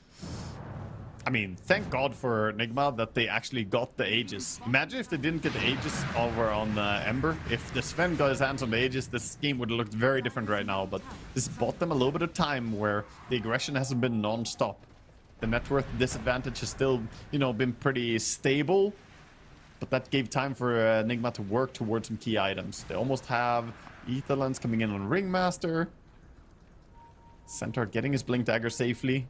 And Ember is only 200 gold away from his Aghanim Scepter. I think the question on everyone's mind, though, is, like, Sumail, next fight. Will he be able to auto-attack? Will he be able to stand his ground and deliver? Because he is ultimately the main damage source in this draft. Yeah, I feel like they need a Centaur cart real bad. As fast as humanly possible. Give him a little bit of leeway in these fights with a save and the ability to stand there. Because if Sven has all of his abilities ready, the full arsenal is ready to unload, and Yatoro is huge right now. Yeah, already Satanic is about to be completed. Just a few hundred more gold. Let's see if Yatoro wants to go with this team immediately, or if he wants to just finish farming it. I suspect getting Satanic is priority for him. He's gonna go out of the smoke and just keep working on his item. Still a long time till next Roshan or Torm. It's going to come down to a big head-to-head. As Team Spirit ready themselves with a smoke maneuver from mid lane through to top jungle. I think a few of them got spotted by that Radiant Observer ward, so Enigma Galaxy really tightening up here. And Sumail will fall back. No one's holding high ground by the Ancients. They're sat back by their tier 3 towers. A full understanding of the Spirit are coming. Some stressful stuff for Omar as well, because he's the one who's supposed to save with this escape box, and against Sven you have to be so fast. Your teammate could just disappear in like 2 hits. You have to have your mouse hovering over the Shadow Fiend, ready with quick cast Yeah. to be preemptively pressing the button almost. Yeah, and then there's the Puck with Aeon Disc, who can do some scouting aggressively, not too scared about getting jumped. Also having the gem. Oh, hook shot. Onto the Puck. I heard it. Ah, he missed. Little smile from not me. Oh, up to daisy. And a smoke from Enigma Galaxy. They're repositioning themselves. They want to try and take control back of their Ancients. Devi's going to lead out up the staircase. Smoke's going to break in a second there as they see collapse. Blinks back. Sends his little froggy to go and deal with the creep wave. Gives the Centaur the tendrils. So annoying. Centaur finally gets it. This is dire high ground vision, though. They see it. They'll save with the box. Yatoro BKB's up. Rue has already been blown up by Sumail, and now the Gripper's there. The Sven is going to cancel out. The Shadow Fiend, half HP, being forced back. Gets a bit of distance away from Yatoro as collapses clapped down upon. They brought back the Bane to continue the fight. Lyle jumped in to deal with GH. Hookshot forward. Dieback of the Bane imminent. Cleared out quickly while Sven, he's still there being 2v1'd by the Ember and the Centaur, but that's not a 2v1 they're winning. He turns back and shows them who's boss. The Rogue Knight, he's here. Centaur pretty tanky as Sumail thinks about the Requiem windup. Team Spirit from this high ground, reconsidering their options. Yatoro's going to jump onto the Sumail SF. The blow-up damage from the Puck, looking for Divide, but he's so tanky he doesn't die. Lorinov comes in with some chains to catch them. The Doxia died earlier on. Laurel is dropping low, half HP. The Sven's on the run. And Lorinov with Sumail hold the line. Oh, he fell. Lorinov's going to get stunned still. The Disable's not quite enough to finish him. They need one touch of damage, and that's from Lol to finish the job. In the back, they've got a box save and a blink away as Lol goes chasing for more, and Sumail, he's invis. Still gem on this Puck. You have to be careful not running into him. Running up. Doesn't have a TP, though. They don't know that. I don't think they checked him. Lich is coming to take a Lotus. Oh, whoa. Sumail staying safe. Scary. He's gonna walk into it. Was he in range? Did they see him? Just barely did. They saw him. They know he's there. Yatoro's coming. Any more? The reveal? gem is pretty far away, though. They see anything. The they Lich is coming. They've got him. They found him. Oh, he's dragged back into the Chain Frost to kill him. Team Spirit. Oh my god. The vision given. The kill found. Shadow Fiend dead. Hits the ground for 70 seconds as Roshan respawns. Team Spirit find the perfect moment at the perfect time. Laurel even diving in behind tier 3 towers. Yatoro is going to pop the ulti for this one. A couple of love taps to the back of the Bane's head takes him out of the game again. Level 25 is in for the Sven. Jump Centaur's in. Two-man storm. Clears out Rue. Yatoro, though, with a satanic going back to full health. Wheel of Wonder buys a bit of time for Devi, but the jetpack forward after the control. Cogs push back into Laurel's jump, but the box is there. Saves up the Centaur. I don't know for how long, though, because Yatoro can still open up with the damage, but he's been stunned up. They keep the Sven at bay until he's allowed to slay the Centaur. The beast has fallen. As Team Spirit, they lose the puck and the Lich, but they've applied a lot of pressure to Enigma Galaxy here. All it takes is one punch, and he brings him down in the end there. Man, some crazy, crazy stuff happening there. Small details. Centaur almost lived because of the wildest thing I've seen. Mid-hook shot, the Clockwork got feared by the whip coming out from the Ringmaster, so Clockwork didn't get all the way on top of him, and because of that, he couldn't cog him. Like, so random interaction. So Centaur actually lived for a little while longer there, but ultimately fell in the end anyway. 5.2k damage from the Sven. That's crazy, isn't it? Yeah, but isn't this where you feel bad about the fact that you went for this pipe as well? Like Heart and Pipe, you're still not a very high armor target. Sure, you have Parts and Brand with Tough, and you have a Splint Mail, but this is no Shivas, this is no Crimson Guard. No, I think you're right earlier on, though. It's all about protecting Sumail. Keep the king happy. Make sure he doesn't get blown up by some, Randy Chain Frost or a puck with a damage over time. They desperately need like the SF to get Daedalus and the Centaur to get Aghanim Scepter. Something like that is what needs to happen. They're currently queuing up a Halberd over on the Centaur, thinking that maybe you can spam some disarms on the Sven. There are some pretty dragged out fights where he's fighting without BKB. Something drastic has to change for sure. And GA just keeps getting hook shotted over and over again with a Sven coming in, cleaves onto the Ember Spirit, a decent amount of damage as the Stormhammer follows. Centaur stampeding in, but getting caught by that sinister gaze. He is all alone with the Chain Frost bouncing on him. The Centaur is getting blasted, and he's dead for the better part of a minute and a half now. 75 seconds without him, and Team Spirit just ready to continue going. Collapse pings that he did a whole 216 damage for that last hit. He got the kill. The bad manner, the jokes. Pushing it back into Devi's face. Pinging out the 5,200 damage. Collapse also wants to highlight that he's contributing in the damage department too. Sven doing 4,500 damage. I mean, Yatoro is really giving a masterclass of how to play Sven though. This is really impressive stuff. 15, 0, and 8, repeatedly finding these kills. Early game, he was a bit slow, right? A little bit cautious about going to the enemy safe lane, didn't open the tower early, but we see the reason why. He wanted his blink, he wanted his items, and once he got them, man is strong. Lorinov still trying to poke in here and maybe get another snap. Can he do it again? He's BKB'd up and he walks in the pit, but he can't finish it off on himself, can he? And Yatoro's got a BKB up now, and there's again a tete-a-tete inside the pit. Laurel will pick up the Aegis, though. He gets it. There's the Shadow Fiend on the high ground. Glimmered and Requiem pushing them back with a fear. Going for the TP home, but he's been coiled up here. Laurel finds the opening with Yatoro's damage. The beyond godlike Sven claims yet another name. They all get out except for him at least, but SF dead for 80. And that was not a fight they could ever really win with the Centaur dead before. It was just a 4v5 into a team with 20,000 net worth lead. It's not going to happen. And they've now got a nullifier. Sven with a nullifier, he's going to really be hard to get rid of now. Also went for the stun duration talent, yeah. It's a really good one, actually. I think the damage is nice, but again, blocking our own hook shots. Yeah, not me. He's had some struggles with his hook shots and teammates standing in front of him. A little bit of stepping on each other's toes, for sure. Maybe could have. I mean, Nigma trying to defend this bottom, but the banner is here. It's such a challenge now because you're walking into a Sven with a puck with Aegis behind him, and the vacuum from this Dark Seer is a massive threat. And if you just look at the positioning of Team Spirit right now, not me in the tree line, hiding and looking for a moment to maybe cancel a grip or just go on the Bane. I mean, who needs to cancel a grip if you can kill him before he gets to use it? They don't actually take him out, though. Good box and save keeps the Bane alive, and now a Wheel of Wonder and a chase from Lorinov gets on top of Not Me's Clockwork. And the dive unsuccessful in terms of getting kills, but it did create chaos and allow them to take out the barracks. Sven ulti on cooldown, and Nigma want to make something more happen, but I don't think they have the speed. Maybe they can catch at least Lich. The Chain Frost takes Lorinov to half. Careful with the bounces. Losing 2 supports there as Spirit. Not too bad. As Enigma Galaxy really just stampeded out of the base, trying to get any of these stragglers.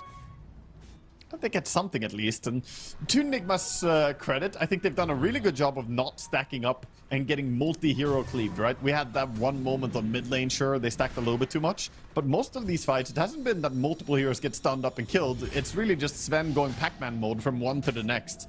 And unfortunately, if you can't kill them fast enough, then Sven will have a lot of time to just walk around and kill.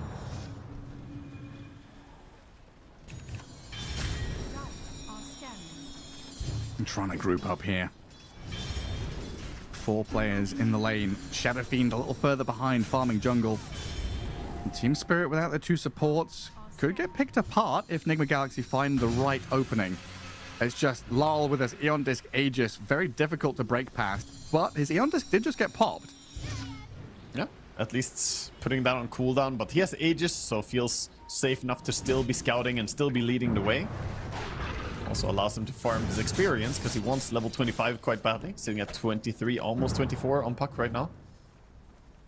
Meanwhile, Sven level 27 is just absurd. He's already started leveling the bonus talents. He's a And monster. actually, he has the Shard and the Warcry talent already. So, pretty good stuff for him. Undispellable Warcry, a little bit of extra barrier. Barrier is kind of whatever, but Undispellable is pretty nice for just chasing people down the duration. And make him all super tanky against the Shadow Fiend. Divide, yeah. Finishing off this halberd means the Aghanim Scepter is still delayed. We'll see how it pays off. As he's been scouted out here and being looked at. The Centaur still an easy target to jump, even though he's tanky. Could be bursted. Straight up to high ground onto this Ringmaster, though. Lal looking for the freebie. Another minute of Aegis left, so not really too bothered. Going deep here onto 3. The vacuum with the Shadow Fiend inside. They just take him out of the game quickly. Wait, I thought that's just going to be a straight-up kill on Ringmaster, but Enigma Galaxy walk in. Gave Team Spirit a vacuum back into base kill. They've got buybacks, sure, but your Sentinel's dead for 70. It's my bad. I said they had good positioning. You know, I jinxed the next team fight automatically. Double buybacks coming out, but Centaur dead for 60. Desperate situation for Enigma Galaxy now. Double buyback coming in to defend their base. Requiem onto this Puck, but the Eon Disc is there. Back up off cooldown. Hookshot in towards the Bane in the back as well. Ember Spirit BKB'd and dealing with the Clockwork as Collapse comes in with another 2-man vacuum. Straight onto the Shadow Fiend. Clap him out of the game. The king has been dethroned. Yatoro, the god. He reigns down. Supreme. As Team Spirit have killed the Shadow Fiend. Ember Spirit doing what he can. Nullified and getting swung on by the Sven. The barracks are falling, though, as Not Me goes diving behind tier 4s to create even more chaos. The jump in. With his dogs here on the Sven, find yet another man. 2 heroes remain for Enigma Galaxy to try and hold on to this game, but it's such an uphill battle. Yeah, it's too much. 4k HP on the Sven. He has a Tanic. You gotta go through his BKB. He has everything at his disposal. Ulti up in 20 seconds, too. And Collapse. He's running circles around them now. Ring around the rosy with his Surge. Oh, not forced to do something drastic here as Not Me gets a hookshot in onto the Ember. In the back, they've got the Sven dealing with the Centaur. Throne is still alive, being kept up by Devi and Lorinov. But it's not an easy task when Yatoro starts hitting the buildings with God Strength. Now back up again. Jumps in, kills off Omar in one swing of the sword. And that's it, GG called.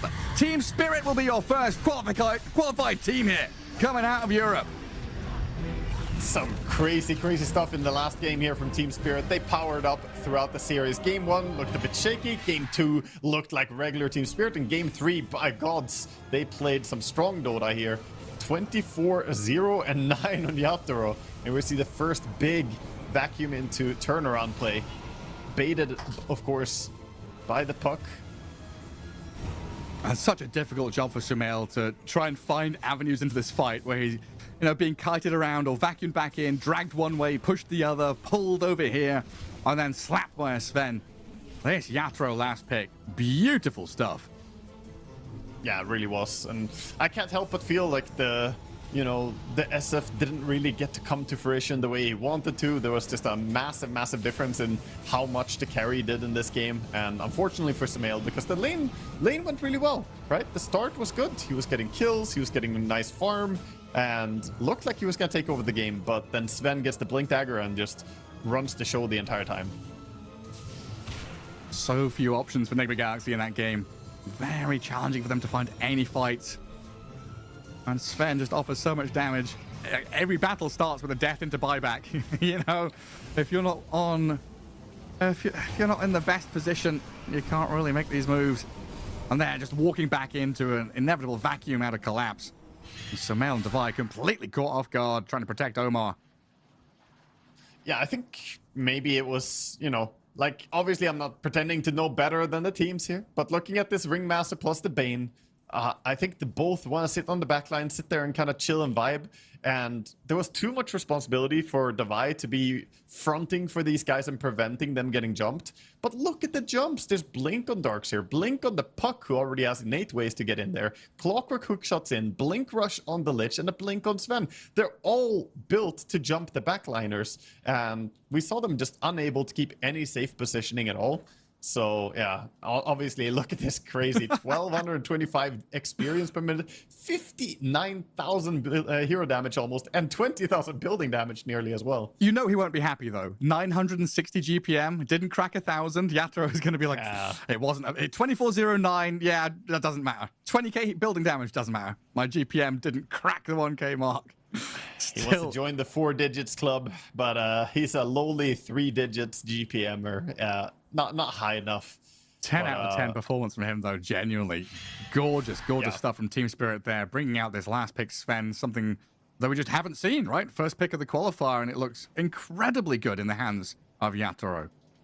I mean, I'm just happy that they also brought out the Lich. I was sitting there saying, you know what, Lich would be a good hero to see, and we get to see it in the very game. So, fantastic draft from them. I think overall they had very few weaknesses. Their late game was good. Their team fighting is amazing. Lanes perhaps is like the weakest part, but they managed to own top lane with the Sven and the Lich. So, yeah, I think everything kind of clicked for Team Spirit here.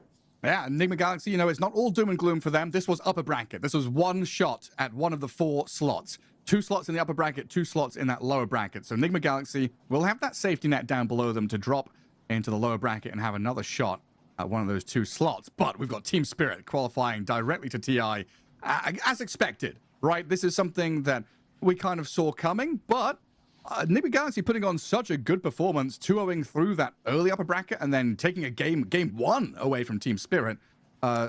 Superb start. Yeah, very impressive stuff from them. I believe we have Collapse ready to join us here after this performance, and congratulations to you. Thanks for joining us, Collapse. Yeah, congrats. Hello, guys. Thank you. How are you? Are you excited for another TI? How are you feeling? I feel hungry, to be honest. I want to eat. Like, no. What's for lunch then? What's your lunch after a 2-1 series? I don't know. My breakfast was like some bread with salmon, cheese, eggs. Like, I need a new one. So I don't know what's for lunch. I didn't test. Didn't check. Do you generally consider that you eat pretty clean, or do you still, you know, eat like average gamer? Because you obviously, you know, put a lot of work on yourself, on working out and being more healthy. Do you also eat healthily? I mean, not really. When I'm at home, I just don't care what I eat. I just like I eat what I want. Like I eat, I don't know, some random food, I would say. But on bootcamp, it's like discipline.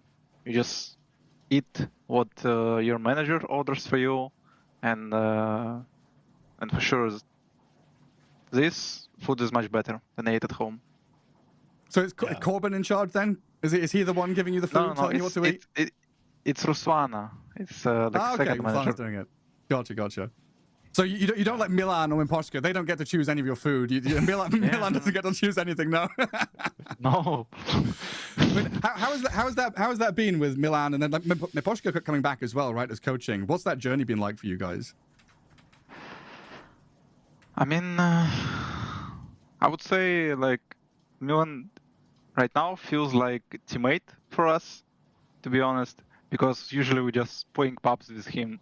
But sometimes he gives us like good ideas for drafts, for heroes, for like something to test. Just we're not playing with Miposhka because he's not playing pubs, but Milan playing a lot, and so we're just sniping with him, playing like feels good. And Miposhka is like he took the full responsibility for drafts right now. Okay. So what is Milan your little friend? He's like Balavnik, the clown, making you all happy, right? Yeah, it's exactly. We saw him dabbing you up, coming with the excitement here before the game, hyping you. Yeah, he's just coming like before the games, just come on, guys, you can do it. Let's go. Sometimes I That's need nice. Yeah, you got to get the vibes up before you play some Dota. You guys, game 1 looked like it was a little bit shakier, but then game 2, you guys played a lot stronger. In game 3, it felt like you guys just had a very good read on what you wanted to do. Can you take us back to like what happened in game 1? Do you feel like you got surprised by how Enigma took it, or what went wrong in game 1? To be honest, I didn't like any of these games. I just like it's one of the worst games in my life, like all 3 games, because like our laning was super bad. I have like Wind Raider on my lane, to be honest. And in first game, I don't even remember what happened.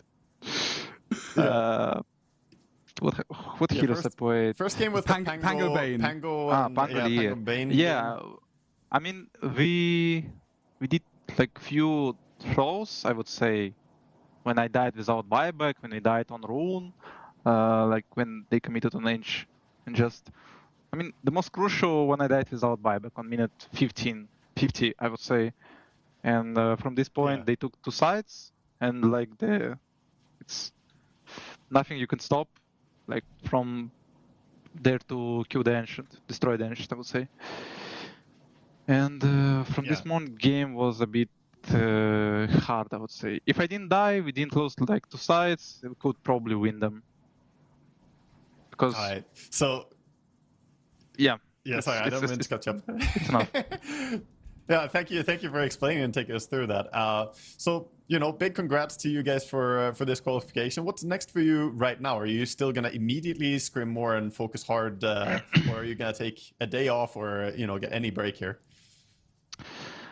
We would totally like take a day off just to some small celebration because of the victory. We're gonna, I don't know. We didn't like talk about it. Need to decide what we're gonna do for celebration. Get some ice cream. That's good stuff. Yeah. Some ice cream, maybe beer, maybe something else. I don't know. Just. And how's the weather? It must be hot there still, right? Yeah, it's super hot. I mean, we're like playing tennis also, and it's you're always wet, always. It's like too hot in Serbia right now. All right, super hot in these games as well, sweating away in a best of 3 against Enigma Galaxy. Well, we'll let you go. Go get some ice cream, chill out, maybe go have a cold shower or something, mate. Congrats on that TI qualification. Super excited to see you guys at another TI. Thank you, guys. Thank you so much. Bye. Thank you so much. Thank you for joining us. Cheers, Collapse. He's always so happy, yeah. That's interesting to hear. He wasn't so happy about the lanes, though. I think he pointed out something that I didn't really think about, that I think all those games, started out kind of rough for him. In the Tide game, he did get to take over and become a monster. So that was probably a bit more fun for him. But yeah, from his point of view, these games were not great. Like he said, some of the worst games of my life. I think he exaggerated a little bit, but, it's funny how the players can have different point of views on the games. Well, there we go. We wrap up that series. Team Spirit 2-1 against Enigma Galaxy, qualifying for TI 2026 as Enigma Galaxy drop down to the lower bracket. But we've got another series here today, another qualification spot. VP against Team Vision. Stay tuned for that coming up with Owen and Fogged. The human body was built to move. Not trapped at a desk in one singular posture for 12 hours a day. It's time your chair evolved. This is Secret Lab Titan Evo. Ergonomically engineered for you. gamers, hybrid workers, artists, backing your every move.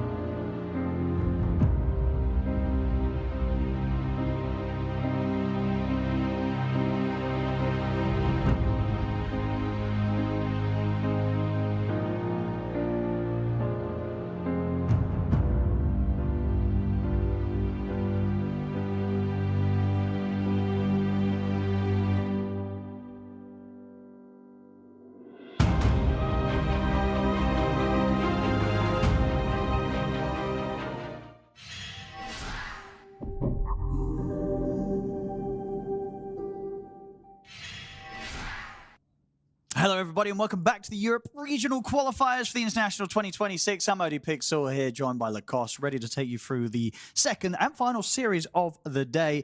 It's a big one. First of all, Lacoste, how are you doing? I'm doing great. I just saw Team Spirit in pretty much TI. Just give them the Aegis. I've seen enough. Just give Yatro a third Aegis. Here we go, so we can finish this. No, just kidding.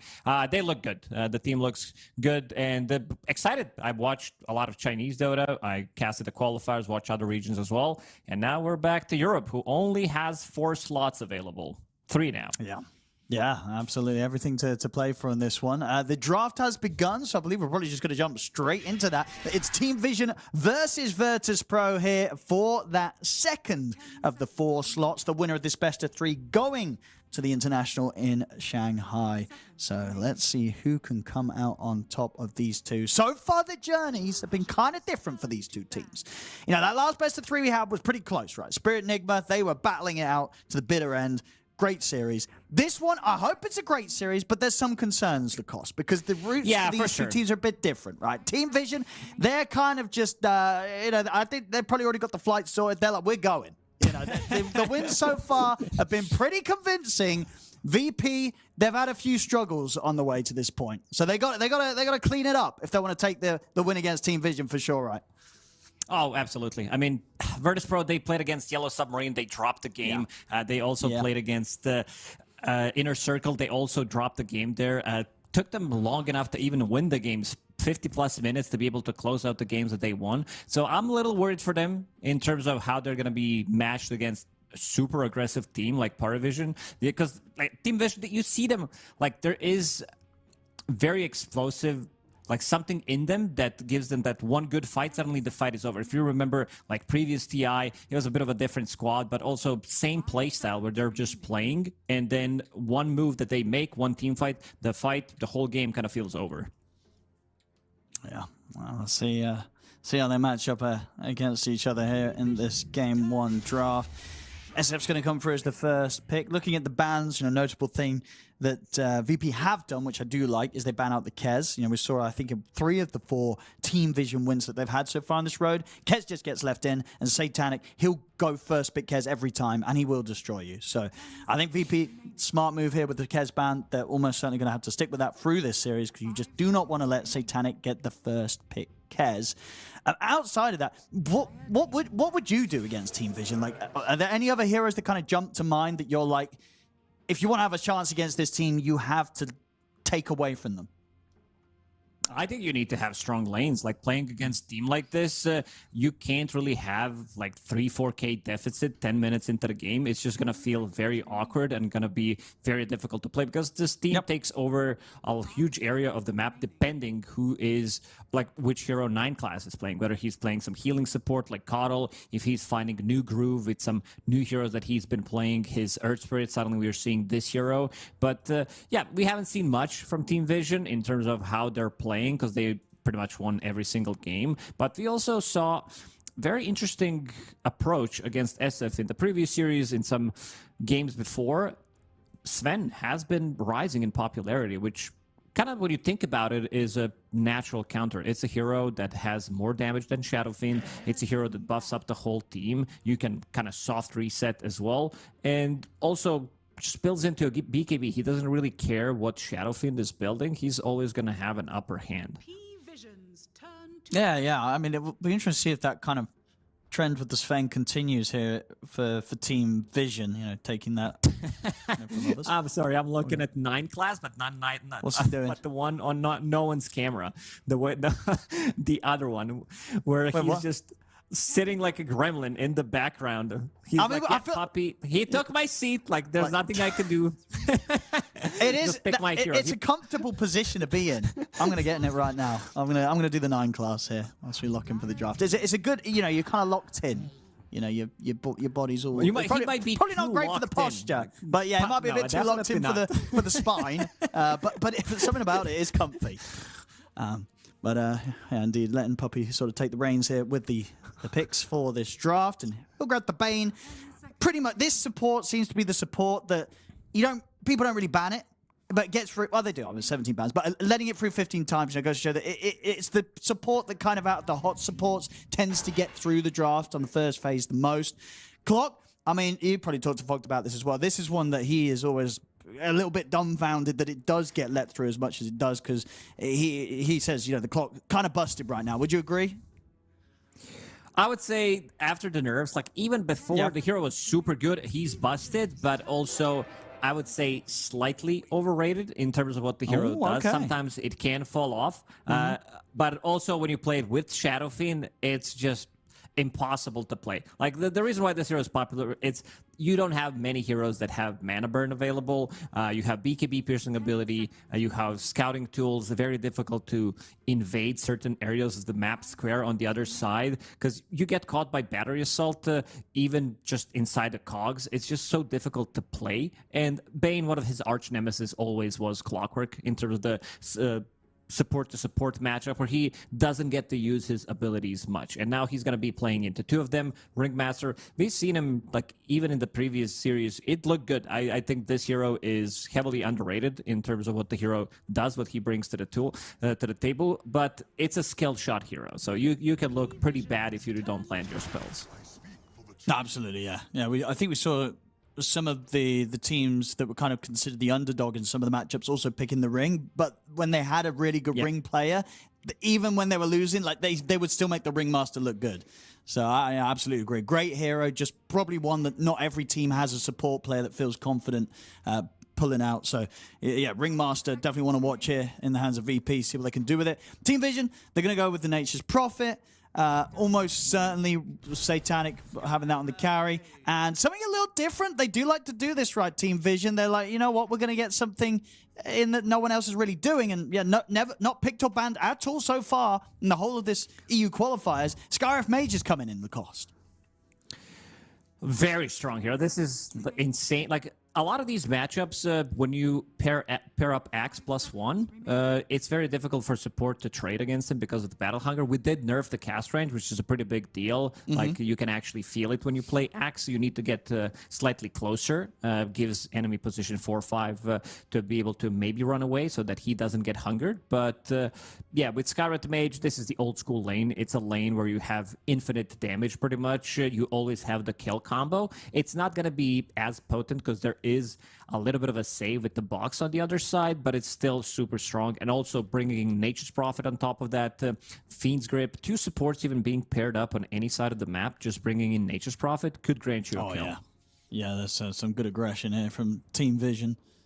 A lot of poke and, as you say, a lot of ways to capitalize on when they do start to get someone low in the laning phase. VP still looking for their other two cores. I've still not got, obviously, an idea of what the mid matchup's going to be, but they know what they're going to be throwing in the offlane towards. They're going to go with the mid pick first, so showing the Ember, and likely saving Saberlight's hero for the last pick here of their lineup. Dawnbreaker was such a good ban from Team Vision because it would ruin. It's a very good hero. It's also, I would say, it fits in type of a playstyle that they want to do. It fits in Saberlight perfectly, where he can be on the other side of the map. A lot of the times you see him not having the most farm. With Dawnbreaker, it is quite different, where he is getting the farm no matter what, one of the fastest farmers in the game from the offlane, and then you can break a lot of these combos as well. It's great against Nature's Prophet throughout the whole game. Bane doesn't get to use his ulti. Great against Axe Call. Just that extra bit of oomph, extra bit of a healing could make the difference. That's a good ban as well from VP. The No One Invoker, we saw it pop off yesterday. They do not let him get the chance to get that through, as the last pick would have been very, very nice. Team Vision, last ban. Still looking towards Saberlight's heroes as they ban out the Tide. What else do they want to get rid of here? Another one of these Aura buyers, and the other hot two are the Centaur and the Underlord. They're still in. So a couple of options. I was thinking, like, if they had maybe a bit of a different support if their position 5 Yeah. didn't have that much control. I would say Primal Beast, one of the better matchups overall against Nature's Prophet. It's still pickable because it ruins Sky, it ruins Nature's Prophet. It's good against Axe once he like Blink calls somebody. You can counter initiate with the Blink Pulverize on top of him. It's something that Saberlight loves to play. Not the easiest hero to execute. Like this hero has certain timings. You also sometimes, most of the time, don't really have great laning stage because you don't get to cast your abilities. But I was thinking a hero that can get out of Sprout throughout the whole game. You always have something good with the Ringmaster as well. Not maybe like the Techies pairing where you get the Taser. But we'll see what they decide to go for. Good bans, as you said, Invoker for no one. They're on the gonna ban same it out. wavelength as you there, Lacoste. You know, you must be wired in with the coach comms there, banning out the because that's not a common ban either. It's not like we've been seeing a lot of Primal Beast at all. I think we've only had like 1 or 2 games of it kind of pop up in the qualifiers. But Team Vision very much seeing the exact same scenario that you were sort of seeing the potential for there. As a Primal Beast enjoyer, like There you I go. see NP, Skyrat Mage, like these are very easy heroes to kill. There aren't, like, sure, they still have one more hero from the mid lane that they could go for. And maybe something, I don't know if no one wants to play like more lane dominating hero. They also have 24 pick for themselves. So they could maybe sneak in. They can't, never mind, it's banned. I was just thinking about Viper. Maybe they're going to squeeze it that in. would but have been it nasty already if it was has been still in, banned. It would look very good. Just, I think there aren't many Mage Slayer buyers in the game, but there's a lot of spell damage on their side. Shadowfiend is a bit of a physical. This is the hero that you mentioned. Yeah, it's just a safe It's one. an easy one. Yeah. Yeah, not the best in terms of getting the saves with the Stampede against the grip, against the call. It doesn't really do anything, but it's a good way of closing the gap against Nature's Prophet. It's also a very good hero throughout the whole game against Skyrat Mage. Maybe later you're going to have another save. It's not like you're lacking the save, but getting the card, getting that Aghanim Scepter could be pretty massive. Controversial one. What about the no one, Kunkka? Or is Kunkka just that trash? Because isn't this a good Kunkka game if Kunkka wasn't trash? I mean, it's good. No, they got it's Pango. good, but May now select your Pango's still in the pool. It's Yeah. just a hero that gives you everything. Pango, after all these nerf changes, is like it's just a good hero. Like you see some of the heroes like Clockwork. He has mana burn. I think you need to squeeze in your own type of mana burn once you see him That's picking fair, it, and Yeah, there you go. gotta have one on each side. Still very good. I don't think he has many things to be worried about. A lot of the times, these ranged turrets are the way to kill Pango, where we're talking about Wind Ranger using the Focus Fire, Carolinas, Medusas, back when that was a thing. Shadow Fiend's now meta. So he can right-click down Pango. I don't think he can kill him because they have no other 10 seconds. BKB piercing abilities other than hook shot, which is They don't, yeah, okay. it's You just could that. try to maybe trap him, but it's not the easiest one. I think Virtus.pro, they drafted themselves a like very strong draft in terms of like just the heroes. It's a very simple, very easy to execute type of a draft that I think because they are playing against a higher caliber team, they need to be able to get the ease of execution in this one. Yeah, it looks good from VP. I'm a little concerned. I think one of the things that we see, I think, being banned out a lot of the times when the Ringmaster is picked is this Pango. Because obviously the Pango kind of makes the saving element of Ringmaster's toolkit pretty redundant, right? You know, everything's going to hit whoever's getting boxed up through it. You've got the AoE control with the Rolling Thunder. So it can make it a lot harder in the fights for Hellscream to bail people out of danger. Yeah, for sure. He's also the one that is getting a Blink Dagger, finding the Ringmaster before maybe even he gets the saves off. You have Axe, so having double jump against some of these saving supports is always going to be a problem. There is a Stampede maybe to try to save you up. Supports, they kind of cover each other nicely, maybe with the cogs, with the hook shot. But again, Team Vision, 9 class on Skyrat Mage. This is a bit of a forgotten hero. He It has is, a couple yeah. of these niche heroes that he likes to play, but it's also a hero that just deals insane amount of damage, especially if he's off to a good start. And knowing him, he's very greedy as a player. Whether we're talking about, you know, him squeezing in Kaya and then playing from there, it's a It's a hero that suits his playstyle. Like, I already see what he has in his quick buy. It's double Null Talisman, making sure that he's going to have that mana.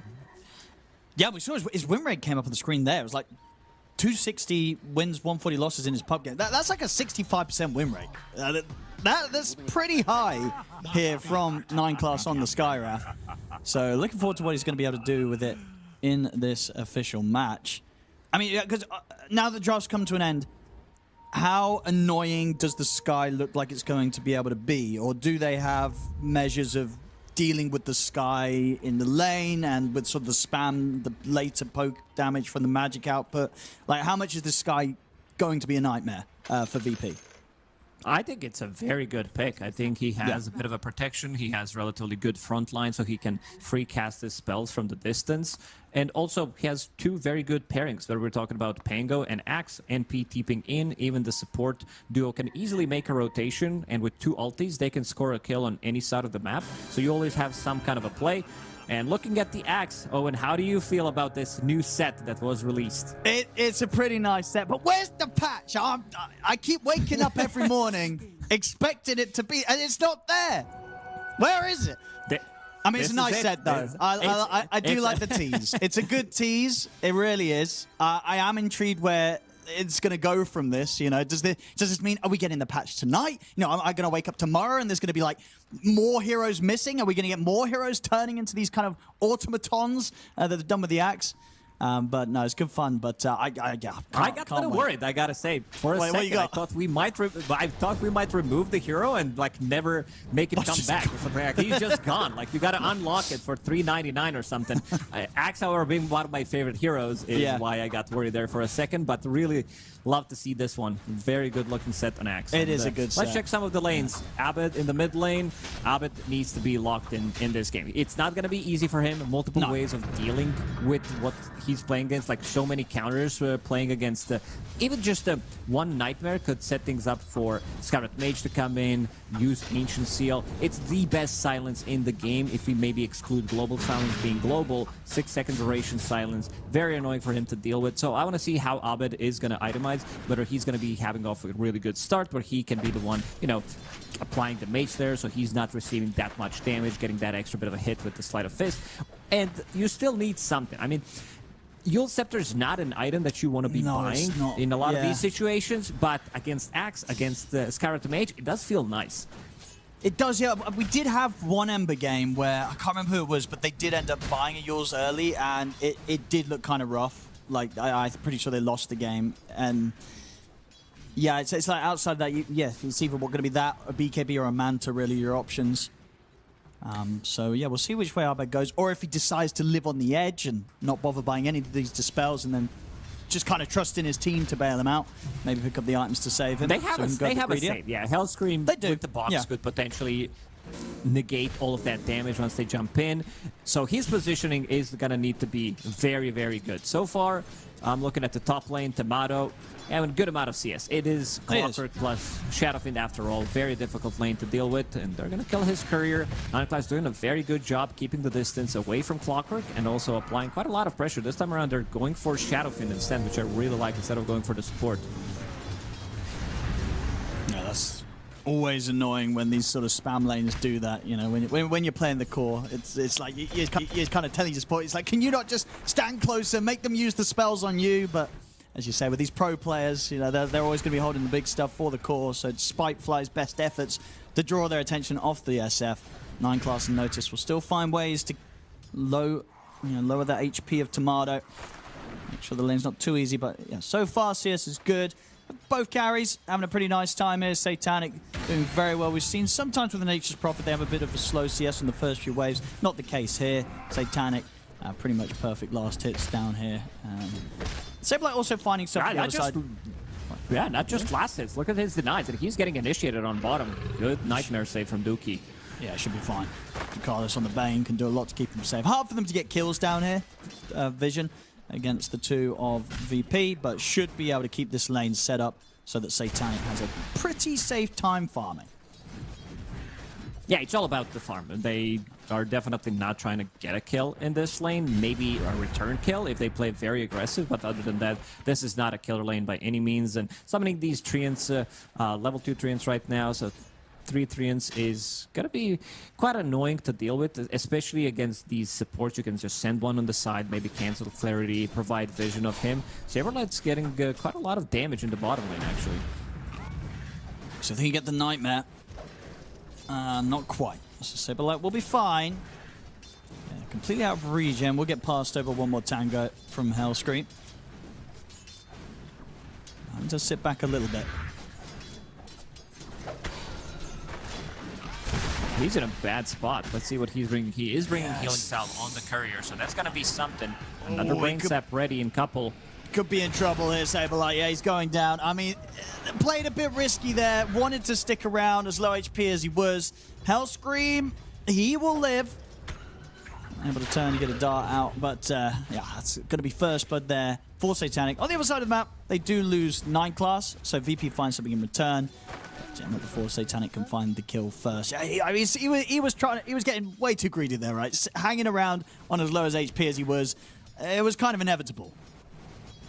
Yeah, I also think you need to bring, you said that he gave him Tango, you also need to bring some extra regeneration. His CS is not that good, so he didn't get the good gold. He didn't buy that early Helm of Ironville, which gives you pretty good armor, gives you pretty good regeneration. Armor is the big one because you're playing against constant harassment from Nature's Prophet and also his treants. So didn't get that on time. Maybe needed to... Sometimes you get like really greedy. You're like, yeah, I'm very close to it, but you also need to hang send out around. the salve, your courier gets back, and then it's gonna be delayed. But yeah, maybe he could have prepped an earlier salve just to make sure that this harassment is not gonna be as annoying. Yeah, no, certainly hurts. Giving that first blood to Satanic, who was already having perfect farm down here. And just the fact that this Nature's Prophet Bane gets a kill against the Centaur, something that you wouldn't necessarily expect to be happening. Talking about the Bane, makes the move up top, does die, Nice and Tomato, okay, gets denied by the neutral creep. So after they made that move to try and kill the SF, sure, they get him out of the game, but they're not actually able to get the last hit on him. Don't get the kill. He gets denied by the small cap. Bottom. Nice round. He gets the XP, but Satanic now in trouble. Trying to punish him, but couldn't quite. I mean, it's super hard to hit these impalement arts with the daggers whilst all the treants are out blocking them. So couldn't get the connection. Onto Satanic. Decisive has got the sleep. Satanic looking for the Sprout burst, but not enough to burst through Hellscream. Still keeping the lane low. They're using a lot of resources, Owen, just to make sure that they're keeping themselves alive. They're using a couple of daggers, they're using Tame the Beast, Saberlight using the stun as well, and also losing this kind of resource war where they're getting out-harassed. Brain Sap's ready. Satanic. Ooh, trying to do the body blocks here with the Treants. Sprouts out and the Treants out, blocking Saberlight's escape. Is Saberlight going down again? This Nature's Prophet Bane lane, it feels like it's getting way more kills than it should be down here. A very hot start for the safe lane of Team Vision. We see Abed, he came over for the 7 minute, has to jump away. Just kidding. Cannot stick around for that one. Oh, this is a really bad start for Virtus.pro. Like, It's it rough. looked good. They got the deny. They got some kills. Abed trying to make a move, knowing that they're not going to be able to contest their own rune on their own side because they just died. And Fly, he's going to die. This is these his, side lanes looking spooky. First death. It's Like- looking very rough for them. It's going to need to be Abed who needs to fix these lanes.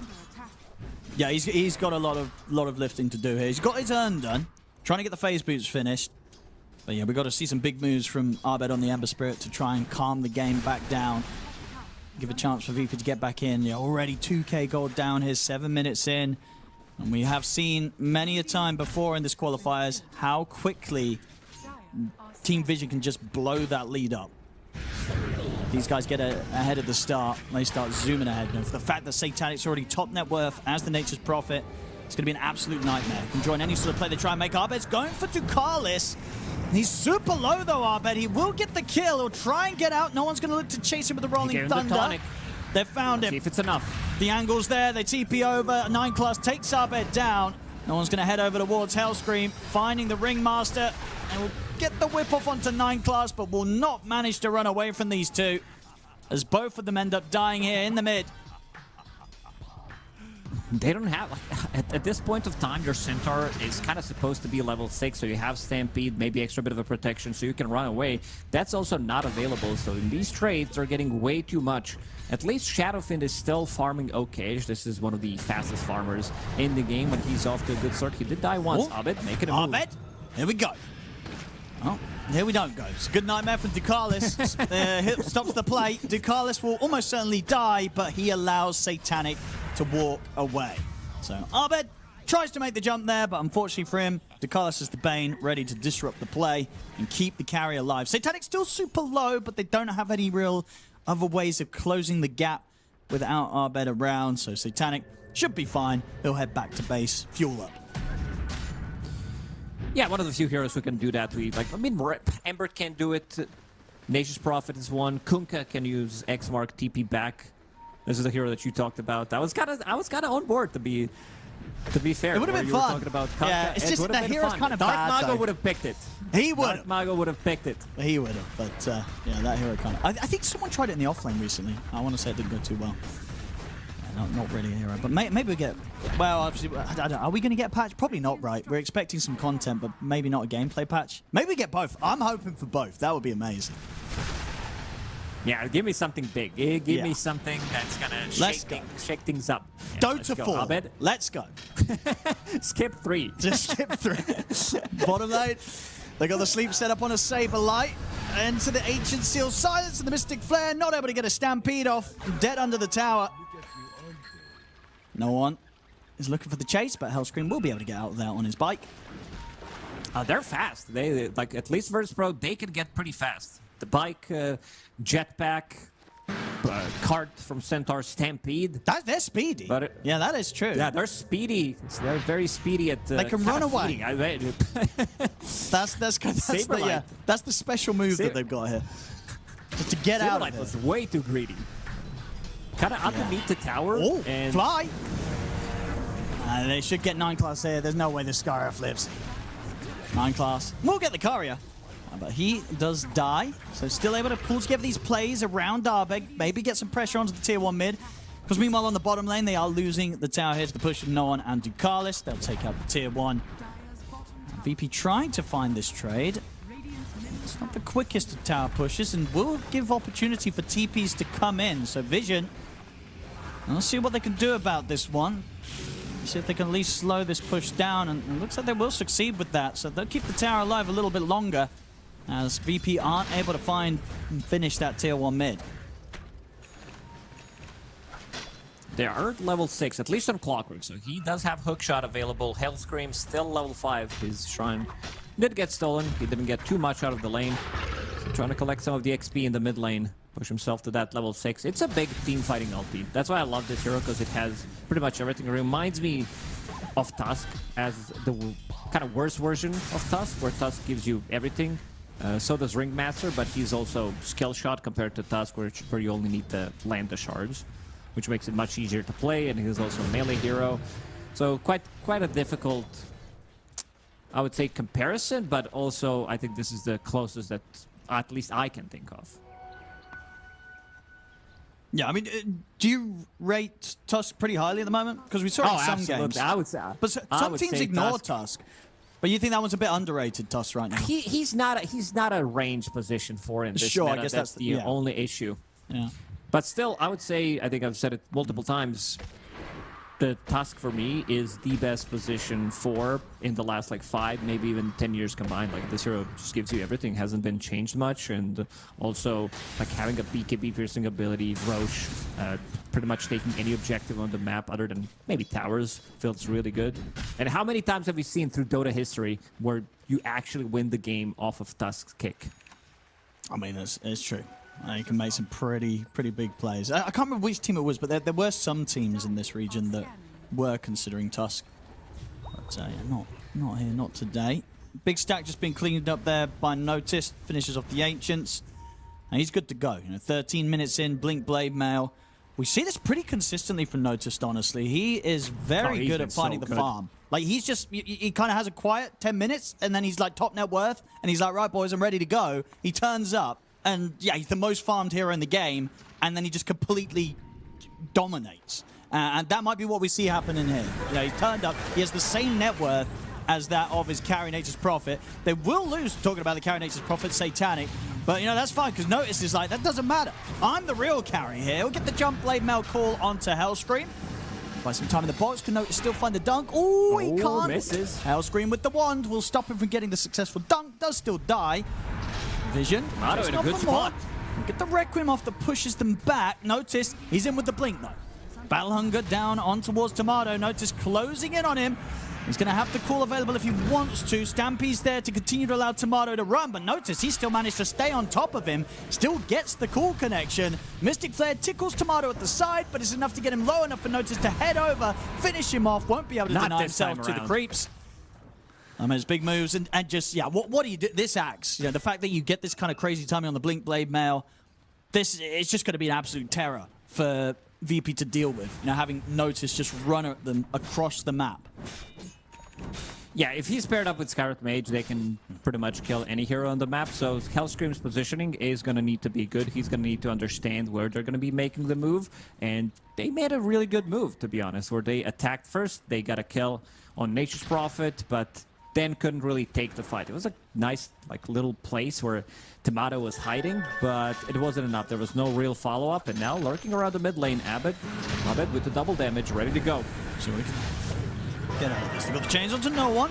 The whip and the wheel very nicely placed there by Hellscream. Good clean combo to follow up with the searing chains to take down no one. Now with the flame guard, Abed ready to zoom over towards Ducalis.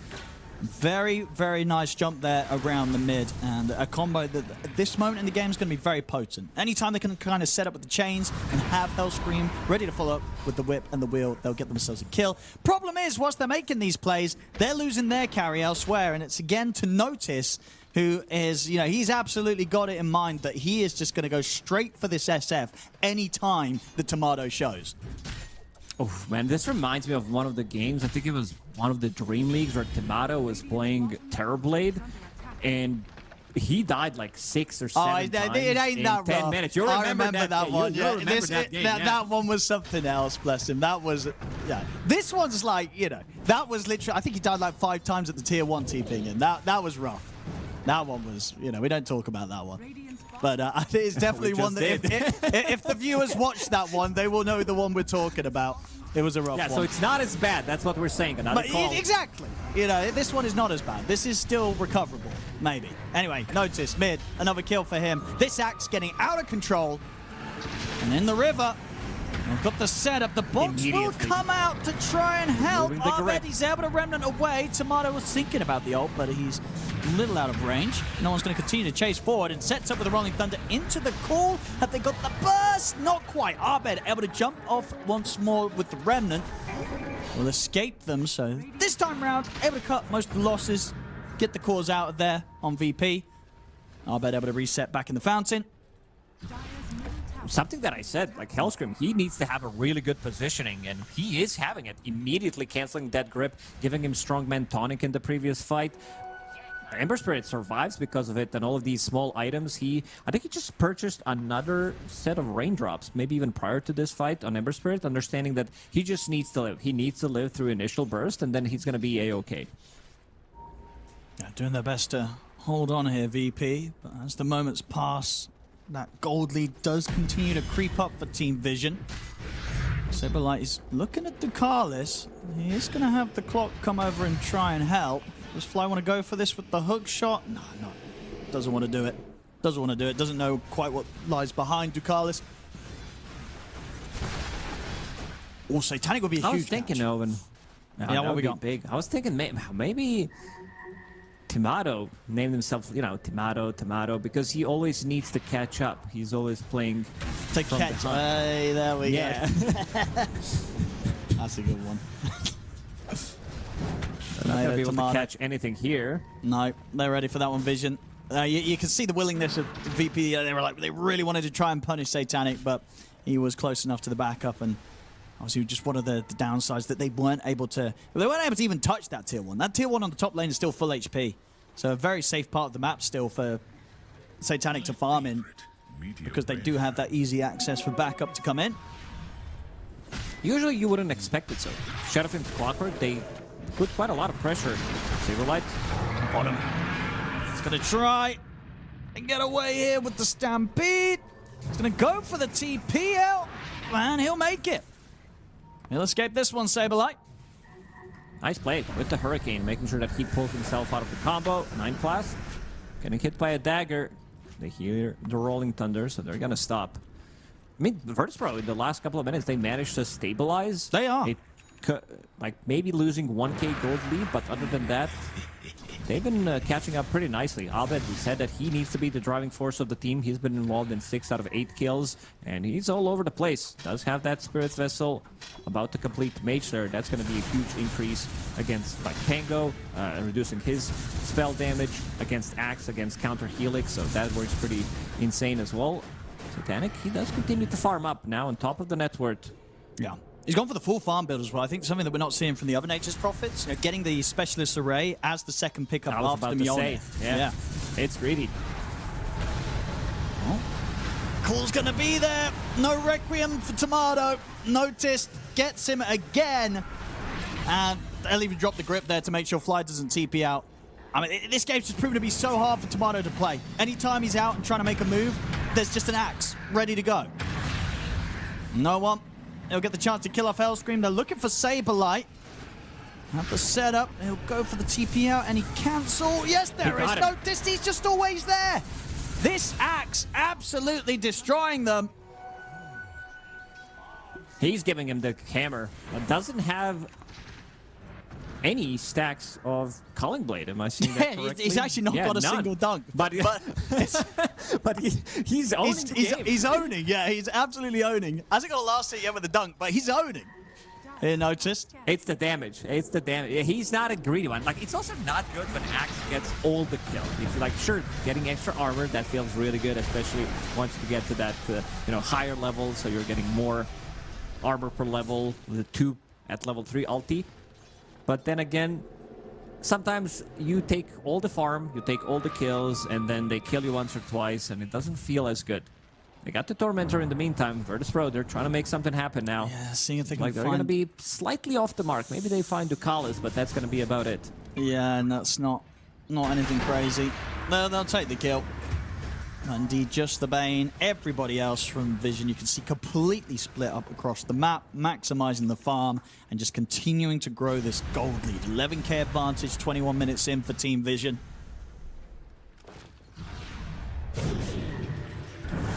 Top.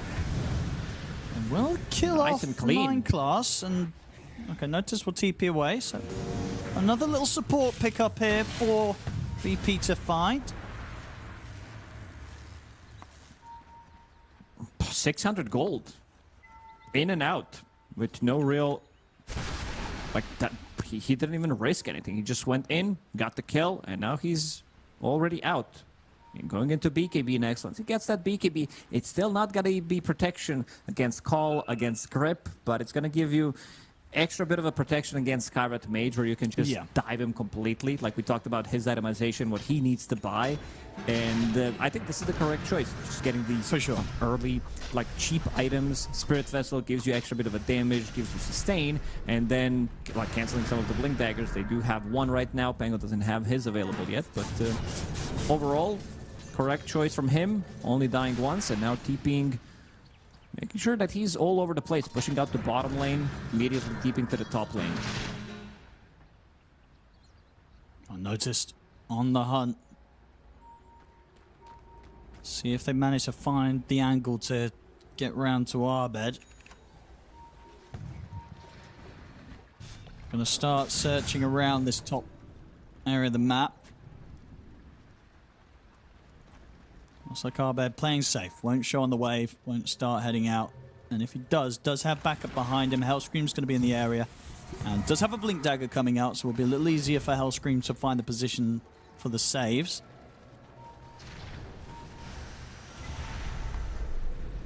We'll dodge that smoke play. As a weird build Oh yeah, who's got the weird build? guy yourself, I mean, it's an okay build. It's nothing too crazy. This is something that Centaurs have started to do from the off lane. I believe it was Miero who did build into Heart as his like first/second. Oh yeah, yeah.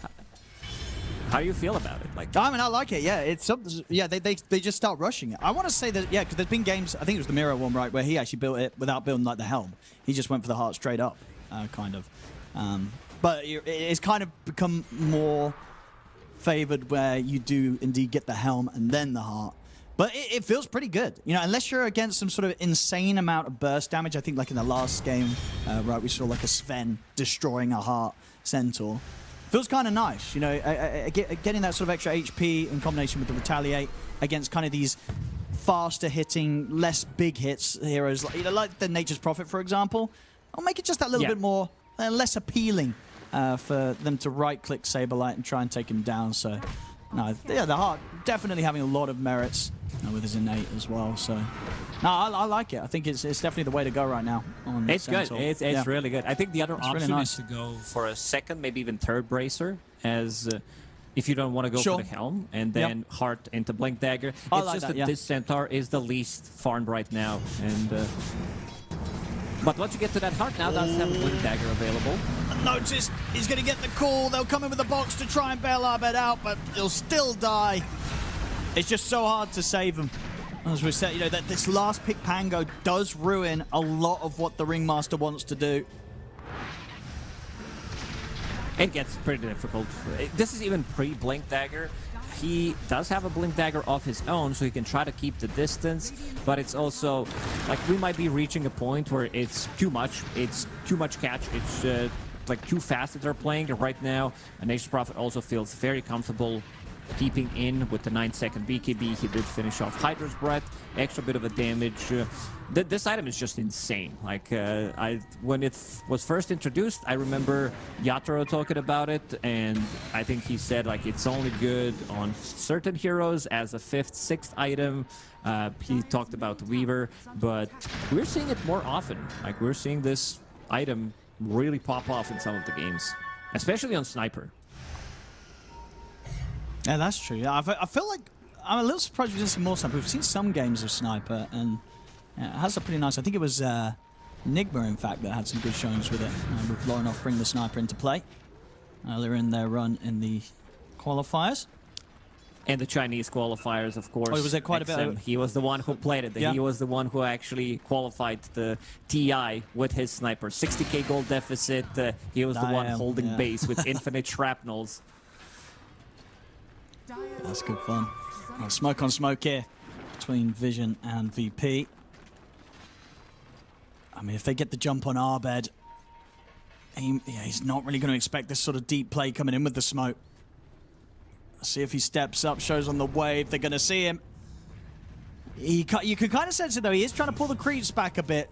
Does feel like that he does know something might be coming his way, and smart moves there from Arbed. Does avoid this. And also means that there is the space for VP to start trying to do the Roshan. It's not the fastest Roshan. They do have Alpha Wolf, so extra bit of a damage is coming through. It's only 2 heroes hitting it, however. This is nice, though. I don't think Vision expect this, or at least when they will now, it might just be too late to stop it. They're definitely going to sense something's up here at this point, but VP have set up pretty nicely with the defense with the cogs down, making sure that there's the space for them to finish the Roche, get the Aegis on Tomato. Nice moves there from VP. A very good read what's happening on the map, making sure that they're getting something done. You said, like, the zoning that they did with the Clockwork, good positioning again from Hellscream, making sure that even if they get a good angle, he's going to be able to try to stop that fight. Tumbler's Toy plus the Blink Dagger. He does have ways to close out the distance. Saberlight. His score, not the greatest in this game. 0-4-1, had a pretty rough start in the recovery mode, but also having slightly more farm than Abed. Even though Abed has been popping off, a lot of the times you need to be...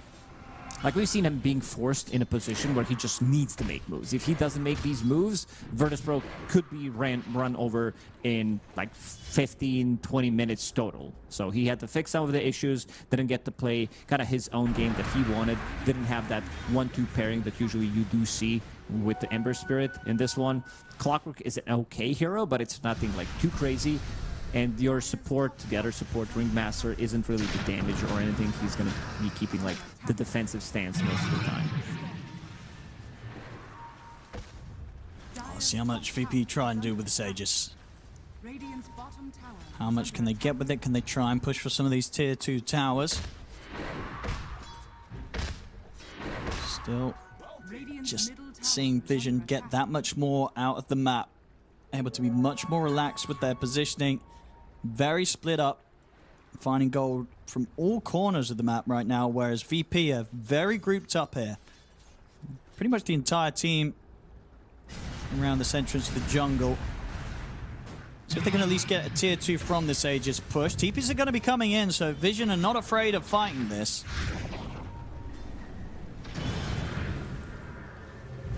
VP, no. They're going to back off. Will smoke up now. Let's see if they can find that catch. That's a remnant. Yeah, he's ready to rejoin them. I mean, if they can get the jump onto Satanic, would be rather nice. If he's able to get the BKB off, though, he will hit incredibly hard with this Mjolnir, Hydra's Breath, and Crystallis. They should know something is up. They just saw Dire using Yeah. the scan and Satanic. It's got full Might be Daedalus getting as caught well, here. in fact. Like, this guy's going to be kicking out insane damage. Super farmed on the Nature's Prophet. These are some of the highest DPS items that you can buy on the Yeah. hero. Mjolnir, having Hydra's Breath as well, Daedalus.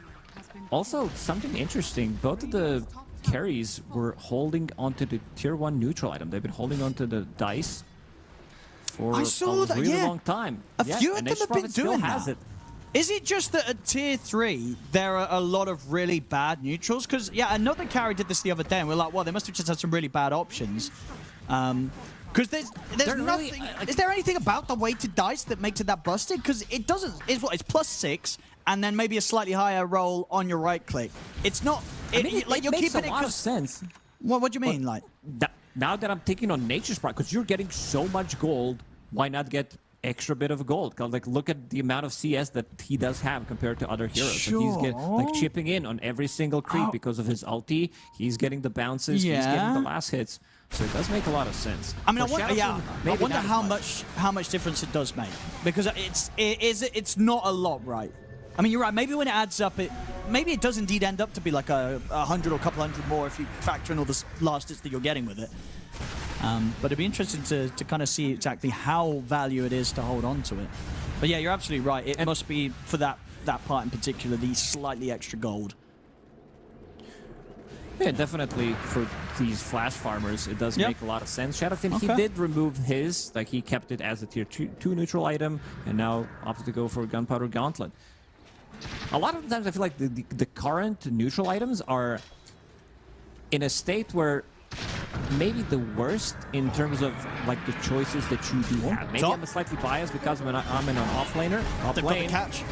That's a big kill on Satanic. Notice he's going to be able to counterplay, though. Gets the call in onto the two of them. Rolling Thunder, keeping them both locked down. Fiend's Grip on towards Saberlight. They kill Satanic, but they will lose 2 heroes for the effort. He got the dunk this time around. There we Notice go. 7-0 and 5, but he got the 2 dunks from the previous fight, getting that extra bit of armor. It does actually matter a lot when you play against a hero like a Shadowfiend, who is reducing your armor. He's all about that physical, pretty much. He is a mixed damage hero, but a lot of the times, like you see hero just pumping in the damage. Notice he does have BKB available. I'll pop the BKB and run here. Not interested in making a jump again quite yet, as the Aegis gone on Tomato.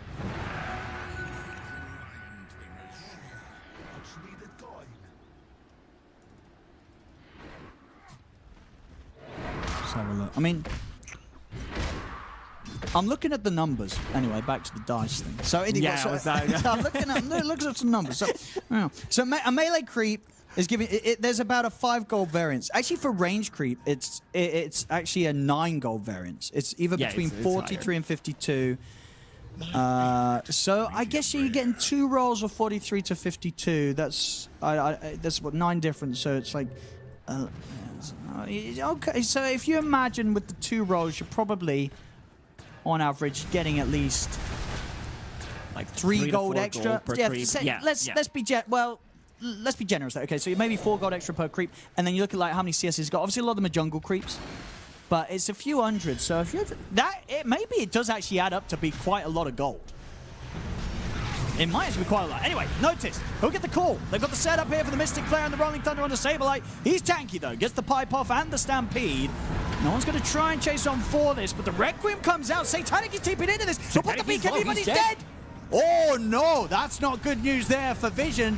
Fantastic news for VP. They've just killed the carry. They'll get noticed on top of it. A massive fight there for VP, and one that Team Vision, they walked into.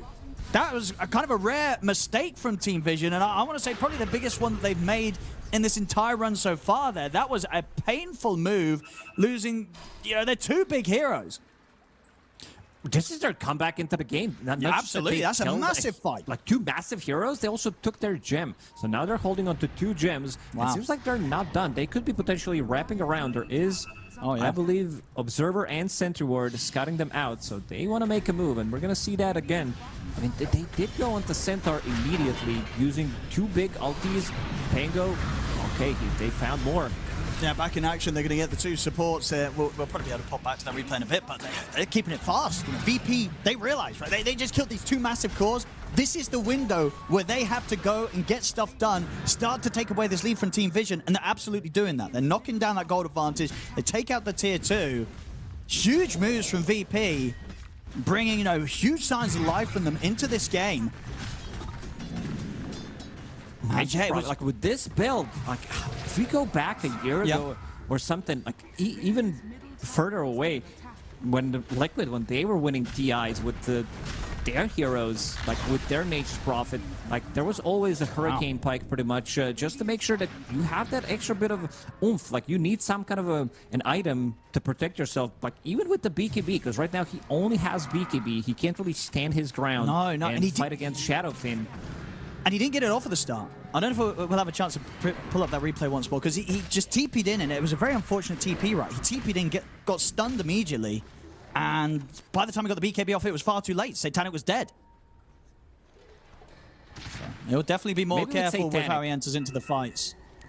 Yeah, maybe with Satanic, those deaths that he did have, the one in the top lane, this one, is going to slow him down. Needs another minute or 2 to finish off his big item. Maybe with Satanic, he's going to be able to, with the Satanic item that is, he's going to be able to maybe stand his ground, but also got to be aware of some of those like more annoying things. Now you still have a BKB piercing ability from Clockwork Ringmaster. He can trip you up. You can get instant stunned by a Centaur. There is no save other than Nightmare, which is just like not the best. It buys you a little bit of time, but they can still lock you down. Saberlight now with the Shiva's Guard doesn't have to worry about a thing. No, does lack some armor. They're going to think twice about jumping the Centaur now. At this point, after the way that last play went. Vision. No one's going to see Fly. And they're going to start things onto the clock. Jump onto Fly. It's going to be Fly gone. I want to go for more. 9 class. Quick blink play. He's going to find himself Hellscream. The Stampede will be there, allowing Hellscream to run. Saberlight making sure they don't lose even the support here on VP. Hellscream's out. And did slow down. Something that even the different version of Team Vision, like something that they talked about as well, was they always make the one under Astini that I'm talking about is David talked about it in the interviews where they're like, yeah, we have this one mistake that we do that also sets us back pretty heavily, and this is the one that they also replicated in the previous fight. No one looking for something. With this Nullifier, with this Basher, they can lock onto a target, try to kill it off, and also now they don't have to worry about the escape act, so they will have something to dispel it. No one. 3,000 HP on him with Prophet's Pendulum. An extra bit of night vision as well from that alert. Extra 225 could give them a bit of an edge in how they want to start the fight. See what they can find with the smoke. Or if they find Satanic. They seem to have a good idea of where he's heading. Yeah, they caught him on that ward close to the mid lane. They know he's going to be going down in a farm. Again. This is a massive catch here. They're straight onto him. They burst through him. Satanic dead for 90. And I bet he's ready to go for more. Jumps up with the slight searing chains over towards Ducalis. I mean, VP, they are stepping it up here. Massive turnaround in this game. Taking away this lead that Team Vision had. And in the mid, Saberlight nearly getting the catch on a notice to be able to blink away just moments before that Hoof Stomp connects. But my goodness, VP, they're giving us the best fight that we've seen from them so far in this qualifiers. They had to step it up today. And here, 38 minutes in against Team Vision. Against the Team Vision that had a solid start against them. VP, they're bringing the best plays they can. Notice to get the call off onto the two of them, but there's 9 class dead. It's only the two of them trying to fight this here, so Vision, they've got to run. No one's going to go for the TP out at the remainder of the Rolling Thunder. He'll back out of this. But yeah, Vision... That's Roshan for them again. Unless Notice can find some godly call, I think he's going to try to go and try to make a play. Does have Blink, does have BKB. He also put the dust in the backpack. He's ready to go. Scan. I mean, the Blink's going to be a bit short, though. He's not going to be able to do it. And opts to not try. That would have been very risky. The game is already in a position where maybe they do need to take those risks, but if he dies there, this game starts to get difficult for Team Vision. You know? No doubt about it. This game is kind of the first time that Team Vision is going to be tested on their qualifier run. They had some pretty smooth 2-0s, as to be expected by the squad, but here today against VP, they got a challenge on their hands. VP fighting back hard. A hook shot in onto Notice. That's going to be the TP put to a stop. They'll get the call off. Fly out to the side, though. Notice won't be able to... Or maybe the Battle Hunger will kill Fly. It will, so brings Fly down. But it's Tomato getting the last hit onto Notice. Massive stuff here from VP. Oh, they're doing it, Owen. I think that fight that did happen where they killed off Satanic, and also prior to this, where they realized and kind of had a better read overall what's happening on the map, getting that early Roshan number 1. So Shadowfin could play with the Aegis, and now he's holding on to the second Aegis as well. And yeah, the game is just completely shifted for some of the players individually as well. We saw Noticed have this incredible start, but he's falling behind massively. You know, now bottom of the cores on the net worth, his game has almost grinded to a halt on the Axe after having such a beautiful beginning. He's struggling. And on the other side, Saberlight, he's absolutely made the comeback, and he is now this unkillable beast on the Centaur. A very different bit of the game now when you look at how the offlaners were matched up earlier. Yeah, this Centaur is now a menace because you can't really kill him from 100 to 0. He's going to get saved by a Ringmaster. Sure, there is Nullifier, but you also might not be able to kill him anyway, considering that he's sitting at 30 plus armor and 5,000 HP. Plus, he does have Prophet's Pendulum. 30% of that damage is delayed over 5 seconds. Your burst damage is not going to be as potent. And we're talking about the burst damage that does kill heroes with Axe, with the Blade Mail, Scarlet Mage ulti over a 3-4 second duration. So it's not going to be there. And then he also does have Aghanim Scepter, so he can save whoever gets jumped on. So now they have double save, one that can be dispelled and the other one that cannot. It's still a relatively short cooldown. This is 35 seconds after everybody was picking it up a couple of months ago, maybe a year ago. The time does fly. We nerfed it, but it's still very, very good.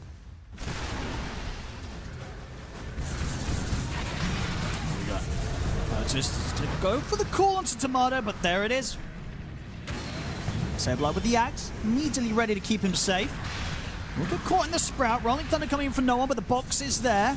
Should allow him to walk away. Still got the Aegis, of course, Tomato, so doesn't really care if he dies the once. Looks like they won't even be able to get him the once. He's fine, can heal back up. Without even using Satanic. Item, that is. No Nullify. Maybe they could have killed him if because they were trying to commit. They were trying to get him once, but didn't precast that Nullifier immediately. Noticed?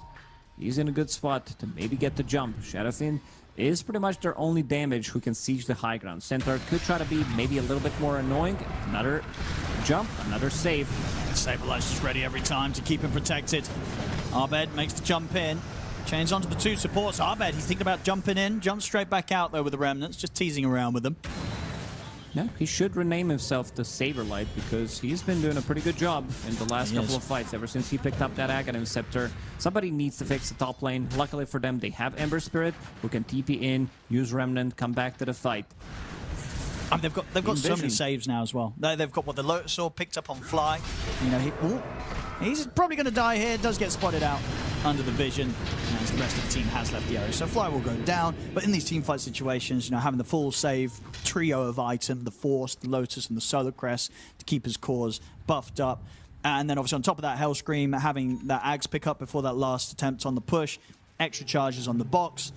A lot of ways to bail one another out of this. These fights are not anywhere close to as clean and easy for Vision to identify and get these easy kills. VP, they've got all the answers. Absolutely. I mean, this game, they gained 14, maybe even 15,000 net worth deficit that they did have early on. And this was the game where it was supposed to look pretty grim for them from the start.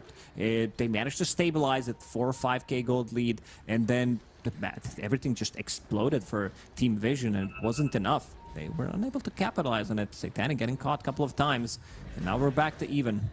Yeah, this is, as I say, no, absolutely, it's still very much a chance for Team Vision to get the win here, but it's just the fact that, indeed, the position that they're in is even. And that is not a position that they've been in with any of the other teams here in the qualifiers. I think 44 minutes, I don't even know if any of the other games lasted 44 minutes against them. I don't think they did. Or if they did, they were basically over. So, as I say, the first real test here for Team Vision in this qualifier run, it comes at this pivotal moment in this best of 3 for the TI spot up against VP, who are going to do their best to show that the improvement that they've made along this TI qualifier run has certainly been pretty huge, especially if they're able to take a game and potentially a series against Team Vision.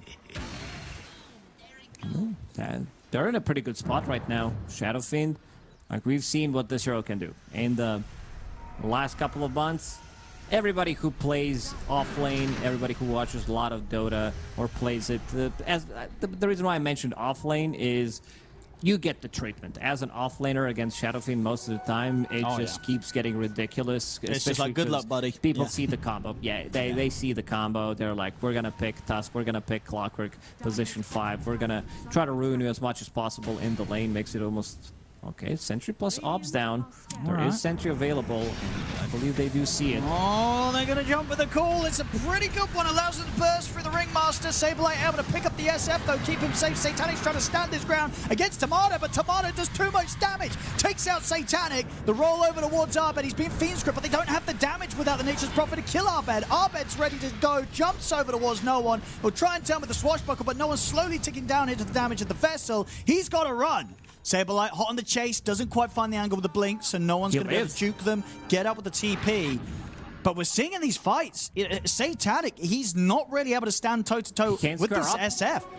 The fact that there's this backup every single time from Saberlight, ready to go with the cart, picking up the Shadow Fiend, the Nature's Prophet, it doesn't really stand a chance of winning that kind of, straight-up damage competition between the two of them, because there's going to be a huge portion where he just can't hit the SF. No, he can't. It seems like he needs to deal the damage during his BKB. Even with Satanic, the item, it's not enough for him to sustain himself, because there's so much control, there's so much lockdown. He pops it, maybe he gets a Spirit Vessel afterwards. It's just very, very, very difficult for him to play these fights. And also, like, the reason why Pango survived in the previous one is he has Prophet's Pendulum, so 30% of that incoming damage is delayed over 5 seconds. Plus his innate ability, something that we don't talk too much about, is Fortune favors the bold. The numbers have been buffed up. Now it's 50%. I think he got crit 2 or 3 times by Shadow Fiend and just didn't get crit. Can absolutely make the difference. It's a toxic one. Remember, like, with the denies, when you had question mark...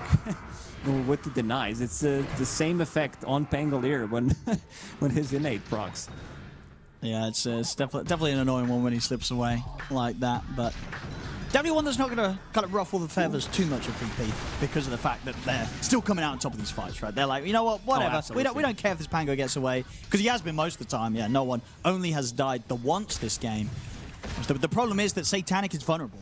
It is this Nature's Prophet that has all this farm, and he is top net worth. But so many times in these fights, we're seeing he just can't really find a position to fight. 9 class, caught outside on the map. A couple of hits from Tomato takes him out. Satanic is looking at trying to maybe do something here. No one will get in with the Rolling Thunder, but the BKB is available from Tomato. Square up. I mean, Satanic's trying to fight this. Can he get the BKB off? It's too late. He's Satanic's just dead. gone again. Tomato destroys them. Double kill for Tomato. Turns towards no one. Triple kill for Tomato. Arbed's jumping in the base. Kills off Ducalis.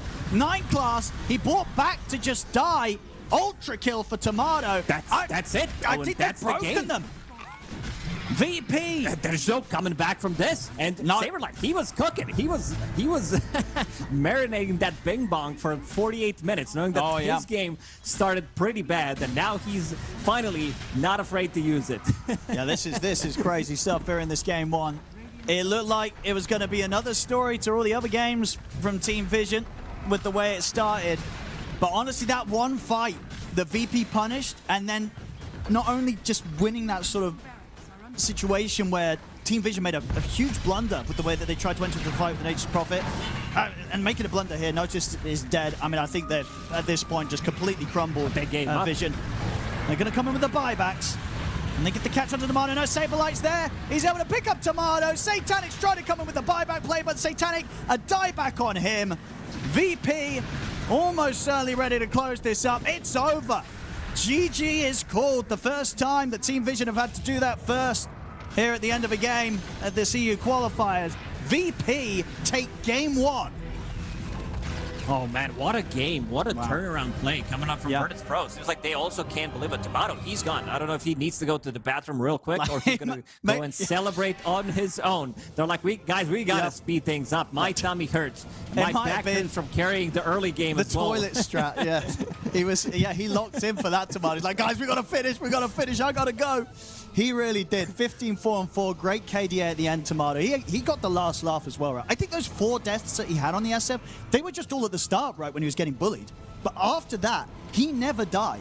And the team just built perfectly around him. As I said, Fly had all the supporting items to save him. This was the Hellscream was ready. And indeed, this one was just the big mess up there from Vision. They had this 13k lead. They had this incredibly farm Nature's Prophet. But Satanic goes in, dies, and sure, they make a mistake there, but credit absolutely to VP. They just punished them every moment after that. They did everything they could to stop Vision from ever getting back that hold on the game.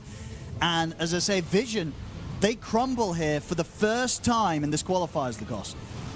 Oof, that was rough, that fight with 15k gold lead. And also that observer board that they did have in the outer ring gave them opportunity to pick them off multiple times. And you see Pango, the one that I was talking about, with Fortune favors the bold. Maybe they were bold in this one, but not bold enough against Virtus.pro, who really stepped it up. This was another one that they managed to get up thanks to that observer ward, and Nature's Prophet just didn't seem as tanky. Something that we've said, like something that Pango is always afraid of, is these long-range turrets. And we gotta give credit to Saberite, who is saving his turret, who's still dealing the damage, getting these massive crits, massive right-clicks in, while he's getting driven in the cart.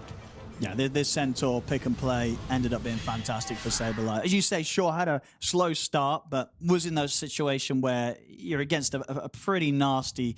well, I think the lane was that nasty. It was just the fact that they made those mistakes, right, and gave up those early kills. Yes. It just meant that the lane was really, really tough for him.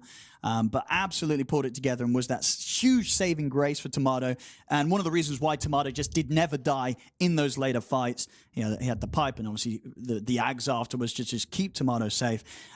Tomato, I say, definitely got to give him credit here for the standout player. They killed him 4 times early on, but he made sure that he did everything as possible to keep as close as he could with the farm of Satanic and just itemized perfectly. We saw multiple times where Satanic just could not stand and trade hits with Tomato. Tomato on the SF had way too much damage and was able to dish it out fast enough and have the survivability to kill this Nature's Prophet. Yeah, he was unable to, like, I think Satanic needed the item. He needed his own item in these 2 fights. A little earlier, maybe he could have swapped it up in terms of like what needed to be bought first. Hydra's Breath, it's like super high DPS item, but it doesn't give you that extra bit of a tankiness, that second life that maybe you need in some of these engagements. Well, there we go, ladies and gentlemen. Very impressive turnaround from VP in this game 1 of the qualification series for TI. See if they could keep it up into game 2. Obviously, all the series they've had so far, VP, they've won them all 2-1. They've always dropped a game. Can they get a clean 2-0 against Team Vision? It's not going to be easy, but from what we saw in this game 1, they might just have it. Don't go anywhere. Game 2 of VP versus Team Vision coming up after the break. The human body was built to move, not trapped at a desk in one singular posture for 12 hours a day. It's time your chair evolved. This is Secret Lab Titan Evo. Ergonomically engineered for you, gamers, hybrid workers, artists, backing your every move.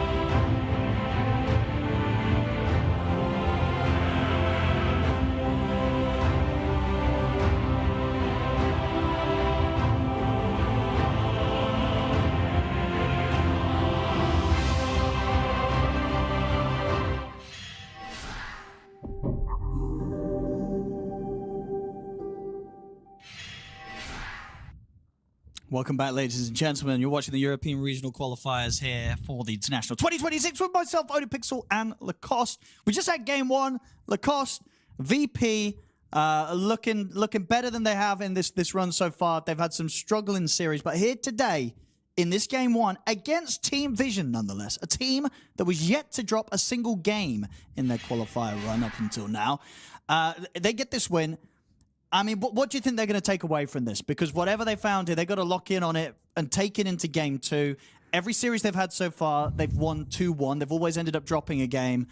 What do you think VP's stepping away from that one and saying to themselves that they did especially well in and they want to try and replicate in this Decision making is what won them the game in this one. We said it, they had a very good draft coming into this first game. Very simple, very easy to execute. I think their laning stage is their laning stage is it's not good. It's not great compared to some other teams that we're seeing. This is something that they need to step up because I feel like if this team had a very good laning stage, imagine if they weren't playing a lot of the times with so much deficit, so many times that they need to make a comeback. So maybe just a little bit of a misplay. You saw like early on where they don't bring the healing cells, maybe some misplays in the top lane as well. So Abed had to do a lot of heavy lifting. He was the one who needed to fix all of these lanes. He was all over the place, left and right, making the right moves. They lost the XP rune 7 minutes in as well. So this is something that they definitely need to work on, but also when it comes down to what needs to be done when things go pretty badly for them, this is a top-tier execution of the strategy, how to read the map, some observer wards that they did have that allowed them to get the pickoffs. Because you're saying, if you see this current VP, as they are, actually get an advantage early on, you could actually see a world where they could actually stomp a game against Team Vision if they get a hot start in the lanes.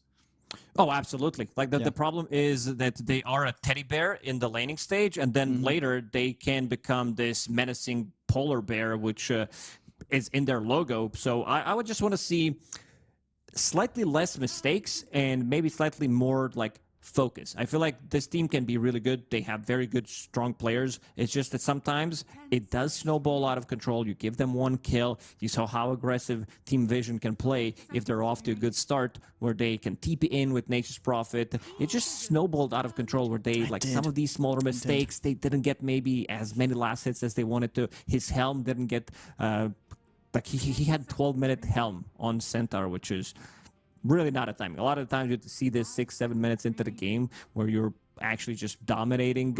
Also not too difficult of a matchup for him, but he also, I gotta say, he stepped it up. He stepped it up heavily when it comes down to execution, when it comes down to save, when it really matters, his positioning. And also speaking of positioning, Hellscream, this guy completely owned the mid fights and the late game fights. He did, yeah. No, big fan of the Ringmaster plays, and maybe something that they'll have to consider here in this next draft. Already some adaptation. Team Vision, they are going to ban out that SF. We saw, Tomato really step his game up after having a very rough start, was punished multiple times in that mid-game. But then from that point onwards, absolutely carried on this SF. Left up for something different this time. Puck's going to be the first pick for VP. Now, this is a hero that I think that if there's a percentage for the bans, it's been banned out like 90+% of the games. Like, this hero always gets banned, gets let through here. Win rate's been a bit hit or miss, but still, I think that doesn't really represent actually how good this hero is. Like, every team is terrified of this hero, hence why it has been banned out 32 times in this qualifiers. Team Vision, they leave it in. I want to see what the plan is going to be. Team Vision, they have, like, I would say, two big options. Something that they used in some of the previous tournament during the Blast Slam is they used Shaker as a response, I believe, against Puck. They could also use Void Spirit. These are some... Like, Shaker is a bit of a crazy one. This is not a hero that we usually see. We saw maybe 1 or 2 position 4 Shakers from Jin-Q in the Chinese qualifiers. But other than that, the hero is really not that popular, but it gives you that instant lockdown. You need something because a lot of the times the hero will just get away, keep getting away. He lives once, he lives twice. Then because he didn't die those 2 times, he has an extra item and then he survives because of that item, whether that being like extra bit of the damage that he deals. Maybe he's more tanky because he has... I don't know what he's playing against, Octarine, BKB, Aeon Disc, any defensive tool that you can buy on Puck. So very slippery hero, very annoying, infinite damage, infinite scaling, even after removing the level 25 talent where Coil goes through debuff immunity. It's still a very menacing hero to fight against in the late game. So Team Vision. What's next up here on the bans? Interesting. They decided to ban out Coddle after seeing Earth Spirit being picked up. 10 seconds remaining. Because these are the heroes that 9 class it's normally does 9 play. classes, yeah. Maybe they are considering that maybe no one was going to bring out the mid Earth Spirit in reaction to the puck, but that would be surprising. Could be maybe something that they cooked. Turn to pick. Let's have a look, Team Vision. Be interested to see what they go for Satanic this game. Of course, had a little bit of a rough one that last game on the Nature's Prophet, despite the amount of farm that he had. So I feel he's probably going to want to play something different this time. It's gonna be some Faceless Void, something That'd be along fun. those lines. Some Giga carry that he's gonna be pulling out. Some Terrorblade. Tiny's also fine. I think. Okay. Like right now, Tiny can still be played from the mid lane. We saw 2 games. It didn't look that good. I still feel the carry is the role for Tiny to be played at because you're still a mixed carry damage, mixed damage carry. You're dealing insane amount of magical damage. You're a super strong laner. Not sure what has been happening in EU. I haven't seen, I would say, too much of a Phoenix. This is one of the better heroes against Tiny. Maybe not so good once you get close to him where he gets this double hit with the Echo Saber, so he can be the one with the +1 to kill off the egg. But the percentage-based damage is very annoying for Tiny to deal with. Yep, 8 games, 62% win rate. Highest that we were seeing so far, yeah. So what they want to follow up the Bane with. 10 VP. seconds remaining. Likely going to show their other 5 support. seconds remaining.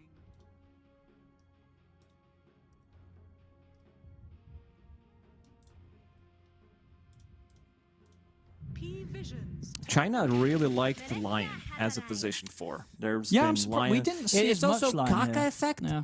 Yeah, maybe it's been like heavily contested in the grand finals. I think Mm-hmm. Lion was part of all 3 games. Dark Willow is also a good one. It can't fall off. I think you need to have the right offlaner to be able to get stuff done. It's the damage, but sometimes Willow, Bane, these are strong supports, strong laning supports, but they also need to have a hero that they can play with. This time around, it's gonna be Puck. I thought they might open up actually with Silencer on 13 instead of Tiny, because now you have to worry about getting your grip canceled. You have ways of setting things up for Puck. So you have 3 heroes that Puck is going to be afraid of, whether that's Avalanche Toss combo, Global Silence, that gives a setup for Earth Spirit to roll in, get that extra bit of a stun duration, silence afterwards.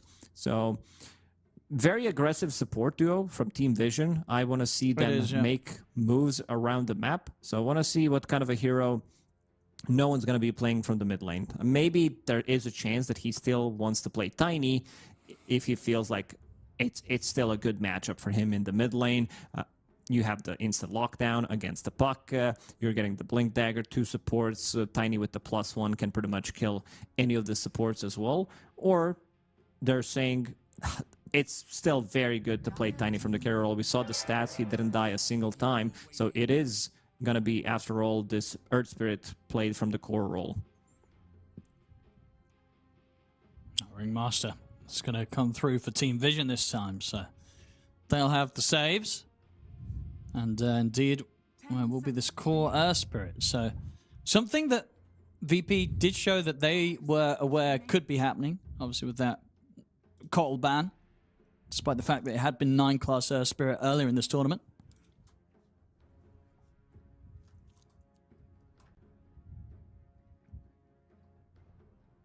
Fourth pick here for VP. Do they want to get the Tomato hero in? Save his for later. I'll be okay with Saberlight Hero, something beefy, maybe even a casual Tide Hunter in the lane, just to be able to reset, or something that can build into Lotus Orb, give extra bit of a survivability to himself, so he can try to Tide would be re-engage. Yeah, something that can maybe... He doesn't build into Lotus, but other offlaners do. So could be pretty big because you can like reset, removing the Lotus Orb, like with the removing the Global Silence, and then jumping in potentially with some big team fighting ulti. Yeah, I mean they've got some good options if they're flank, because obviously with Team Vision showing the Tiny and the Earth Spirit as the cores, you also know that the offlane hero, as offlane heroes are at the moment, most are going to be melee. So you're going to be very likely playing against 3 melee cores, right? So if you get something like a Tide, as they do, the potential for ravages is pretty huge. You're very likely going to hit all 3 cores in these fights. Yeah, they can still play around with Tiny if this is going to be carry Tiny, and seems like it's going to be carry Tiny, unless they do something like crazy from the off lane, which I don't think they're going to be doing, is... Yeah, we did see... He built it to Silver Edge. Yeah, go ahead. Sure, we could get the break online for the Tide. We did have a... There was one other team here in the EU qualifiers that did do 2 games of offlane Tiny. I don't think Team Vision will do that, but it has been done a couple of times. Dire team ban. For now, of course, VP... Well, anything is doable if you're brave enough. Yeah. I could see some... I don't know if they need slightly more control. I would say no, because it's a mid-Earth Spirit. I'd be okay with Doom. Just something to get rid of Puck, get rid of Tide Hunter. Yeah, Doom would be nice. Even though you have a Global Silence. This is something that Notice plays extremely well. He's type of a player that understands when to go greedy, whether he needs Radiance type of a build, or if he just needs a BKB, Blink Dagger, and then fight with the team. I don't think they're going to be having trouble initiating into a team fight while having Earth Spirit and Tiny as your cores, so you will have Blink Daggers, Shadow Blades, easy way to start the fight. P Vision's turn to ban. Oh, the ban of the Lycan. So the opportunity for the Doom is still there for Noticed. Team Vision still need to look towards the Tomato heroes.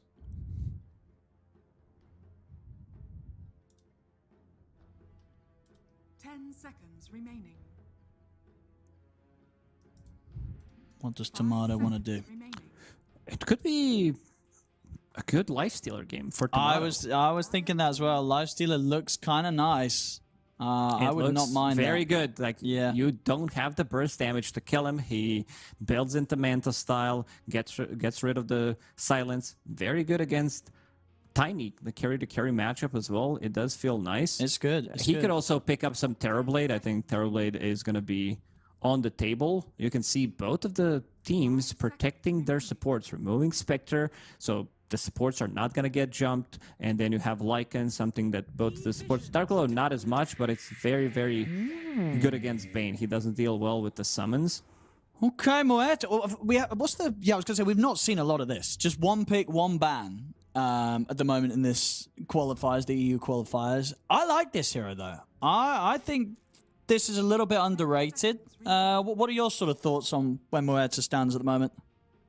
5 seconds. One of the highest, if not the highest DPS hero in the game. They have good amount of mixed damage. Earth Spirit is all about magic damage. Tiny is a mixed type of a damage hero. No real saves for this Muerta other than, Ravage, but she doesn't have an ability. Like, there's not going to be Ringmaster this time around. There's not going to be Cart that can pick her up, but might not be bad. Like, this hero, when she uses a BKB, they have no BKB piercing abilities. They're going to need to cook something from the offlane. I'm still okay with the Doom. I think if you get the first jump... Doom's nice. Yeah. Let's check what Notice has been playing. If there's going to be potentially a better overall pick. Maybe something like a Timbersaw also works if he's not banned out. No, he's banned. Never mind. I was scrolling through his heroes.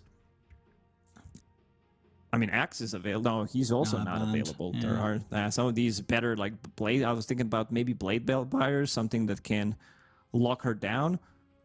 Yeah, Blade Mail is annoying. Yeah, it does force you to have to get the BKB earlier and use the BKB every time you want to commit with the damage. They'll go with the Centaur. Select your heroes. Okay, so yeah, what do we make of this? I mean, I kind of like what VP's got going. I do too. I think this draft from Team Vision, supports can easily fall off. I think we're going to be in the same scenario where you have a spirit from the mid lane, something that Virtus.pro did have in the previous game. You have a carry who doesn't really get involved early on, and then you also have an offlaner, Centaur, who farms. So it's going to need to be no one to make all these moves across the map. Tidehunter on the other side, he's okay-ish, just sitting in the lane, showing up later. Tomato, he also wants to farm. So again, it's going to be 2 supports plus the mid laner making all the moves, and want to see if they're going to be able to match this aggressiveness. I think this time around, Virtus.pro, they have a better lane setup compared to the previous game. Even though their lanes on paper look good, I think there were a couple of misplays early on, still managed to make a great comeback in the previous game. This one's going to be interesting. I think these are a bit of unorthodox drafts, especially this Muerta coming through. Last time that they played it was during the Dream League. They played 2 games sitting at 50% win rate, but other than that, it's a very tricky hero to make work. This is one of the hardest carries. Maybe I would throw in something like a Morphling, where as a professional esport athlete, you can look very, very good on it. But if you make some small mistakes, if you don't shift straight away, same goes for Muerta, you don't pop your ulti, you misuse your BKB, it can look pretty bad. I'm looking forward to seeing how the Muerta plays out here for Tomato. And is this, yeah, I like that he's got a lot of ways for the fight to be set up around him, right? The Puck, the Tide, the Willow, I mean, the whole team, right? They've all got so much control in these team fights that that's kind of the dream for the Muerta. It allows Tomato Yeah, to she just needs something. kill everyone. Absolutely. Any kind of control, anything cheap, even dead in the water is gonna do the trick, because this hero just deals insane amount of damage. What grip for 2 seconds is gonna get people killed. Even terrorize. Fear duration is almost 3 seconds. We keep buffing this spell. AoE has also been buffed on top of that, so he can be the one resetting the fight. The matchup that I'm gonna be looking into the most is gonna be Earth Spirit from the mid lane. No one. It's been a while since I saw Earth Spirit being played from the mid. Yeah, looking forward to see this. We've seen a couple of other mid Earth Spirit performances, and it's looked good. It has looked good in the hands of the confident Earth Spirit players, and no one, of course, definitely one of those. Hellscream. He's gonna get spotted out. Does have Tomato and Fly here to help. Looks pretty dead here on Hellscream. Can they keep him alive? They can't. First blood for 9 class. Should be able to get noticed in return. Arbet indeed will. Ducalis and Fly both falling very low. Fly back up to the high ground in time. He'll survive. Ducalis and 9 class turn their attention over towards Tomato instead. They'll get the curse onto both of them. Tomato popping the Fairy Fires and the 1 charges will not live. Double kill for 9 class. Fly and Arbet, they want to finish him off, but they also want to get to their lanes. I mean, Arbet in particular, yeah, he's like, well, I got to go over to the mid lane. I can't mess around with 9 class anymore. So it ends up being the 2 for 2. Got a tonic as well. He is getting the souvenirs. Boots of Speed already available on him, plus sitting at 200 gold. Abed, this is the matchup that I want to see what's going to be, like how he's going to be able to match against Puck, because this seems to be, like, people definitely try to theory craft new stuff when it comes down to certain matchups, bringing in some old classics as well, like some blasts from the past. And they work out most of the time. So I want to see if this Earth Spirit is going to be able to replicate some of those old school counters. And overall, how do you think the games ended up looking for the Silencer support? Because is this hero, we saw some teams pick it up as kind of like an answer to strong heroes like the Bane. But obviously, you are still a Silencer, right? And this hero still has some weaknesses, right? Some. He has so many weaknesses. It's insane. I think in China, in Chinese qualifiers, we had, I think he was sitting at 0-5 or 0-6 or something. And there was one game where I'm like, it's that good of a silencer game. They have to pick it. They pick it, they lose. You just fall off. It's basically you become one button. even if you're off to a good start, I think it was Poloson who was sitting at 12 stolen intelligence, 6, maybe 7, 8 minutes in.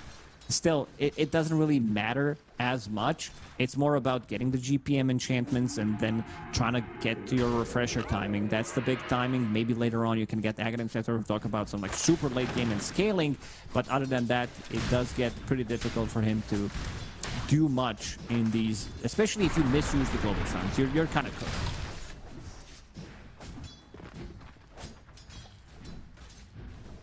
So far in the mid matchup, no one getting that CS advantage, 12 and 6 against the 8 and 1 with Arbed on the puck.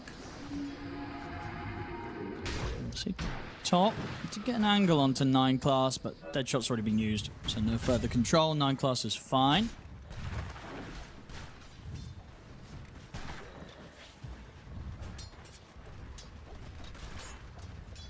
Pretty close across the lanes so far. Both offlaners finding good farms. Saberlight actually top of the CS right now. Having a much better start this time. Yeah, they picked T0 and 18 when they already saw potential matchup, knowing that he's going to be landing against Tiny, knowing that he's going to be landing against Silencer. It can be a bit tricky at like level 1, maybe level 2, where he constantly keeps hitting them with the glaives.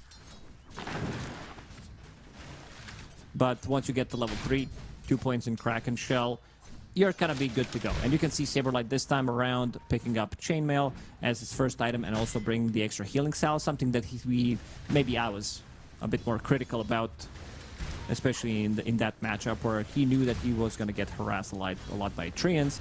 So now he will have, let's call it a second life, because if he drops down low, uses the healing salve, goes back to almost full HP, backpacking the items, slowing things down.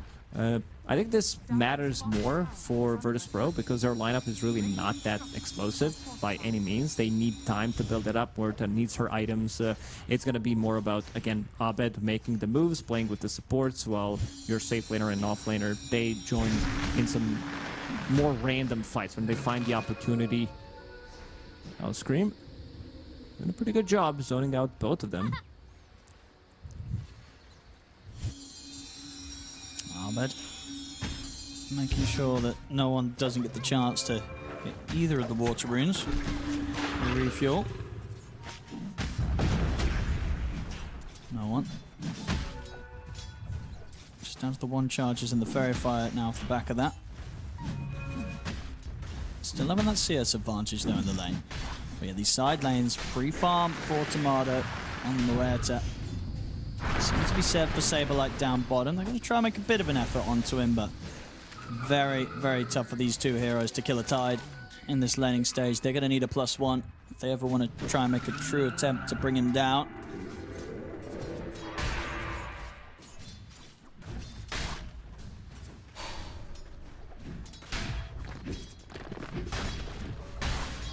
Very close start here.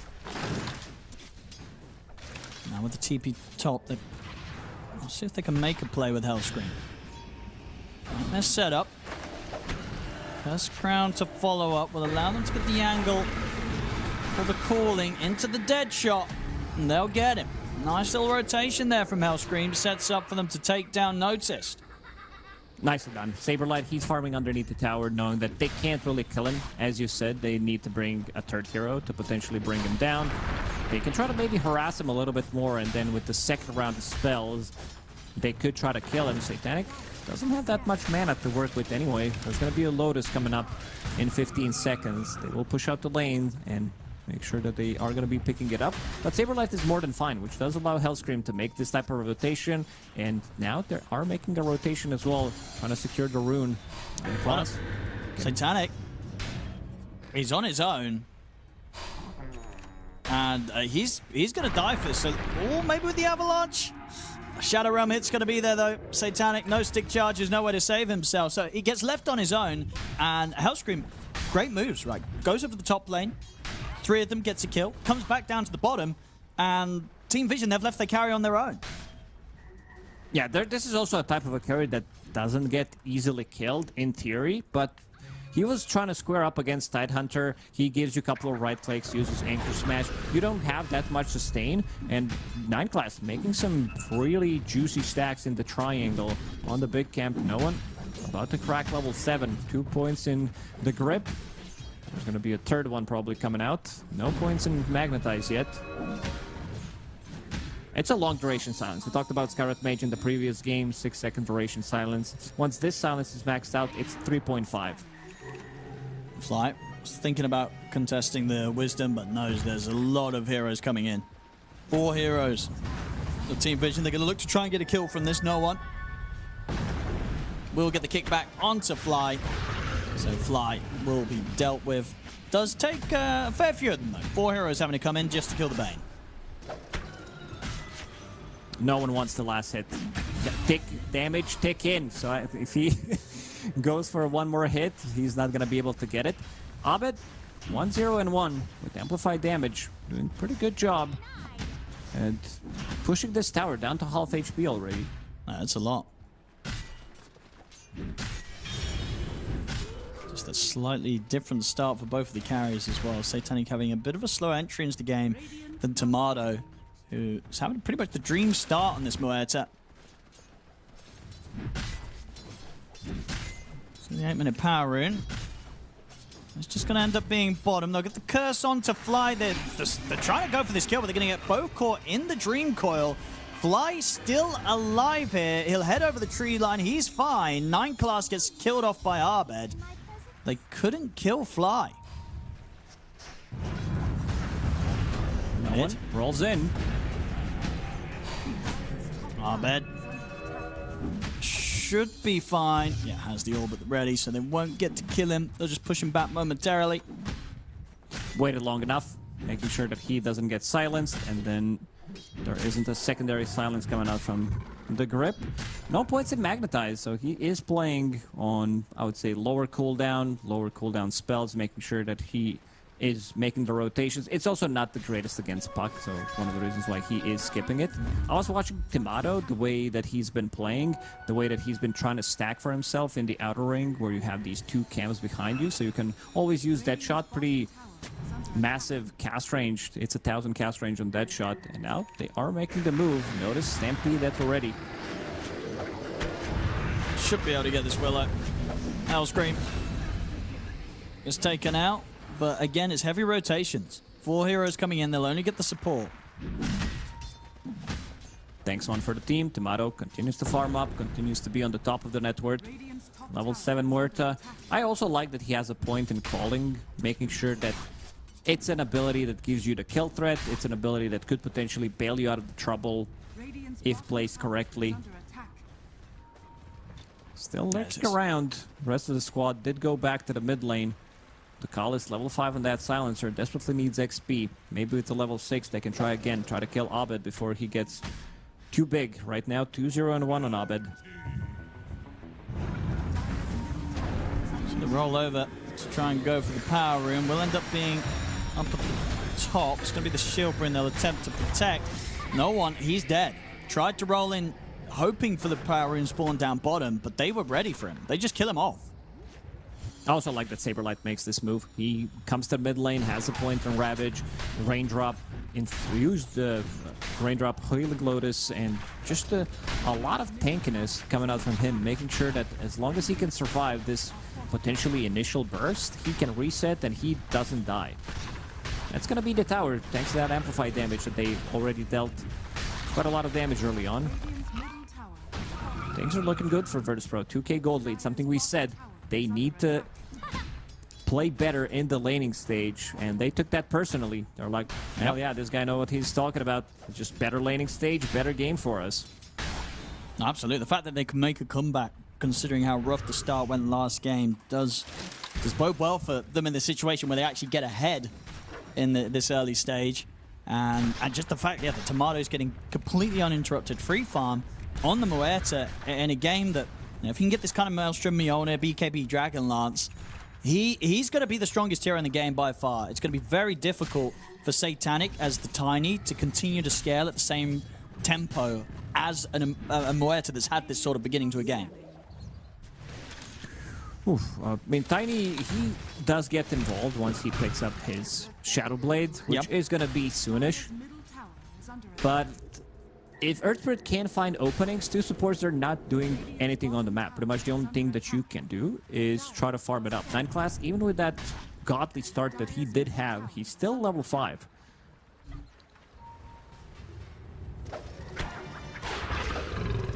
Minute power in.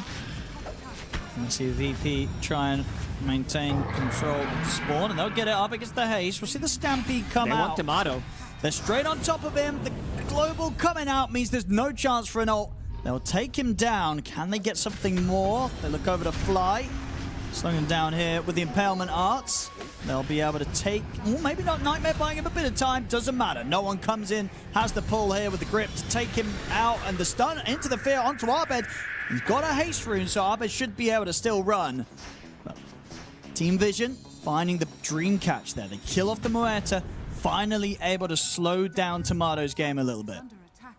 Yeah, they saw him with this Observer Ward near the camp, near the Bounty Rune, near the Watcher. So very good placement coming out from 9 class.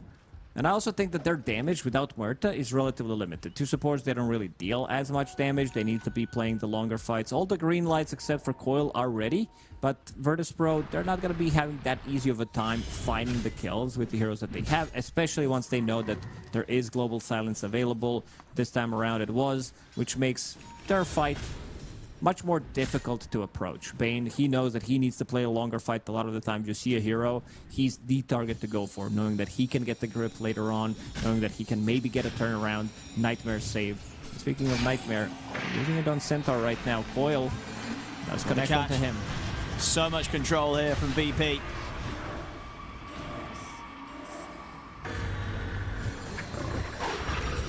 Should be able to farm the Helm Creep on top of it, plus 100 for Abed. I mean, mid, and looking at Saberlight, no one is, but yeah, this Tide is... He's going to be pretty tough to go on.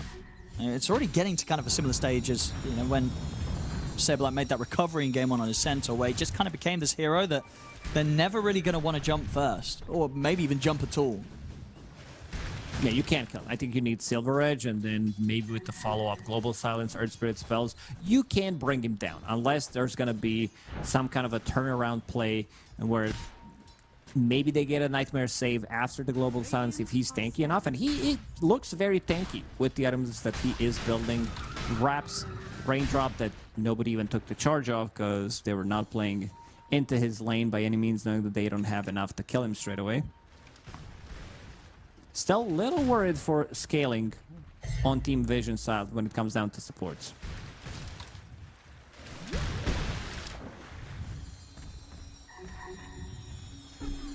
Carlos and 9 class definitely with a tough road ahead.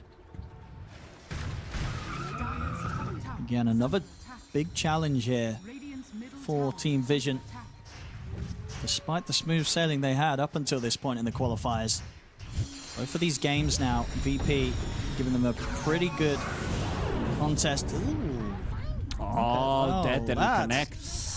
No. Oof. That was... That, he had Illusion Rune and then didn't get Global.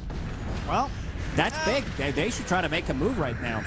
They're going to try to. Fly will die, but the setup's there onto no one. Avalanche comes out as well as the box. He's been caught by the Dream Coil into the Ravage. There's going to be no one dead. 9 class also in trouble. They do lose both supports on VP. 9 class looks like they'll actually be able to live there under the tier 2. Saberlight wasn't quite able to finish him off. They want Satanic. Abed. Always looking for him. And there it is. He's going to find and cancel the TP. Has the toss combo. Big kill for Satanic to catch there to clean up the action. So despite sort of the awkward global that started that off, does work out because they get that big kill at the end there. And because it goes the way of Satanic. Gets him up to top net worth now as the Tiny. It's a lot of strength that they need to go through. Tiny, 4.2 strength gain per level, Centaur 4.3, and Earth Spirit 3.8. So with each level, these heroes are becoming so much more tankier. When the Global Silence is down, they're going to try to make a move. Yeah, they just run over to Dagalis. 9 class with the box though, able to get the save onto him. No one's going to roll forward aggressively. Satanic coming in from the angle, looks to Hellscream. Shadow Realms up in a second, won't get it off. They kill Hellscream. tonics that they're using, polywog charm, everything is super tanky. There was a fight prior to this in the mid lane in the river where he gets tonic, he gets extra 10 strength, which is 220 HP. Then he pops Ash Legion Shield, which gives you 160 physical. They don't have the damage to go through all of this. And top, they're going to get the setup there. That's the damage. Yeah, that was really nicely done as well from Fly. Comes in, uses the Nightmare on the Mud Golem so that the Mud Golem can't get the stun off to interrupt the Fiend's grip. So a heads-up play there from Fly. Sets up to get quite a juicy kill there, bringing down this tanky Centaur, you know, easily with the damage that Tomato has here with the Pierce the Veil. He is the damage. Abed is going to need to be slightly more careful in the next few fights. So I think he's going to try to go in. Maybe they try to find the first jump onto this silencer. Problem is, it's not the easy task to do. Like, with 3 strength cores in front of you, most of the times you're not going to be seeing silencer at all. That's why I love to see what he has in his quick buy. Blink Dagger, straight into BKB, making sure that he can get rid of it, and they have no abilities that go through debuff immunity. That's a very tanky target to go for. Satanic, Silver Edge ready. It's going to get not the break that tanky. onto Saberlight. I mean, Satanic starting to step it up now with these moves. They will lose 9 class elsewhere. Here's Arbed and Hellscream find him, but Satanic getting some good entries into these plays. And this is crucial, right? It's going to be the same in these team fights. If Satanic can get in, get himself on top of one of these cores, drop the combo onto Tomato, onto Arbed, onto Saberlight, they're dead. They'll have a good shot. But if he's not able to get in and kind of delete one of these heroes, Tomato's able to turn up, press the ult, and fire back. The drawn-out fights are not going to be easy for him. They see him. He's a sentry. Continues to try and get on the hunt, but they were prepared for him. He has got backup coming in. No one rolls forward. Global Silence and the Magnetize coming down onto both Arbed and Tomato. That's Arbed gone. Tomato will be able to back up under the tier 1, so he'll stay safe. But again, making moves now around the Satanic Tiny. They're getting active here, Team Vision. A limited amount of catch on Virtus.pro. They have Coil, they have these maybe cheaper abilities, Bramble Maze, Nightmare, but they need to get very close to the enemies so they can use it. And you're seeing Magnetize in action. Level 2 Magnetize, he goes in, Kaya Sanj amplifying some of that damage, 12% amp. It's gonna start to hurt. Dire's top tower is under attack. Oh, and I'm looking at their HP. Tiny 3.3, Centaur 3000 at the moment, and then you have Earth Spirit with 2.4. So that's basically 9,000 damage that you need to deal to be able to kill these heroes. That's true. This is it's a lot on Tomato. It really is. If Tomato is dead in these fights, they do not stand much of a chance of winning the team fights. Tomato has to be kept alive at all costs, as he is their everything. He is their damage. See the Roche go down. We'll be able to finish that off. Get the Aegis for Tomato. Dire's middle tower is under attack.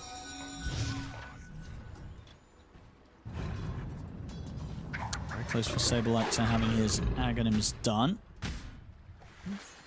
I also want to see if Tomato is going to be going for more damage-oriented build. I see Pyke, but I also see Mjolnir. I think Mjolnir might be the better choice overall, especially now because he is holding onto the Aegis.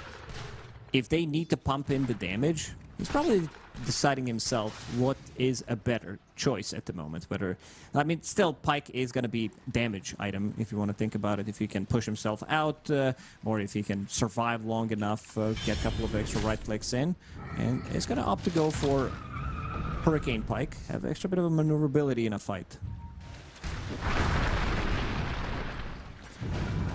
Sort of the strong timing here around that, and also the fact that Saberlight with this creep wave will have the Aghanims done as the tide.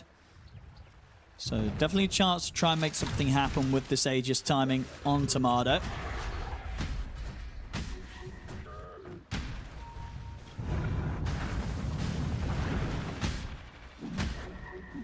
Team Vision looking to try and get those BKBs online as soon as they can now, so they can withstand some of the output of this Muerta.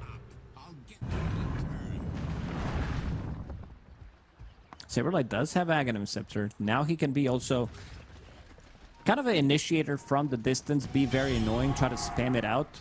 It's also going to be big damage increase in most of these fights. Extra bit of a armor, extra bit of a gush damage, because you go for all the gush talents. On 10, it is 20% slow, 90 gush damage, and then 4 minus armor on level 20.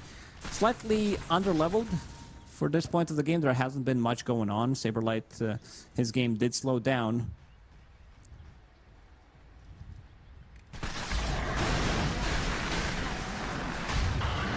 VP.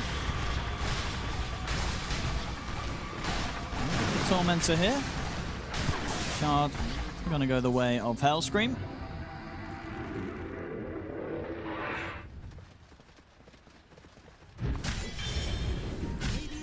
Team Vision, they feel more than fine farming it up, knowing that their damage is going to be around 1 hero, maybe 2 heroes. Other than that, 2 supports, it's more about control, it's more about surviving, and they have the control on their own side. They have global silence, so they can always try to split up the fight, go for the target, kill it straight away, knowing that Tidehunter is going to need to be afraid of now this relatively early Silver Edge that he is playing against, so they are farming it up. BKB's next on the menu for no one as well. Another 500 gold, and he's going to have it. Even Centaur has one in his quick buy.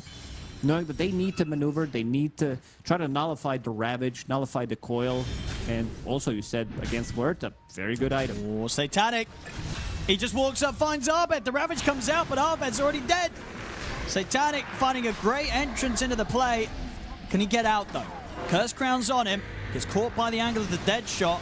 And Dust will finally come out onto him, but the BKB's there. They'll drop the global. Satanic will look to TP out. Have they got anything to stop it? They can't. The global will allow him to get away. So Satanic doing it again here, finding these ways to just get in, get a kill, and off the back of his teammates, get out of there. That's how he needs to play, getting much more active and playing much tankier hero compared to the previous game where we saw him TP in one of those fights and he immediately disappeared. Saberlight. Saberlight, no Ravage, so deciding to play very aggressive. Satanic's going to be able to walk up, get the hit onto him. And anything to stop the TP? No. So Hellscream will get out with that TP successfully. But yeah, Satanic, he's doing a lot. He's absolutely stepping up. Had a bit of a rough game one. With how he kind of played with his Nature's Prophet despite how much farm he had. This game too, he's making all the right moves here as Tiny. He caught Abed twice, which is the most important thing before he could even get anything off. And he was toying with the idea of getting the BKB, but BKB is not going to save you if they can stun lock you from 100 to 0. So opting to go for A on this instead. I think Abed needs that. Realizing, yeah, he knows what needs to be purchased. Specifically in this situation where one stun, if you get clipped, you're going to die from 100 to 0. And talk to me about this as well. We pretty much had this entire Aegis. It's about to expire. VP, they didn't really look to do anything aggressive with this Aegis. Does this surprise you, or do you think that VP maybe have in their minds that they want to try and outscale Team Vision and they want to try and take the slate? But no, I don't think they outscaled them in the late game with this type of a draft, especially because we are seeing these 3 super early BKBs, 3 9-second BKBs 25 minutes in. Satanic will have his BKB forced here. They did have the detection set up this time, so saw him trying to make this move. Dreamcore's going to come out from Arbed. Only onto the one of them. No one's going to roll forward in with the counterplay. They want to try and make this fight work. BKB popped by no one, but doesn't really have the damage on his own to deal with Saberlight. Satanic's tough for him to get into the fight because of the fact that he's already used the BKB. He rolls forward, no one. We'll get the kickback onto Tomato, but the jump forward's there, blocking the roll away. Sets up for Tomato to take no one down. And now with the Curse Crown onto Satanic, the chase is going to continue. It's going to get tripped up by the neutral creep. The box will come out from 9 class, trying to get him away from Saberlight, but the Ravage is still ready. Locks him down. Notice will jump in with his own BKB. He's found his way over towards Tomato, but the defensive Nightmare comes out from Fly, keeps Tomato safe. Saberlight looking for the body blocks onto Notice. Notice BKB now coming to an end. So they will manage to ensure that Satanic gets out of there despite getting clipped by the Ravage. Can't quite get back in. Fight. It really was. BKB's coming out left, right, and center. Ults being used, but not a lot of heroes dying. No, I mean, these are very difficult heroes to kill. Centaur, we are in 4K HP territory at the moment with the BKB, with the Essence Ring. It's just very difficult to burst down these heroes. Saberlight. Nice catch from Puck. Abed, he was the one who jumped in. not again. He doesn't have enough sustain against this. It's just No. way too much. Yeah, he was kind of getting away earlier with pushing the lanes like this, but now at this point, even though he's at the tide, I mean, we've seen, you know, Satanic will be able to be there and kill him. So definitely feels like he has to be a little bit more cautious with how he tries to solo push these lanes out, because as it is, just giving more and more gold here to the Tiny, keeping Satanic in that top spot.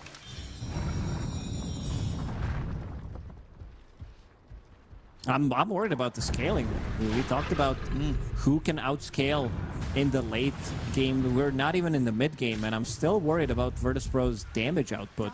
Yeah, it's... Because they just can't burst down a hero. Like, we're talking about the highest DPS hero in the game, where But you need a lot of items, can't right? do it.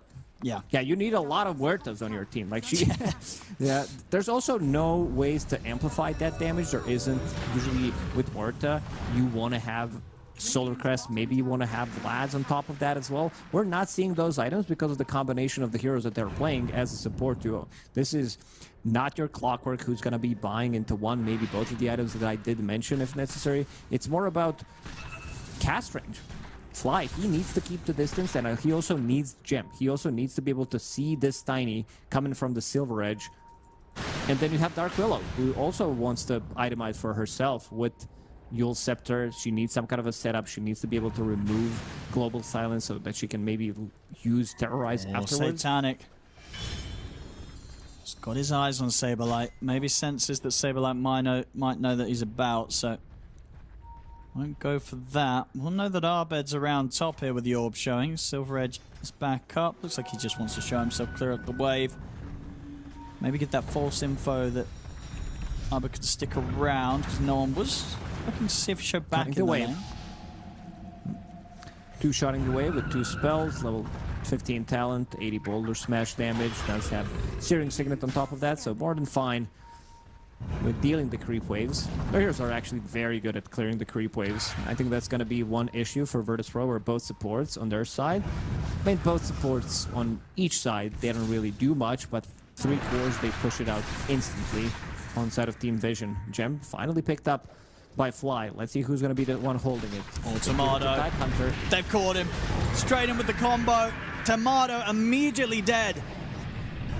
As Satanic will be able to allow them to maybe clean up Hellscream. Also, Tree comes in. He's going to go for the TP out, but the roll's there for no one. Puts the stop to the TP, gets the kill. Satanic runs down Fly. I mean, it just feels like they slowed it down too much. They didn't get anything done with that Aegis. With that Aegis, and yeah. they're just falling further and further behind. Last game, we saw, when they got the opportunity, VP, they were just go, go, go. This time, looking a little bit lost, and they're getting punished heavily by Vision, and as I say, Satanic in particular, on this Tiny, just doing everything. Being there on the front, having the damage to burst through any of these cores that he gets his hands on. He's a problem. They also didn't even use global sounds in the previous fight. He gets the jump, and now he's hunting again. He's going to get caught by the Dream Coil, pushing back as well, so it gives them a chance to get away.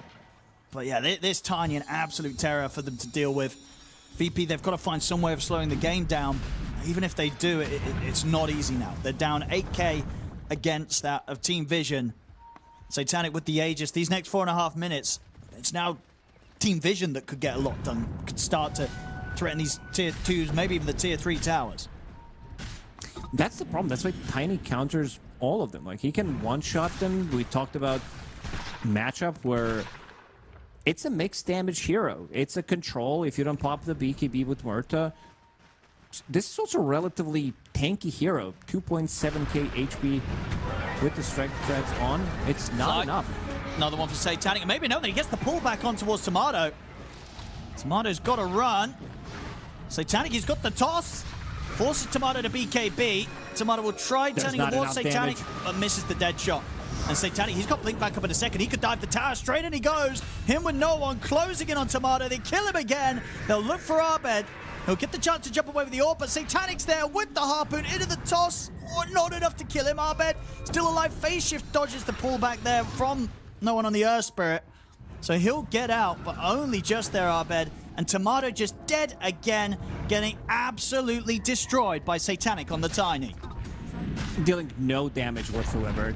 I see almost 5,000 damage from Tiny in the previous fight, and the whole squad of Virtus.pro dealt 3,000 damage. Two supports, again, they're having issues where supports don't get to play the game. They're playing against Tiny, they're playing against Earth Spirit, multiple Blink Dagger jumps rolling in, plus they also have Global Silence, plus the saving support with the Glimmer Cape, with the box behind them. This game, it's one of the tough ones. I don't think they're going to be able to make a comeback in this one. Compared the 14, 15k gold lead in the previous game to this game feels over. Like, even if they make one big mistake, it's not going to cost them as much as they did in the previous one. No, it just feels like Tomato at this point needs so many items. Needs kind of, honestly, Daedalus and then maybe even the Rapier or something insane on top of that to just have a chance of killing these heroes. If he had Daedalus and Shadowblade right now in his inventory, I still feel the outcome would be the same. No, that's fair. Yeah. It's just him. There really is. The rest of the team, as we said, they have the control. And that could be great, you know, if you're in a position where the Muerta is able to do it all. But when you're down 15k and the Muerta can't just kind of single-handedly shoot everyone down, you don't really have anyone else to rely on the damage. Maybe the Puck later down the line if the scaling continues, but he's bottom of the net worth, the Puck. They'll get the grip onto no one, but he's got a shield rune. He's so tanky here. They'll put the BKB. Global Silence comes in though after the BKB, meaning that he did get the chance to get the Pierce the Veil off. Put the BKB before the Global, gets Globaled, can't get his ult off there, Tomato. So once again, they're just going to get destroyed in this team fight, VP. Saberlight getting chased down. Jump forward for notice. Satanic in to finish the job. 4 dead on VP. They are getting smashed this time by Team Vision. Nothing. Literally nothing they can do anymore. The game is out of control. You can see him trying to take the fight, trying to deal the damage, but it's not enough. Abed's not in that fight. I don't think it even makes the difference because, again, we are in this territory where every single core has 4,000 plus HP on their side. So he rolls in, and Muerta, even with the grip, like, look at the damage that he's dealing. Sure, he'll be removing some of that shield, but after your BKB's done, Tiny almost two-shot him. Yeah, it was just a risky play. He tried to start going for that kill, getting the damage out, without using the ult. No doubt about it. Needed to press the ult much sooner there, and obviously, because he doesn't get the chance to press the ult at all on the Muerta, and they need every bit of damage they have. And if he's not getting the ult off, they are never going to be anywhere close to having the damage to even have a chance of killing these heroes. Absolutely not. Like the heroes, like, we were getting out of control. We were getting at this ridiculous state where they could just sit here. Aegis is going to expire in 10 seconds. Gonna back off for now. The region is going to kick in. One more fight left for Virtus.pro. They lose the fight, the game's over. They are going to be able to clean up.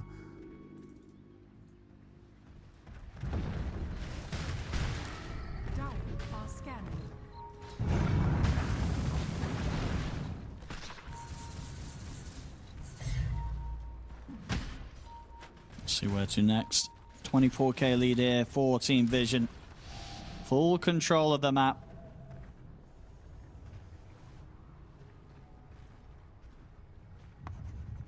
VP. Very scary when it comes to leaving the base here.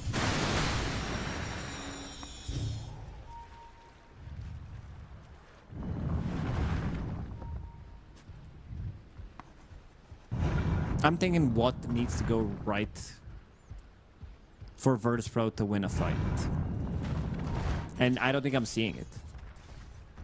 Even if nobody gets jumped, let's say they overextend somehow, Earth Spirit ends up in the tier 4 towers where he misses roll. Maybe he gets gripped. There's still Global Silence behind them. Ducalis, it's going to have a refresher ready after farming this camp and maybe one more. GPM is going to kick in. They were struggling dealing with one Global Silence against 2 Global Silence. Says there is just no way to play the game, especially this early on. This is 35 minutes we're talking about. It's gonna have all the answers. Swift Blink's done now on Satanic. So bottom Ducalis. He's on the hunt. Knows that someone was around here. Saberlight's been scanned. They're going to have him. Tries for a TP, but Satanic's there with the break hit.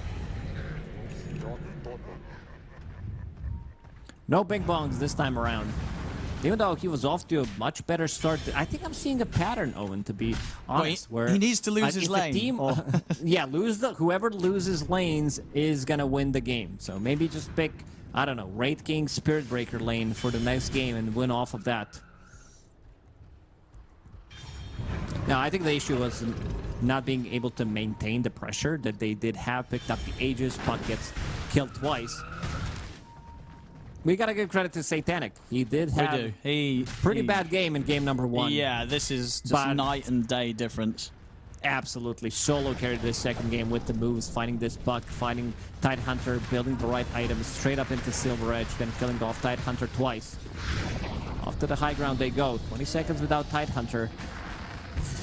Dire's middle barracks are under attack.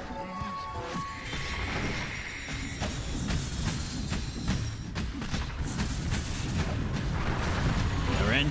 They see Tomato. They just jump him immediately. He's He's dead. No buyback on him. That's it. They have no damage. Even with him, they didn't have enough damage. No. We're going low, ladies and gentlemen. We'll see Team Vision clean this one up, but this game too, they got it. You know, they got it all back together after having that last game slip away from them with the mistakes that they made. This time, this game too, bringing much more level of the performance that we expected from them, from what we've seen so far at the qualifiers. This just kind of brutal play style that leaves no chance for a comeback. And no chance for VP to really do much at all this game, even though they had an okay start in the lanes. 30 seconds without Muerta. This is going to be Megas. Try for Satanic, but the Global's there to keep him safe. No one's able to roll over towards Arbed. He'll save himself with the Eon disc. They're going to back off, even though they have another Global Silence. Tiny is a bit low. Doesn't have Satanic available yet. That's going to be his next purchase. There's almost no coming back from Megas, Owen. Like, even I assume the games Not that with you these watched, the heroes, games that no. you covered, it's just so difficult, especially if you get them early on. Even late, it's just you get them early. They're super strong. Your heroes are not good enough at dealing against them, so you can slow siege, poke, you win a fight, the game's over. Or post 60 minutes where Tier 5 neutral items, you get Audacious, you get Necro Books, you get Deso 2. It's almost, again, impossible to make a comeback against Mega Creeps. We'll see if VP can find one last attempt here to turn this one around. Down nearly 30k here, coming up 40 minutes. Vision ready with the smoke. Nothing. 30,000 is just a number. We've seen in the Chinese qualifiers a couple of days ago, 60,000. They managed to make a comeback. That's true. Different heroes, though. They had Sniper.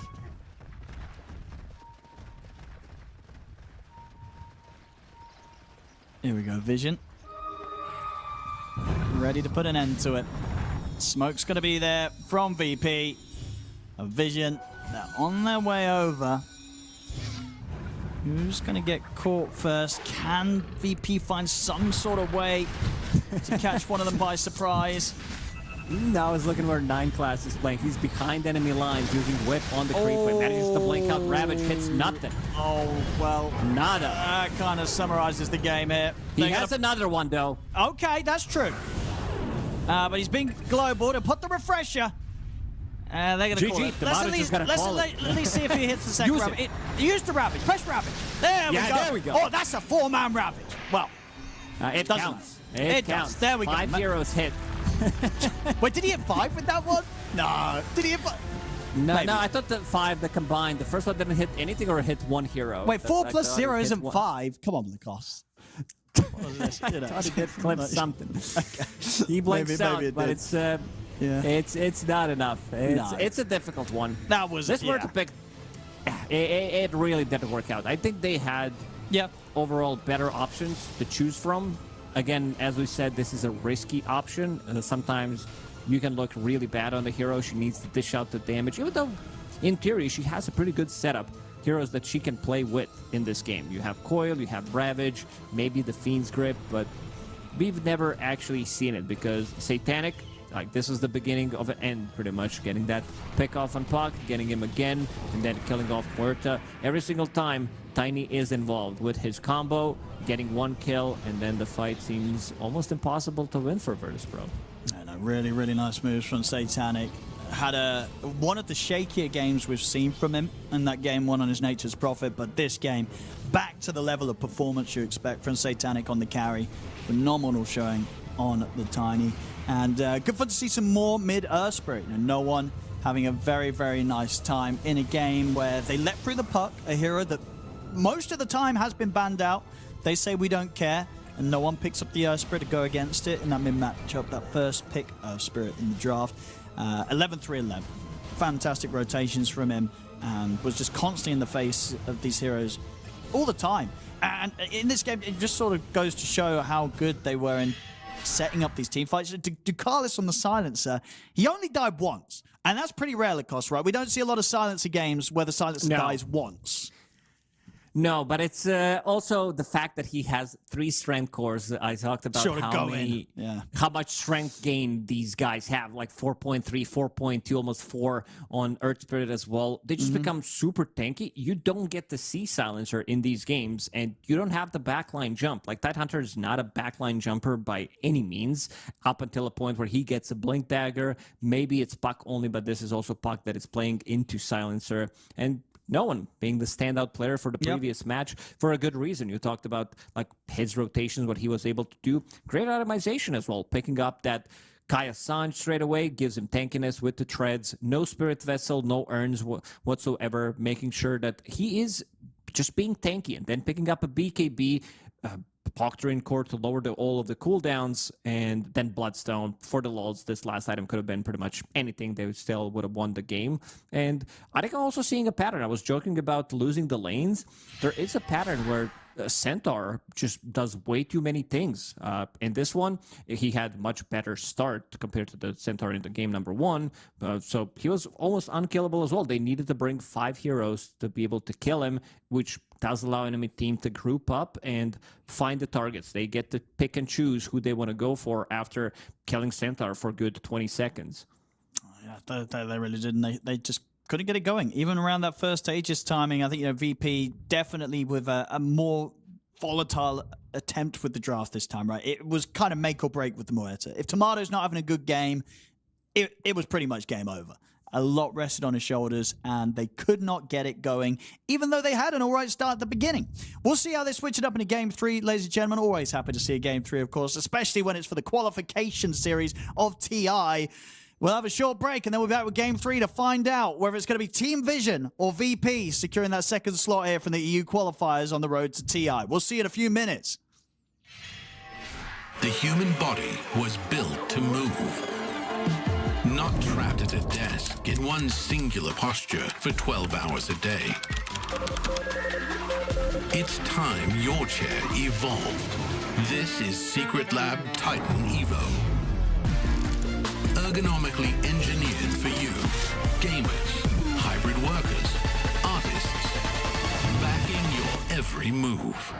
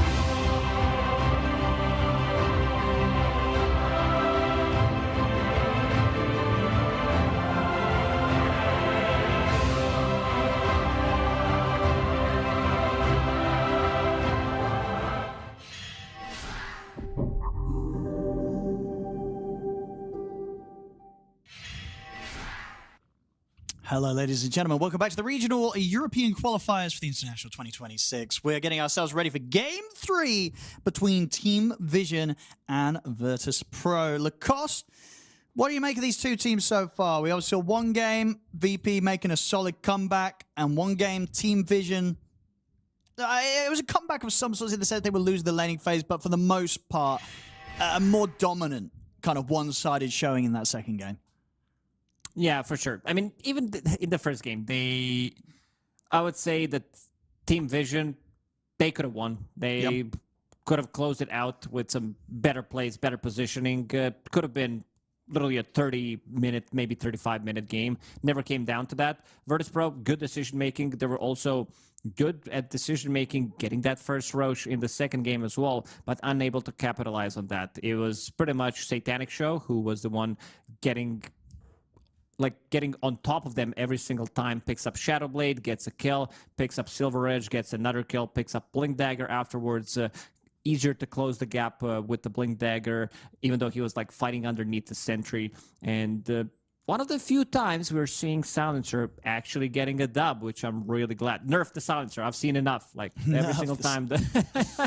No matter what happens. This hero's imbalanced in pubs, so that's why the hero keeps getting nerfed. It's kind of hard to find the middle ground between competitive and pub Dota. I think he's one of the best examples where no matter what happens, like the hero hasn't been touched. There was a period where nothing was going on with the Silencer. Nobody wanted to play this shitty hero. Suddenly, patch drops. Give him less damage. Give him less slow. Give him something always. And we're seeing some of the most played heroes for Team Vision. Yeah, the ones that stand out, obviously, the left-in Earth Spirit is definitely one to think about. Now that we've seen not only 9 classes ready to roll with it, so is no one. So it might be a value ban from VP side of things, if they want to take that away.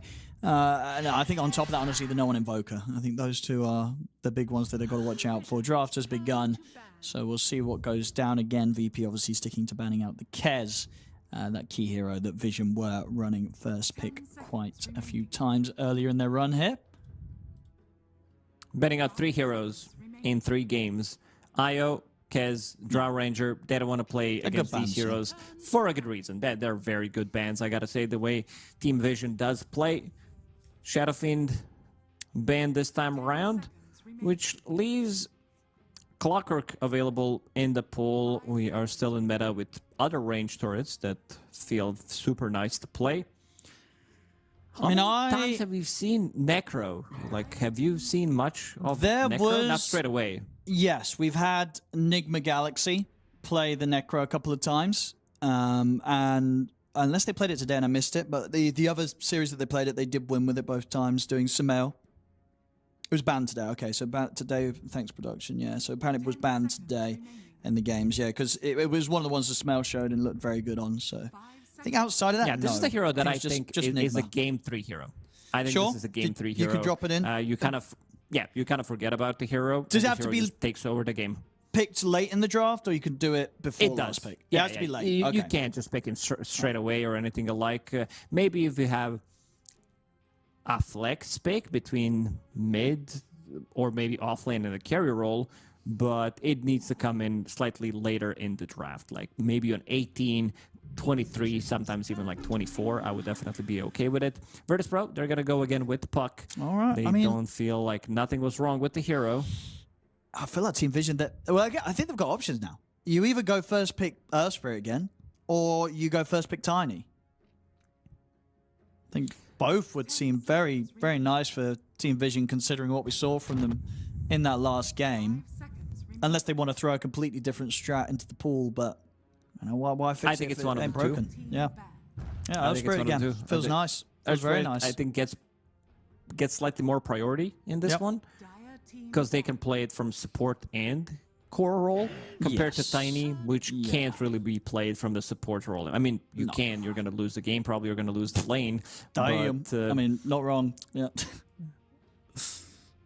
Yeah, I kind of like this. I want to say it's good. Now you gotta remove Tiny, considering what happened in the previous game. They learned their lesson. They're gonna remove Viper, but there's still Silencer in the pool. Again, they don't get to pick out of the phase. if Team Vision, if they want to get the hands on it, they could grab it. And I think that if they pick it second, though, I think VP can react to it a bit better. You know, I think one of the reasons why it was very strong last game was because you pick it against this Bane. It's like if you pick the Silencer early, like there's no way VP are going to pick Bane into Silencer. You know, Silencer definitely seems like one of the best supports right now that just completely ruins a Bane's playstyle. Because we have these Banes, right, that they try and get this Aghanim as the first item. Global Silence just completely destroys that. So, Vision.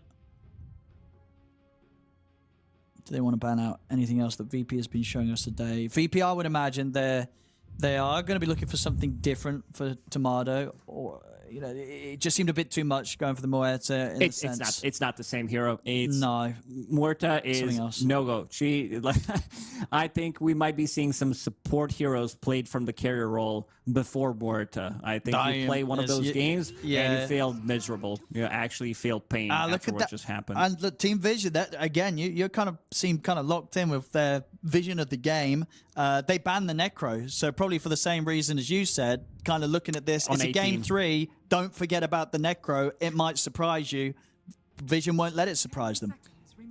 Yeah, they have 18 pick on Virtus.pro. It's a hero that I think could look very, very strong. There's a lot of the times not one pick is not enough to be able to remove him from the game, and they're gonna go with Axe. It's also not the instant cast, so you can still dodge the call because of the cast speed if you're good on puck, and these are professional athletes, so I do believe they can do it.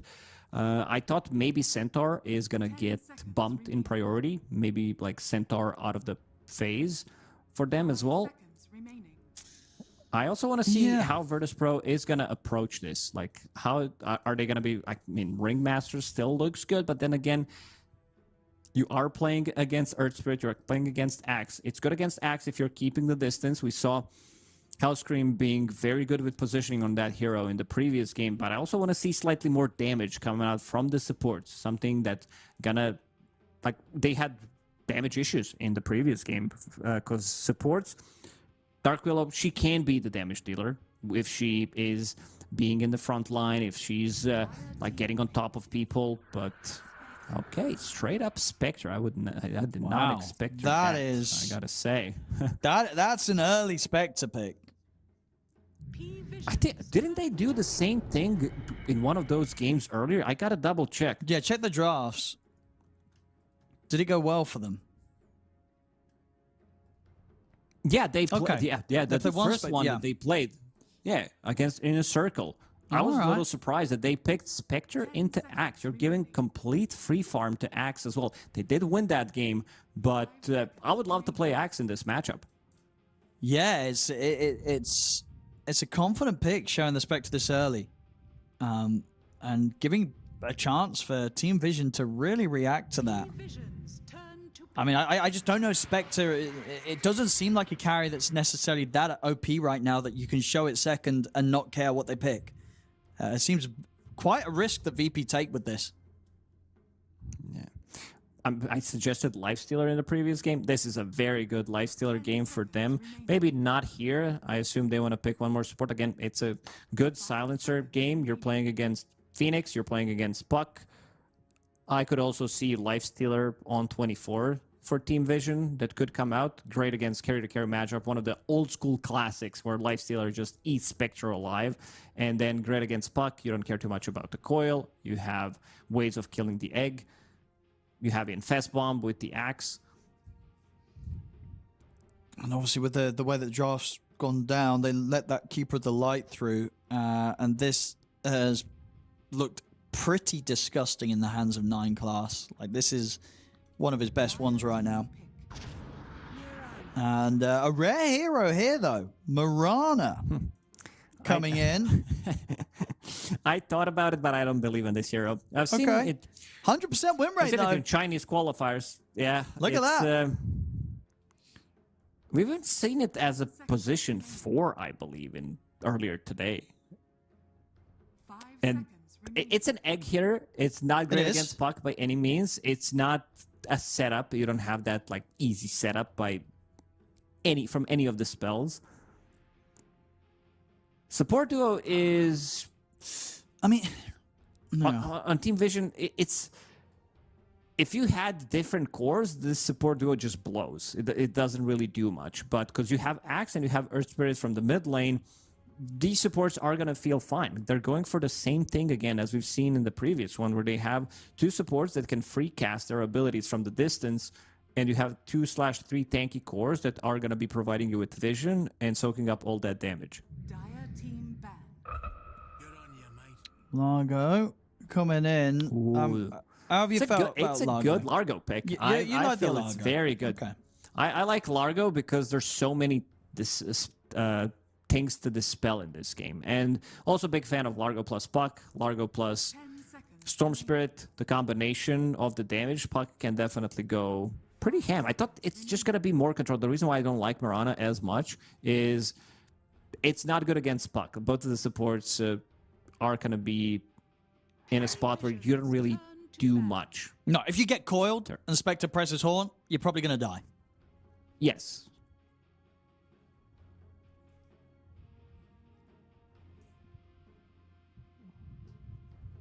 And with the Largo, would you say it's exclusively going to be Saberlight and they're leaving a support pick to last, or could they play it as a support?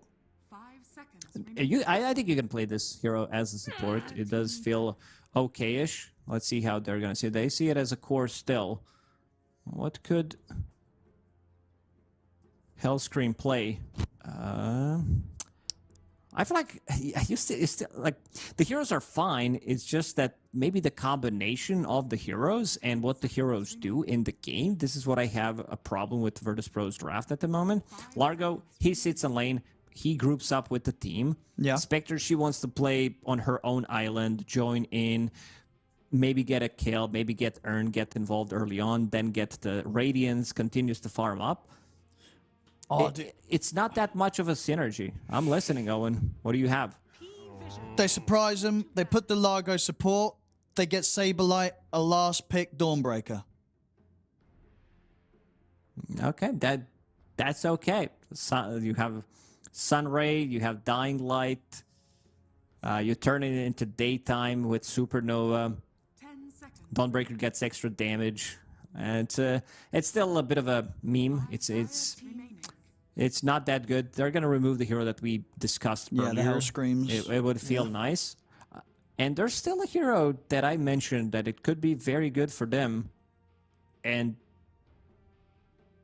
that's, I mean, he's still available. Lifestealer is available, and also Faceless Void is available.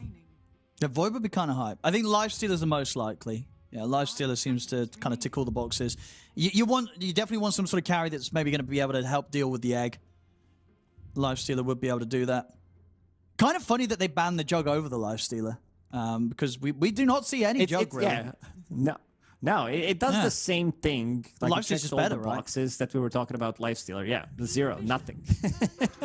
Ooh, okay. So they do indeed just keep the Largos. The offlane, they get the Rubik's the last pick. Now I got to tell you, Fogged, he has not been a fan of the Rubik heroes, even when it's last pick into a game where there might be good spells to steal. I lane with that Yeah. guy 10 times a day. Well, yeah. I Do you- know and which heroes he plays. Is he justified in his kind of not liking Rubik right now? What do you feel about Rubik? Because we have seen this hero suffer a lot. Oh my goodness, it's a meepo. Oh, okay. Okay. Stop the press. Satanic meepo coming in here. Stop the count as well. Yeah, look at man, I feel like this hero just destroys the game. Oh, Like, no. There's nothing. I think this is a 25-minute game from Team Oh, Vision. my goodness. It's an insane Meepo game. Oh. It really is. What is the best thing they have against meepo? Fade Bolt. Fade Bolt. Oh no. Fade Bolt. That's it. This. Yeah, unless he kind of gets dumpstered in the lane, but even then, it's a meepo. He'll be able to recover. Yeah, this is a big problem for VP. They might have just got meepoed here on the qualification game by Satanic, nonetheless. Oof. That's a rough one. I mean, they have some, like, okay-ish damage. Fade Bolt reducing his physical magical output. Frog Stomp. Fire Spirits. coiled. It's just like keep them in the place, but there's also heals. Keeper of the Light plus Meepo combination is pretty nasty. You get Holy Locket, and then you just keep spamming, you keep healing. Blast on 4 Meepos is just insane. I don't think I've seen this combination because Keeper of the Light is a very niche pick. Certain teams are gonna play it, and that's about it. We haven't seen too much out of it. Same goes for Meepo, even more niche. Oh, this is going to be fun to see. So just having a look as well. So the last time we got to see the treat of Satanic Meepo was a couple of months ago back at PGL Wallachia. So it's been a couple of months since they brought this one out. But of course, his record on it has been rather good in the pro games. 70% win rate 7%. out of the 17 matches he's had. So they know when to pick this hero. And yeah, if VP can defeat this last pick, Satanic Meepo, they will absolutely have earned their spot at the International. But my goodness, is this going to be a hard challenge for them. The hardest one they've faced so far, VP. I saw Tomato typing in good luck. I think this was meant for allied chat rather than all chat. Oh, there we go. They need all the luck they can get. Now let's have a look. As I say, it's been a couple of months since he's brought it out in an official. But when he has done in the past, it has been very, very good. And as we say, looking at these heroes, there's not really much at all that is going to be able to shake up a good Meepo game. Unless somehow Satanic has a terrible start, they consistently can make their way over aggressively to punish him, but they don't really have the best supports for kind of ganking or getting super aggressive and getting onto Satanic's half of the map early. Oh my, it's going to be hard.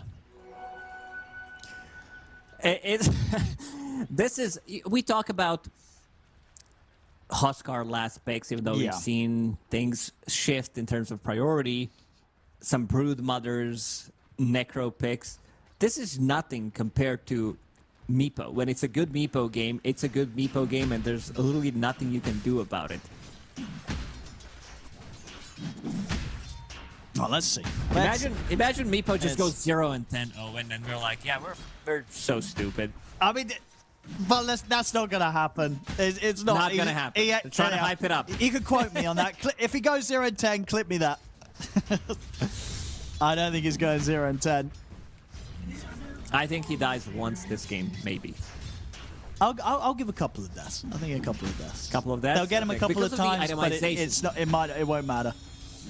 I think also the reason why I'm saying this is because of the itemization, the changes that did happen to Meepo, where you're straight up getting treads into SNY, and then you're almost unkillable. Like, you have all these stats, and I also like how they're playing this bottom lane. Ducalis immediately using Starstorm, Poof, pushing out the waves, knowing that the second wave is going to be much easier for them to deal with. And I'm looking at some different things happening in the top lane.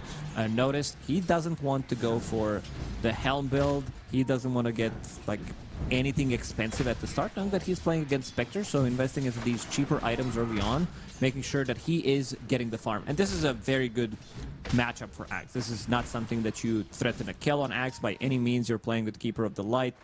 You will always have mana. It's not that the hero needs so much mana, but your battle hunger is going to be always available. And now we can see already Tomato struggling. I mean, probably going to give him hunger once he comes back again. Lacoste, don't look at the mid CS. I'm looking at the mid CS. That was my next point. That is. And top lane Tomato, he'll be okay. But yeah, mid lane. 16-5 against the 5-0. No one. He was just warming up earlier on in this series. And he crushed it then. Now he's on fire. Let's see him on camera. Let's see what locked in looks like. Because yeah, look at that. That's it's full locked in. He is in the zone right now. No emotions. Not even breathing. Like he can breathe it in. My goodness. Right now. Yeah, this mid lane, Arbed he is struggling.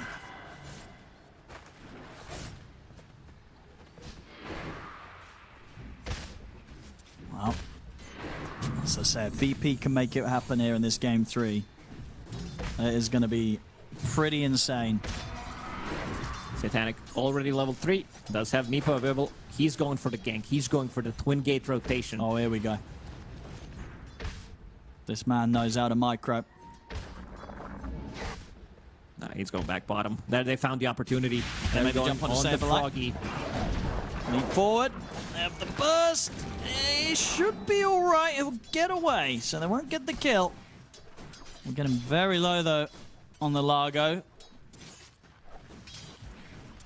Just have to respect the fact that the net's back up in a second, though. So, Saberlight. If he gets netted, he probably will die.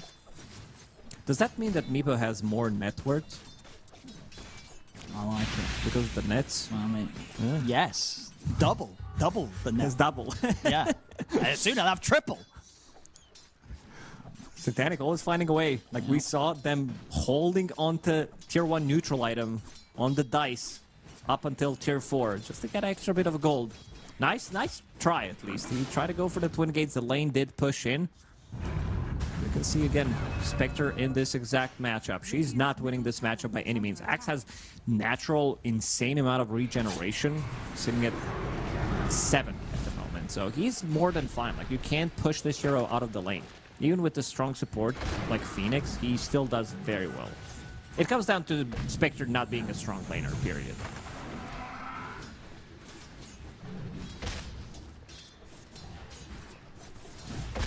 On mid lane. Asking Arbeg catch up a little bit after the rough first few waves.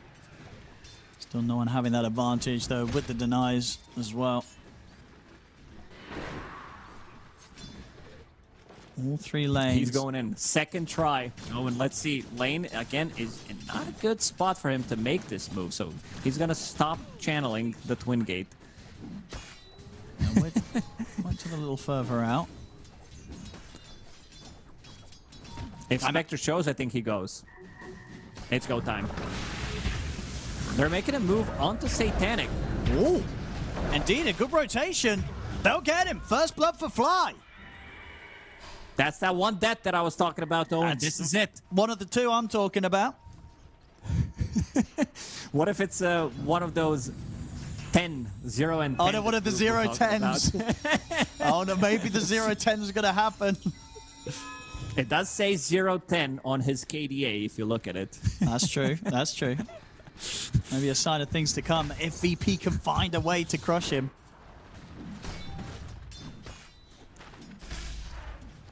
In the river, no one.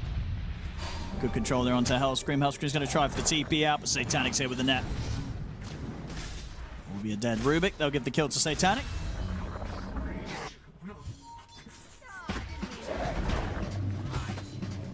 Nine class, making sure that Arbed does not get the power in pickup.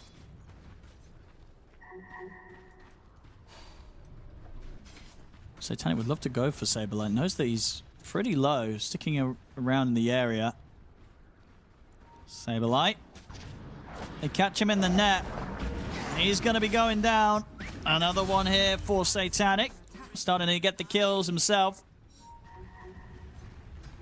And they can also potentially try to invade the enemy XP shrine. There is Rubik. They might need to bring Abed, who is level 6, doesn't have that much mana to work with. Lucalis. He is scanning, already knows.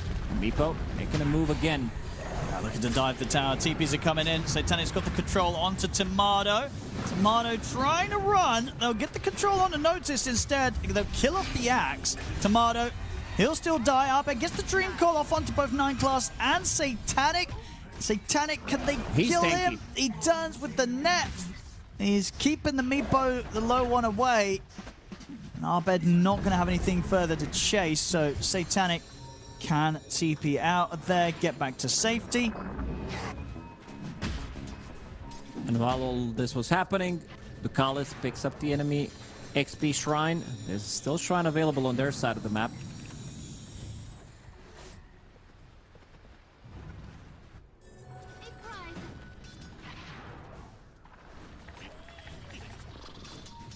Tomato's getting pushed out of the lane.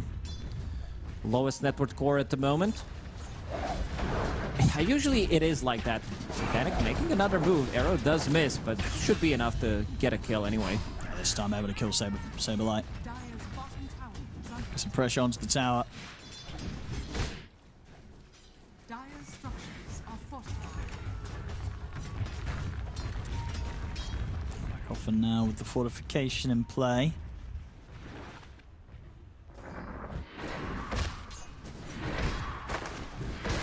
It's going to be a difficult early game for VP. They're going to try and punish Notice. Saberlight with the respawn. TP's up top. And will manage to catch Notice by surprise. Nice catch. There's not much he can do in the bottom lane. Immediately starts playing the top lane. TP's in. Tries to get something done. No one. No one. He's here. Yeah, just And we walks haven't up. talked about combination that they have with Chakra Magic. Earth Spirit, he benefits a lot. Any Spirit does benefit a lot, but this is the combination that we usually don't see. Lowering the cooldown on his abilities is going to feel nice. Can they break a coil maybe with the lick? They couldn't.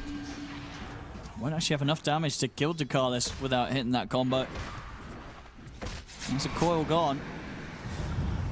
And top lane, no one is going to look for the gank onto Tomato. The roll has already been used though, so Tomato heads up TP, gets him out safely. It's a level 1 roll. I think Tomato started sweating as soon as he saw Chakra Magic on Earth Spirit, because 4 seconds, once it's maxed out, it's not enough to stop the TP. You can always TP in between. With Chakra Magic, it's not enough. And look at them bringing in Creep Wave into this. That's why Notice was so farmed on his axe in game number 1 as well. They were stacking for him, now level 7. I mean, what do you think sort of the call is going to be from VP this game? Are you trying to make aggressive moves on the Meatpo? Like, you prioritizing trying to kill Satanic? I thought you were... Or what were you going to say? I thought you were asking when you said, like, what's going to be the call? Is it going to be, like, capital GG? Or is it going to be, like, NN? Or is it, like, what type of GG they're going to call? You know, I think they need to slow things down. Get some kind of a trade. Yeah, go ahead. What, as in, like, just play fully defensive for the Spectre? Or go aggressive to try and slow down the Meatpo? There's nothing aggressive they can do. I think it needs to be counter-reactive and maybe get a pick-off with a coil, but that's about it. Tomato needs help. Try to do. He's on his own. Nobody's coming in to help him. So, okay, the Sunray heal is there. It's not going to save him. I mean, they're getting away with these dives. They're not able to protect their Spectre. It's Noticed. And 9 class. And with the roll for no one, they find Hellscream. So a couple of dunks there for Noticed. They're just not able to keep their Spectre safe. Dire's top tower. It's getting out of control. It's getting to a point where your Meepo is going to have SNY. He's going to become relatively tanky. Supports are going to be A-OK running at you. 9 class. This is one of his, if not the best hero in the current meta. He always has one, whether that's going to be TB position 4, Slark position 4, Monkey, whatever he can find. In this meta, it is Keeper of the Light, and he's utilizing it so well. All 3 cores on top of the network for Team Vision. Holy Locket, almost done. I mean, by almost, it's like 800 golds away. Recipe is very expensive, but the healing is going to be through the roof. And also with Meepo, you're the one controlling all the objectives on the map. You easily can kill the towers, you can kill Tormentor, you can kill Roshan, and then maybe getting, like, what are the supports, like, especially Keeper of the Light? He's very good at getting that shard for free. Increasing the damage on Illuminate from 70 to 100% is massive.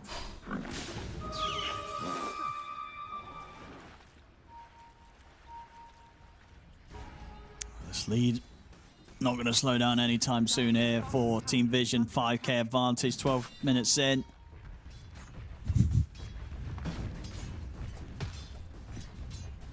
Man, what a support 9 class is. Look at all these juicy stacks that Notice managed to farm. Right now, he's on top of the network. He comes in, gives him extra bit of healing with Polywog Charm, making sure that they have vision, that he's blocking the entrances of potential smoke ganks while he's doing it. So still going to be a good timing on that Blink Dagger on Axe. Spectre is the one who's struggling. Pre-Radiance, this doesn't really feel like a hero, and he's very, very far away from it.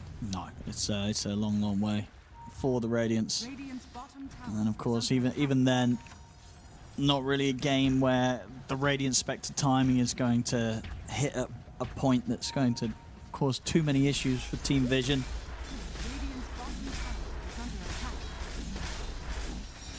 VP will try for the tier 1 tower bottom. Should be allowed to get away with this. Vision happy to just continue to get that much more out of the map.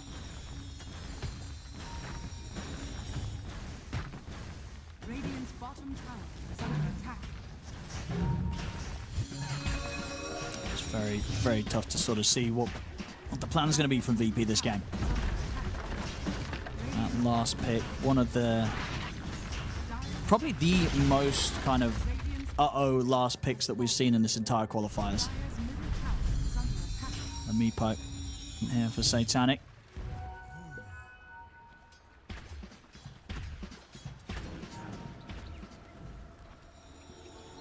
-14-minute power rune. Will they get lucky with the bottom spawn VP? They will not. Not even that. Top one. Nothing. No. Nothing going their way. 6k gold lead for Team Vision. At one point, this lineup is just going to explode. I feel like they, in the next 2 minutes, they could potentially get Roche. The other heroes are not good at killing Roche. Axe isn't, Earth Spirit isn't. A lot of the times your mid laner is relatively okay with it, but you can still take it. I also want to see what Mirana is going to be building. I see drums as her first item. I like that a lot. There's some cheap damage, early oriented items that gives anything to Meepo. I think in this one it could be just mech, because you're getting extra value from all of these items. That's why I love Keeper of the Light so much. That's why I talked about him getting the shard from first Tormentor, where you're increasing, yeah, it goes from 70 to 100% increase. And then you add all of these Meepos that you're getting, that are getting healed by for 30% extra, which is massive. Time to hunt here with a Blink Blade Mail on Noticed.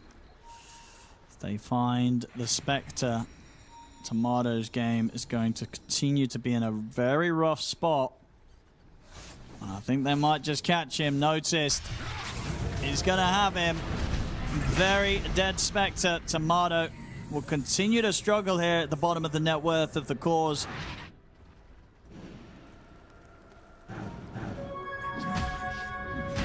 Satanic.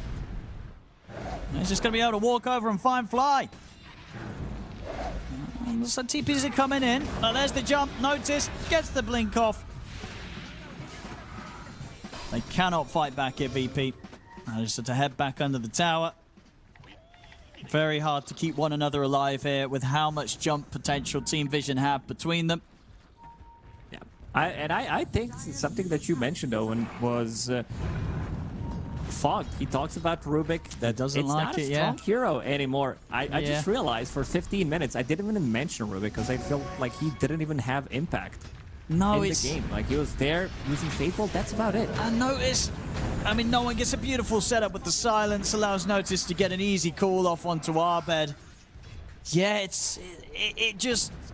Honestly, this might be one of the series where we have one team kind of get one of the best last picks in the game, and the other team kind of get one of the... one of the best last picks in the qualifiers, and then the other team, I think, got one of the worst last picks in the qualifiers. Yeah, it's just not working out. No. It doesn't feel like... Something just feels off with the draft order and the heroes that they have on Virtus.pro in this game 3. Well, 10k lead here for Team Vision. Already at the early timing, 16 minutes in. Yes, with Tomato getting caught out a few times. This Radiance time is going to be so slow. Almost there. I mean, you're being pretty generous with the almost, I think. Yeah. It might be post 20 minutes if they catch it one more time. Oh, here we go. Okay. Okay, Arbor gets the kill. Tomato would have loved that. Extra bit of gold. That's something. Now they're going to start talking about potential next objectives. Satanic, Scotty, after SNY, into Aghanim Scepter. Once he picks up that Scotty, the healing coming out from Largo, healing coming out from Phoenix, it's not going to be there. He's just going to counter all of these heroes, and he's playing against 3 range heroes, slowing them down. Once you get a jump onto Rubik or Phoenix, these heroes just straight up dead. Even Largo, he has 1 catch. Like, we're not talking about level 20 Largo when he gets 2 of those, but yeah, you get netted, you're gonna die.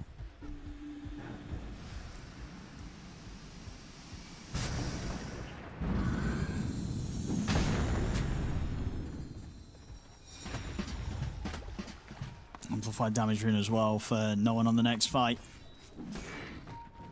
They do not want to get caught anywhere near Vision VP.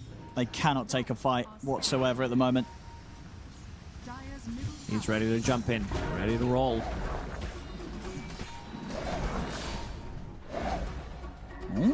They'll find 9 class. That's a kill that they can find. Catching the call left behind on his own. Hopefully for them, it's not one of those deaths that starts everything going badly for his. I think they need couple more for Virtus.pro to start feeling themselves like they did in game number 1. And this time around, no one skipping Kaya Sanj, instead just getting Kaya and then picking up BKB, making sure that he has extra bit of protection, making sure that he does have something that there's nothing literally that can stop him from going in, rolling out if he has a BKB available.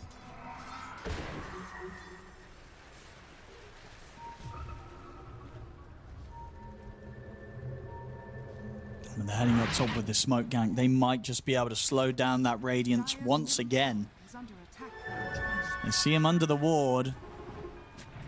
Tomato. They're going to get the jump on him. The Radiance delayed once more. Saberlight. He's going to get taken out. He'll try and run. I think it's one of those drafts where you feel you need to bring the heroes behind your core to save him, quote unquote, but they can't. you can't really save him. There's literally nothing you can do, even if you use like a bit of a sun ray. I think the only save you could get if maybe Rubik has shard available. We're seeing Dota Plus, what it's saying, 83%. I think that's also very generous. And now we're starting to get into the objectives. He wanted to wait for his Scotty timing. 2.6k HP on Meepo, 20 armor.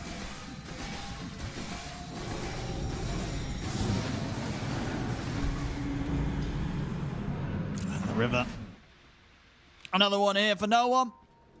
Hellscream's going to be found. It's not able to do much on the Rubik at all this game, Radiant's middle even though it was that last pick. Radiant are scattered. Scan's been hit. So if they can get the arrow, might get the connection, but able to step up and contest this 21-minute thing. And notice he gets the call again on the Tomato. Tomato dead. The Radiance delayed again. I don't even know if he's going to get the Radiance done this game. I mean, Lacoste, he might not even get Radiance finished. He actually might not. I think he's gonna have it. I don't know. He's gonna find one camp to farm for like a minute. He needs 1 minute to finish off Radiance. All right, they're gonna try for Satanic. I see. Can they get him? Kill. Backup's coming in. They get him. All right, that's the second death. They got him 2 times. You were right, Owen. I was wrong. I said 1 death on Satanic. You said 2 of those. 2 deaths. Gives him some breathing room. He can definitely farm another camp after this one without dying, unless Notice runs down from the mid lane straight into that camp. He caught him 6 times. And they're going. They're actually going for him. They do see him. This observer scouted him just for a brief second. Just let him get his Radiance. Come on now. This is... It's another 140 gold. Oh. Well, he's dead. Yeah. No more. No, I'm telling you, this Radiance. I don't know if it's happening. Oh, You're no. an oracle. You're getting everything right, no. Owen. Just let him buy the Radiance. Come on. Have some mercy for this poor old Spectre. I think the only way he buys Radiance sell all his other items. He calls GG. No, he calls GG. He goes to demo mode, buys Radiance straight away. Oh, no. calls Well, it a win. hey, another big kill maybe. They catch no one in the mid. No, never mind. He's got BKB. He's going to be able to roll over towards Hellscream. The heals come in from 9 class. Hellscream, he will use the stolen roll to roll away. But the Magnetize, honestly, is destroying them. Crazy damage coming out Now even every using time. amplified damage. Now Oh, he pops now it. he'll pop it. Yeah, he was holding back there, no one. As Saberlight caught by the Meepo. And here we go. Round Here we whatever go. it is. One more time. This time he's gonna get the Radiance. Let him It's finish round it. 8. He died 7 times. Here we go. What is he getting? 9 gold, Just a plus few 10, hundred more. plus 9. Here we go. All right, this count will give him the money, right? Quick maths.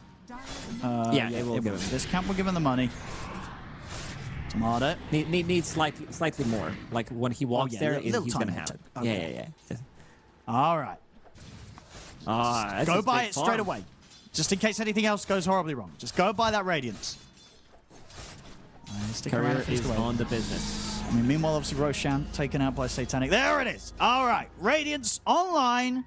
Not at kind of the time he'd hoped for. He is pretty much half the net worth of Satanic's Meepo, but it's there. So I was wrong. We do get to see a Radiance in action. Let's go. See what it can do. Noticed. Dire's middle tower is under He sees Arbed. He wants the big catch and he'll get it. The call's there onto the puck. Arbed's gone. Saberlight. He's tanky enough to run back to the high ground. It's time to utilize this Meepo. Mega Meepo, gonna be available. Needs another 200 gold. He's chasing. Oh. Lift. Notice. He's got the call. Give him another dunk. Doing well on the dunks this game. 8 stacks already with the Culling Blade. Dire's Top tower's gone.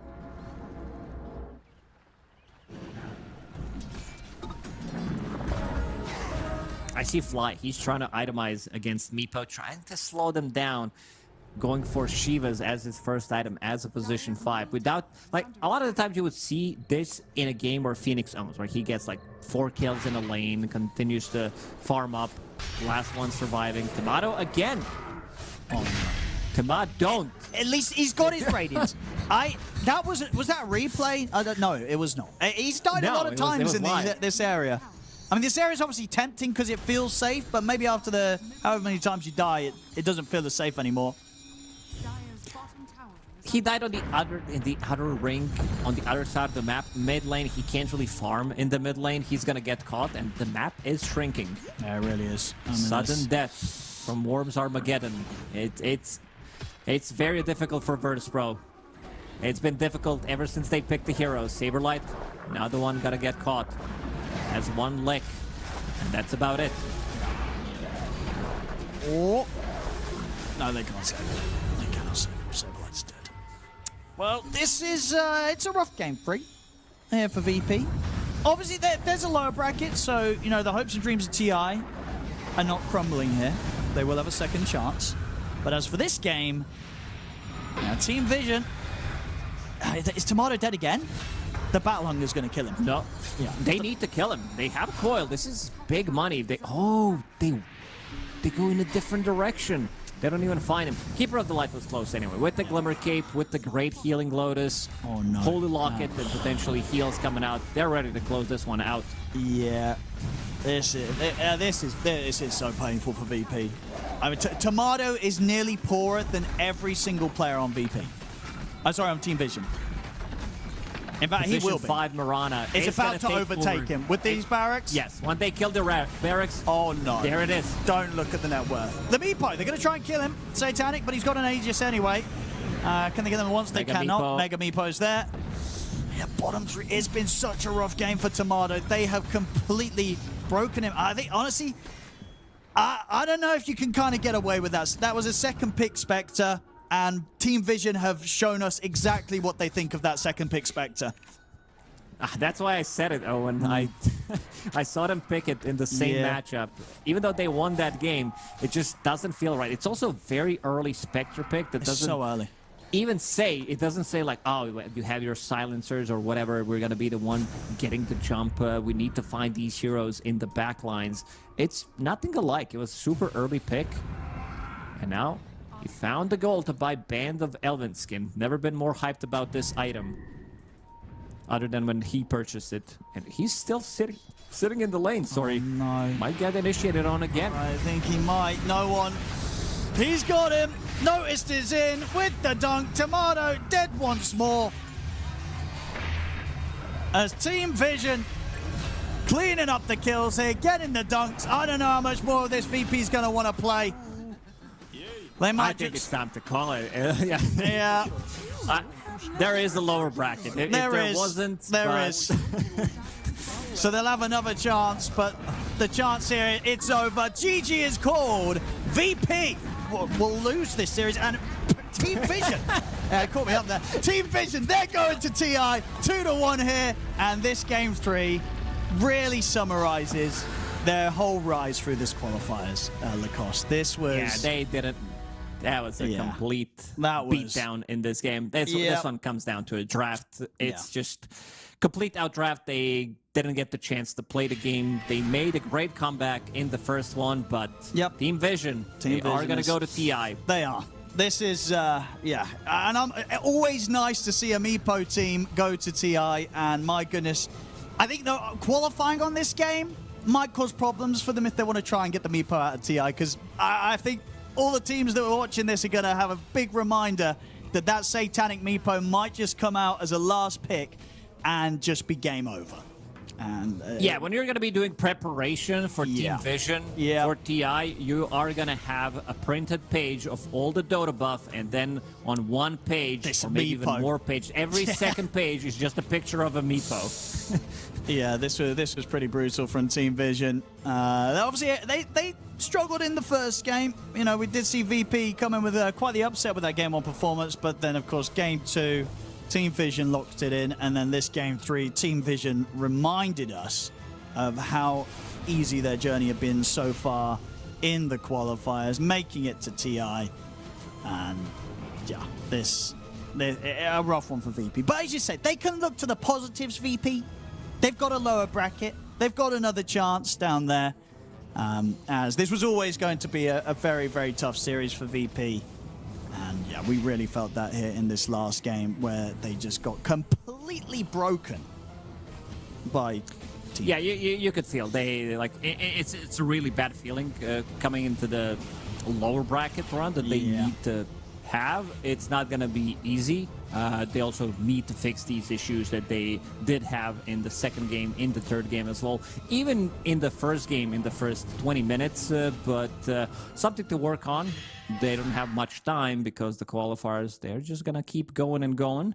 But looking at Team Vision, their performance, dropping one game only, this is the game that I would even say they were supposed to win that game, considering the lead that they did have.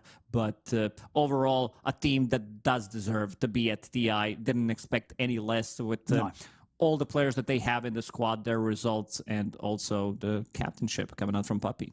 Yeah, and standout player, we'll give it to Noticed. He was kind of the main one that was completely destroying any chance of a game that Tomato had, getting him each and every time with those calls, and has just been, honestly, throughout the whole qualifiers, a pretty incredible offlane player for Team Vision. So many times he is just at the top of the net worth as his offlane. He is. They did enable him in this game. Sure, they were making so many stacks. It was all about the 9 class going into the jungle and making massive stacks, dragging even the creep wave just to make sure that he's getting extra farm on top of that.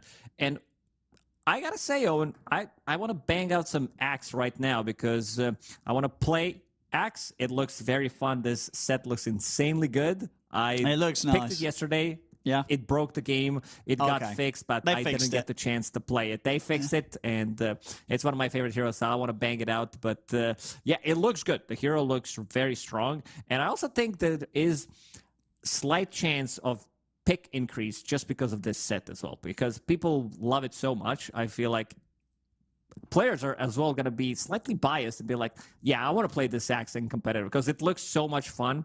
Dunk is one of the best abilities in the game, like the sound and everything about it. But now with the hammer instead, it's chef's kiss. Yeah, no, absolutely. It's and it was a good job. Obviously, it was taken out of all pick and such, but teams throughout all the regions, I want to say, that were going on, were picking a lot of acts. So it's a good job that it was still left in for that period in captain's mode, and now, of course, back for everyone. Nice to see. So they can indeed at home be like, I want to play like Noticed, and then queue up for their pubs and not be able to play like Noticed at all. But at least give it a good shot. You know, you guys and girls at home. I just there's going to be one guy that's also going to be like, I'm going to be like Satanic. I'm going to bang out Meepo. Oh, no, that's no, going to no. end up disastrous. Oh, no. Yeah. Yeah, probably hit up the lobbies with the bots first if you want to start getting good on the Meepo. It takes quite a bit of time to get to the level of Satanic here. And yeah, a crucial part of this being that they did pick the Meepo in such an incredible position. And especially to this game, I mean, actually, funny to note, we didn't note on it, but some of the viewers might have noticed during that game, VP, they had 4 level 30 heroes that game, Lacoste. So they were kind of on they were on the best stuff.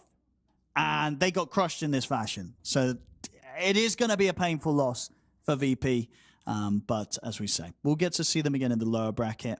We should get the chance to get a quick chat with one of the members of Team Vision to see how they sort of react to this journey that they've been on. Maybe ask them a little bit as well what kind of went wrong in that loss and how they really picked things up after that.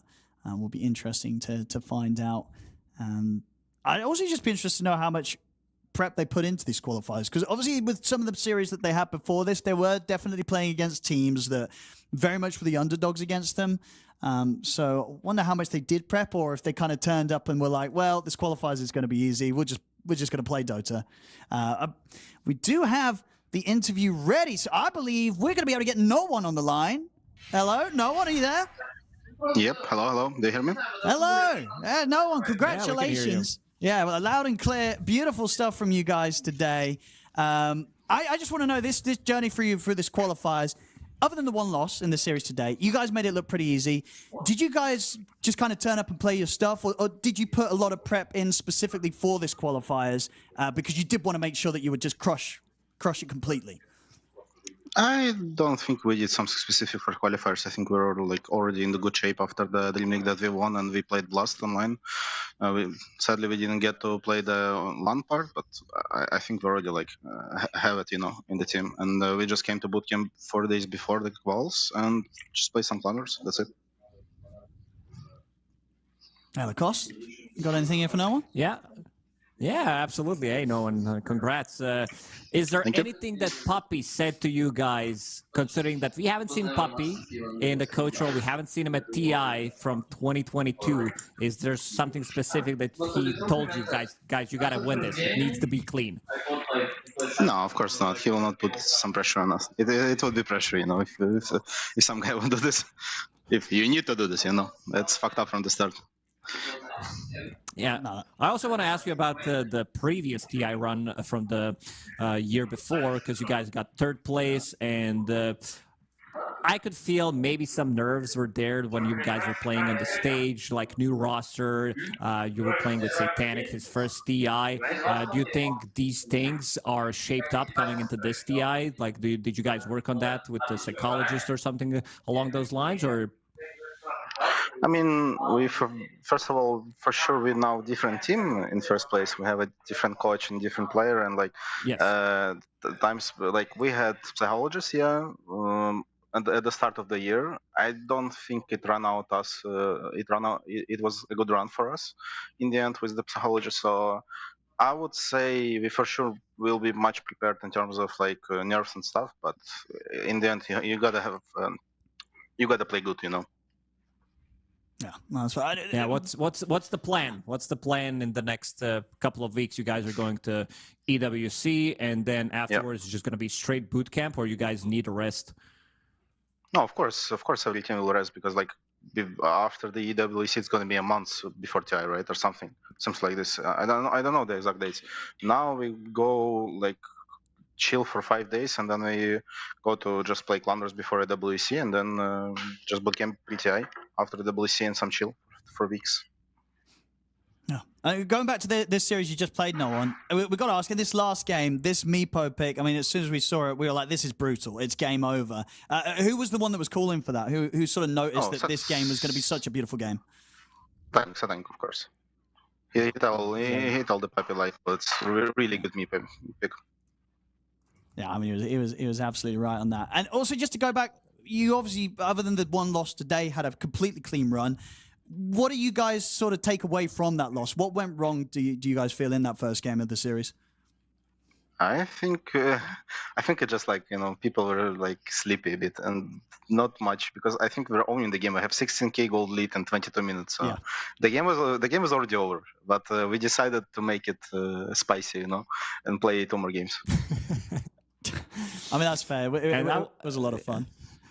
Yeah, it was fun to watch. But also what was fun to watch is your Earth Spirit. You guys are using this as a flex pick because 9 Class also is starting to play it as well. Is this like a specific matchup, the reason why you picked it in the mid lane against Puck, or do you think the hero can fit in against some other matchups as well?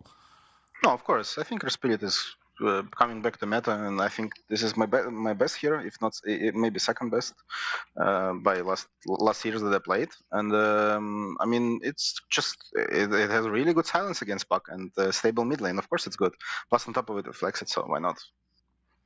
But why didn't we see this hero? Because the hero hasn't been like changed in the recent patches as much, but we haven't really seen him compared to other mid laners. It takes a little bit of time for others to start picking it up. I mean, I think it's Topias. He's involving almost all the things. It's always him. Yeah, because like I saw his build, it's like 4-1-4, and I felt like, oh, this has got to be really good. I saw it like when just patch came out, when the split got changed. I thought about playing this, but I don't remember why I didn't. And in the end, right now, I think I cannot do this or something. Whatever. I cannot.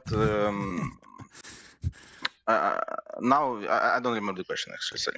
No, their split is just really good here. No, it needs to be Thompson approved. Basically, Thompson needs to approve it, and then everybody can pick it up. I mean, he's involving heroes in meta from the pops, and I've been watching him. Yeah. I really like Topias pops, to be honest, because Viper that I saw in the Dream League last year or something, when this was like Bloodstone Shiva Viper, he invented in Dota. This Snapfire on mid as well, I think he first started to play. This Earth Spirit on mid, he started to play, so yeah. Thank you, Topias. There we go. Well, yeah, I'm sure a lot of people are going to be keeping their eyes on the tops and pubs then coming into EWC and TI. Well, no one, it's been amazing watching you guys play here on this qualifier run. We'll let you go and enjoy the rest of your evening. So congratulations once again, No One. We cannot wait to see you guys at the International in Shanghai. It's going to be an absolute treat. Thank you so much, and guys. good luck. Bye. Cheers, No One. Cheers. Bye-bye. Lovely stuff there. Getting the chance to chat to No One. Yeah, these guys, they're going to go far. As you said, last year, they came in 3rd place at the International. I think from what we've seen here, making this qualifiers look pretty trivial outside of the one loss.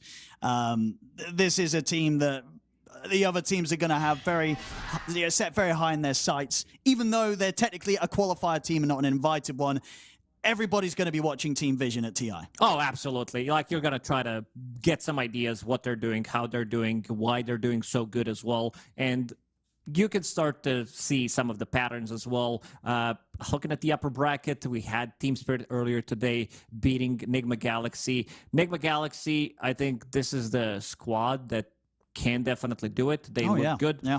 It's always the same story, I would say, with Enigma Galaxy. They get your hopes up, and then they pull you down. They get the hopes up even more with the new squad, with the new roster. Then they pull you back down even further. It's an emotional roller coaster, It really is. I think this iteration of the team looks really good. I'm really glad that Sumail is back, and I definitely want to see King back at TI. And I think with this roster, they could do it. Absolutely. Absolutely. So indeed, as we see there, so Spirit and Team Vision, the first 2 teams from this European qualifier to secure a spot at TI. Enigma Galaxy and VP, they'll have a second chance down in the lower bracket. Now, obviously, before we get to their games, we've got to find out who they're playing against. And to do so, we've got a fair bit of the lower bracket to run through. As you can see, the next round of the lower bracket is going to be what we're jumping into tomorrow. And these are all the matchups there. Power Rangers, Team Bold, Yellow Submarine, Modus, Navi, Mouse, and Enjoy, and Hooligani. So still many teams playing for those last 2 spots and at the least playing for the chance to try and challenge Nigma Galaxy and VP. It will be a tough challenge, no doubt about it, on that last round of the lower bracket once they get there. I believe we'll be able to check in on the schedule for tomorrow because I believe the matches are actually played from bottom to top in terms of order. So we'll be able to show you that soon. But in terms of the matchups, as we can see them now, Lacoste, what are you looking forward to the most? And out of these 8 teams, who poses the biggest threat to kind of challenging Nigma Galaxy or VP for those final slots? I'd say Navi. Navi is just a team that can definitely cause an upset. I would say Mouse, but one of them is going to get eliminated tomorrow, unfortunately. Maybe it's Team Bold. Maybe this year they're going to be able to do it. Yeah, honestly, watching their open qualifier run and watching some of the wins that they've had, they can have some pretty high highs, Team Bold. So I think a lot of people are going to be looking forward to tuning into that one. The last series of the day there, as you can see, Enjoy versus Huligani first, Navi versus Mouse, the big one, and then as we work our ways towards that Team Bold series as the last series. It's going to be crazy. Cannot wait for the games tomorrow. We're going to be back, as you saw as well, to 4 best-of-3s a day. We just had these 2 days of 2 best-of-3s. So I believe the last day, in fact, of the 4 best-of-3s, then we have those last 2 rounds, the 2 best-of-3s to sort out the final 2 spots for the international. Lacoste, today's results, we did have both teams, I think, that were considered going to be the ones to secure the first 2 spots, but probably closer today than people thought it was going to be. 3 games both ways. Yeah, after seeing the first game with Team Spirit and Nigma Galaxy, I thought maybe they're doing it. You know, I get easily baited, but Nigma Galaxy, they've done it to me bazillion times through my Dota career. And I don't know. I just want to see the boys at TI, and they look good. They look, and I mean, you're playing against Spirit. Spirit seems like they're in a TI form already, and They always speak before EWC, before TI, and now I want to see if Nigma Galaxy can do it. They only have 1 series left, Mouse or Navi. As I said, these are the strongest 2 teams that I see still left in the lower bracket before they meet Virtus.pro, before they meet Nigma Galaxy. So I kind of expect teams that are in those. I would say that I would expect maybe Navi and Nigma Galaxy. Virtus.pro, they looked a bit too shaky today. Yes, it's still sort of hard to kind of find the consistency with them because some of their wins have looked very, very good. And again, that game 1 where they make the turnaround, that kind of whole second half of players, like if they could just kind of replicate that for the entirety of a game, these guys, you know, easily one of the best teams in this qualifiers, but they just don't quite have that consistency, and they still have some of these games where the draft just gets absolutely punished. Well, ladies and gentlemen, it's been enough from myself and I was going to call you Fog there, Lacoste. Myself and Lacoste for the day. Myself and Lacoste will be back with you tomorrow in the second half of the day. Of course, the first half's going to be brought to you by Wagger and Gareth, so don't miss any of the action. 4 best-of-3s starting about 10 o'clock CST. Make sure you're there for some lower bracket action in the European Regional Qualifiers tomorrow. And of course, congratulations once again today to both Team Spirit and Team Vision to secure the first 2 spots out of the European Regional Qualifiers for TI. We'll see you tomorrow.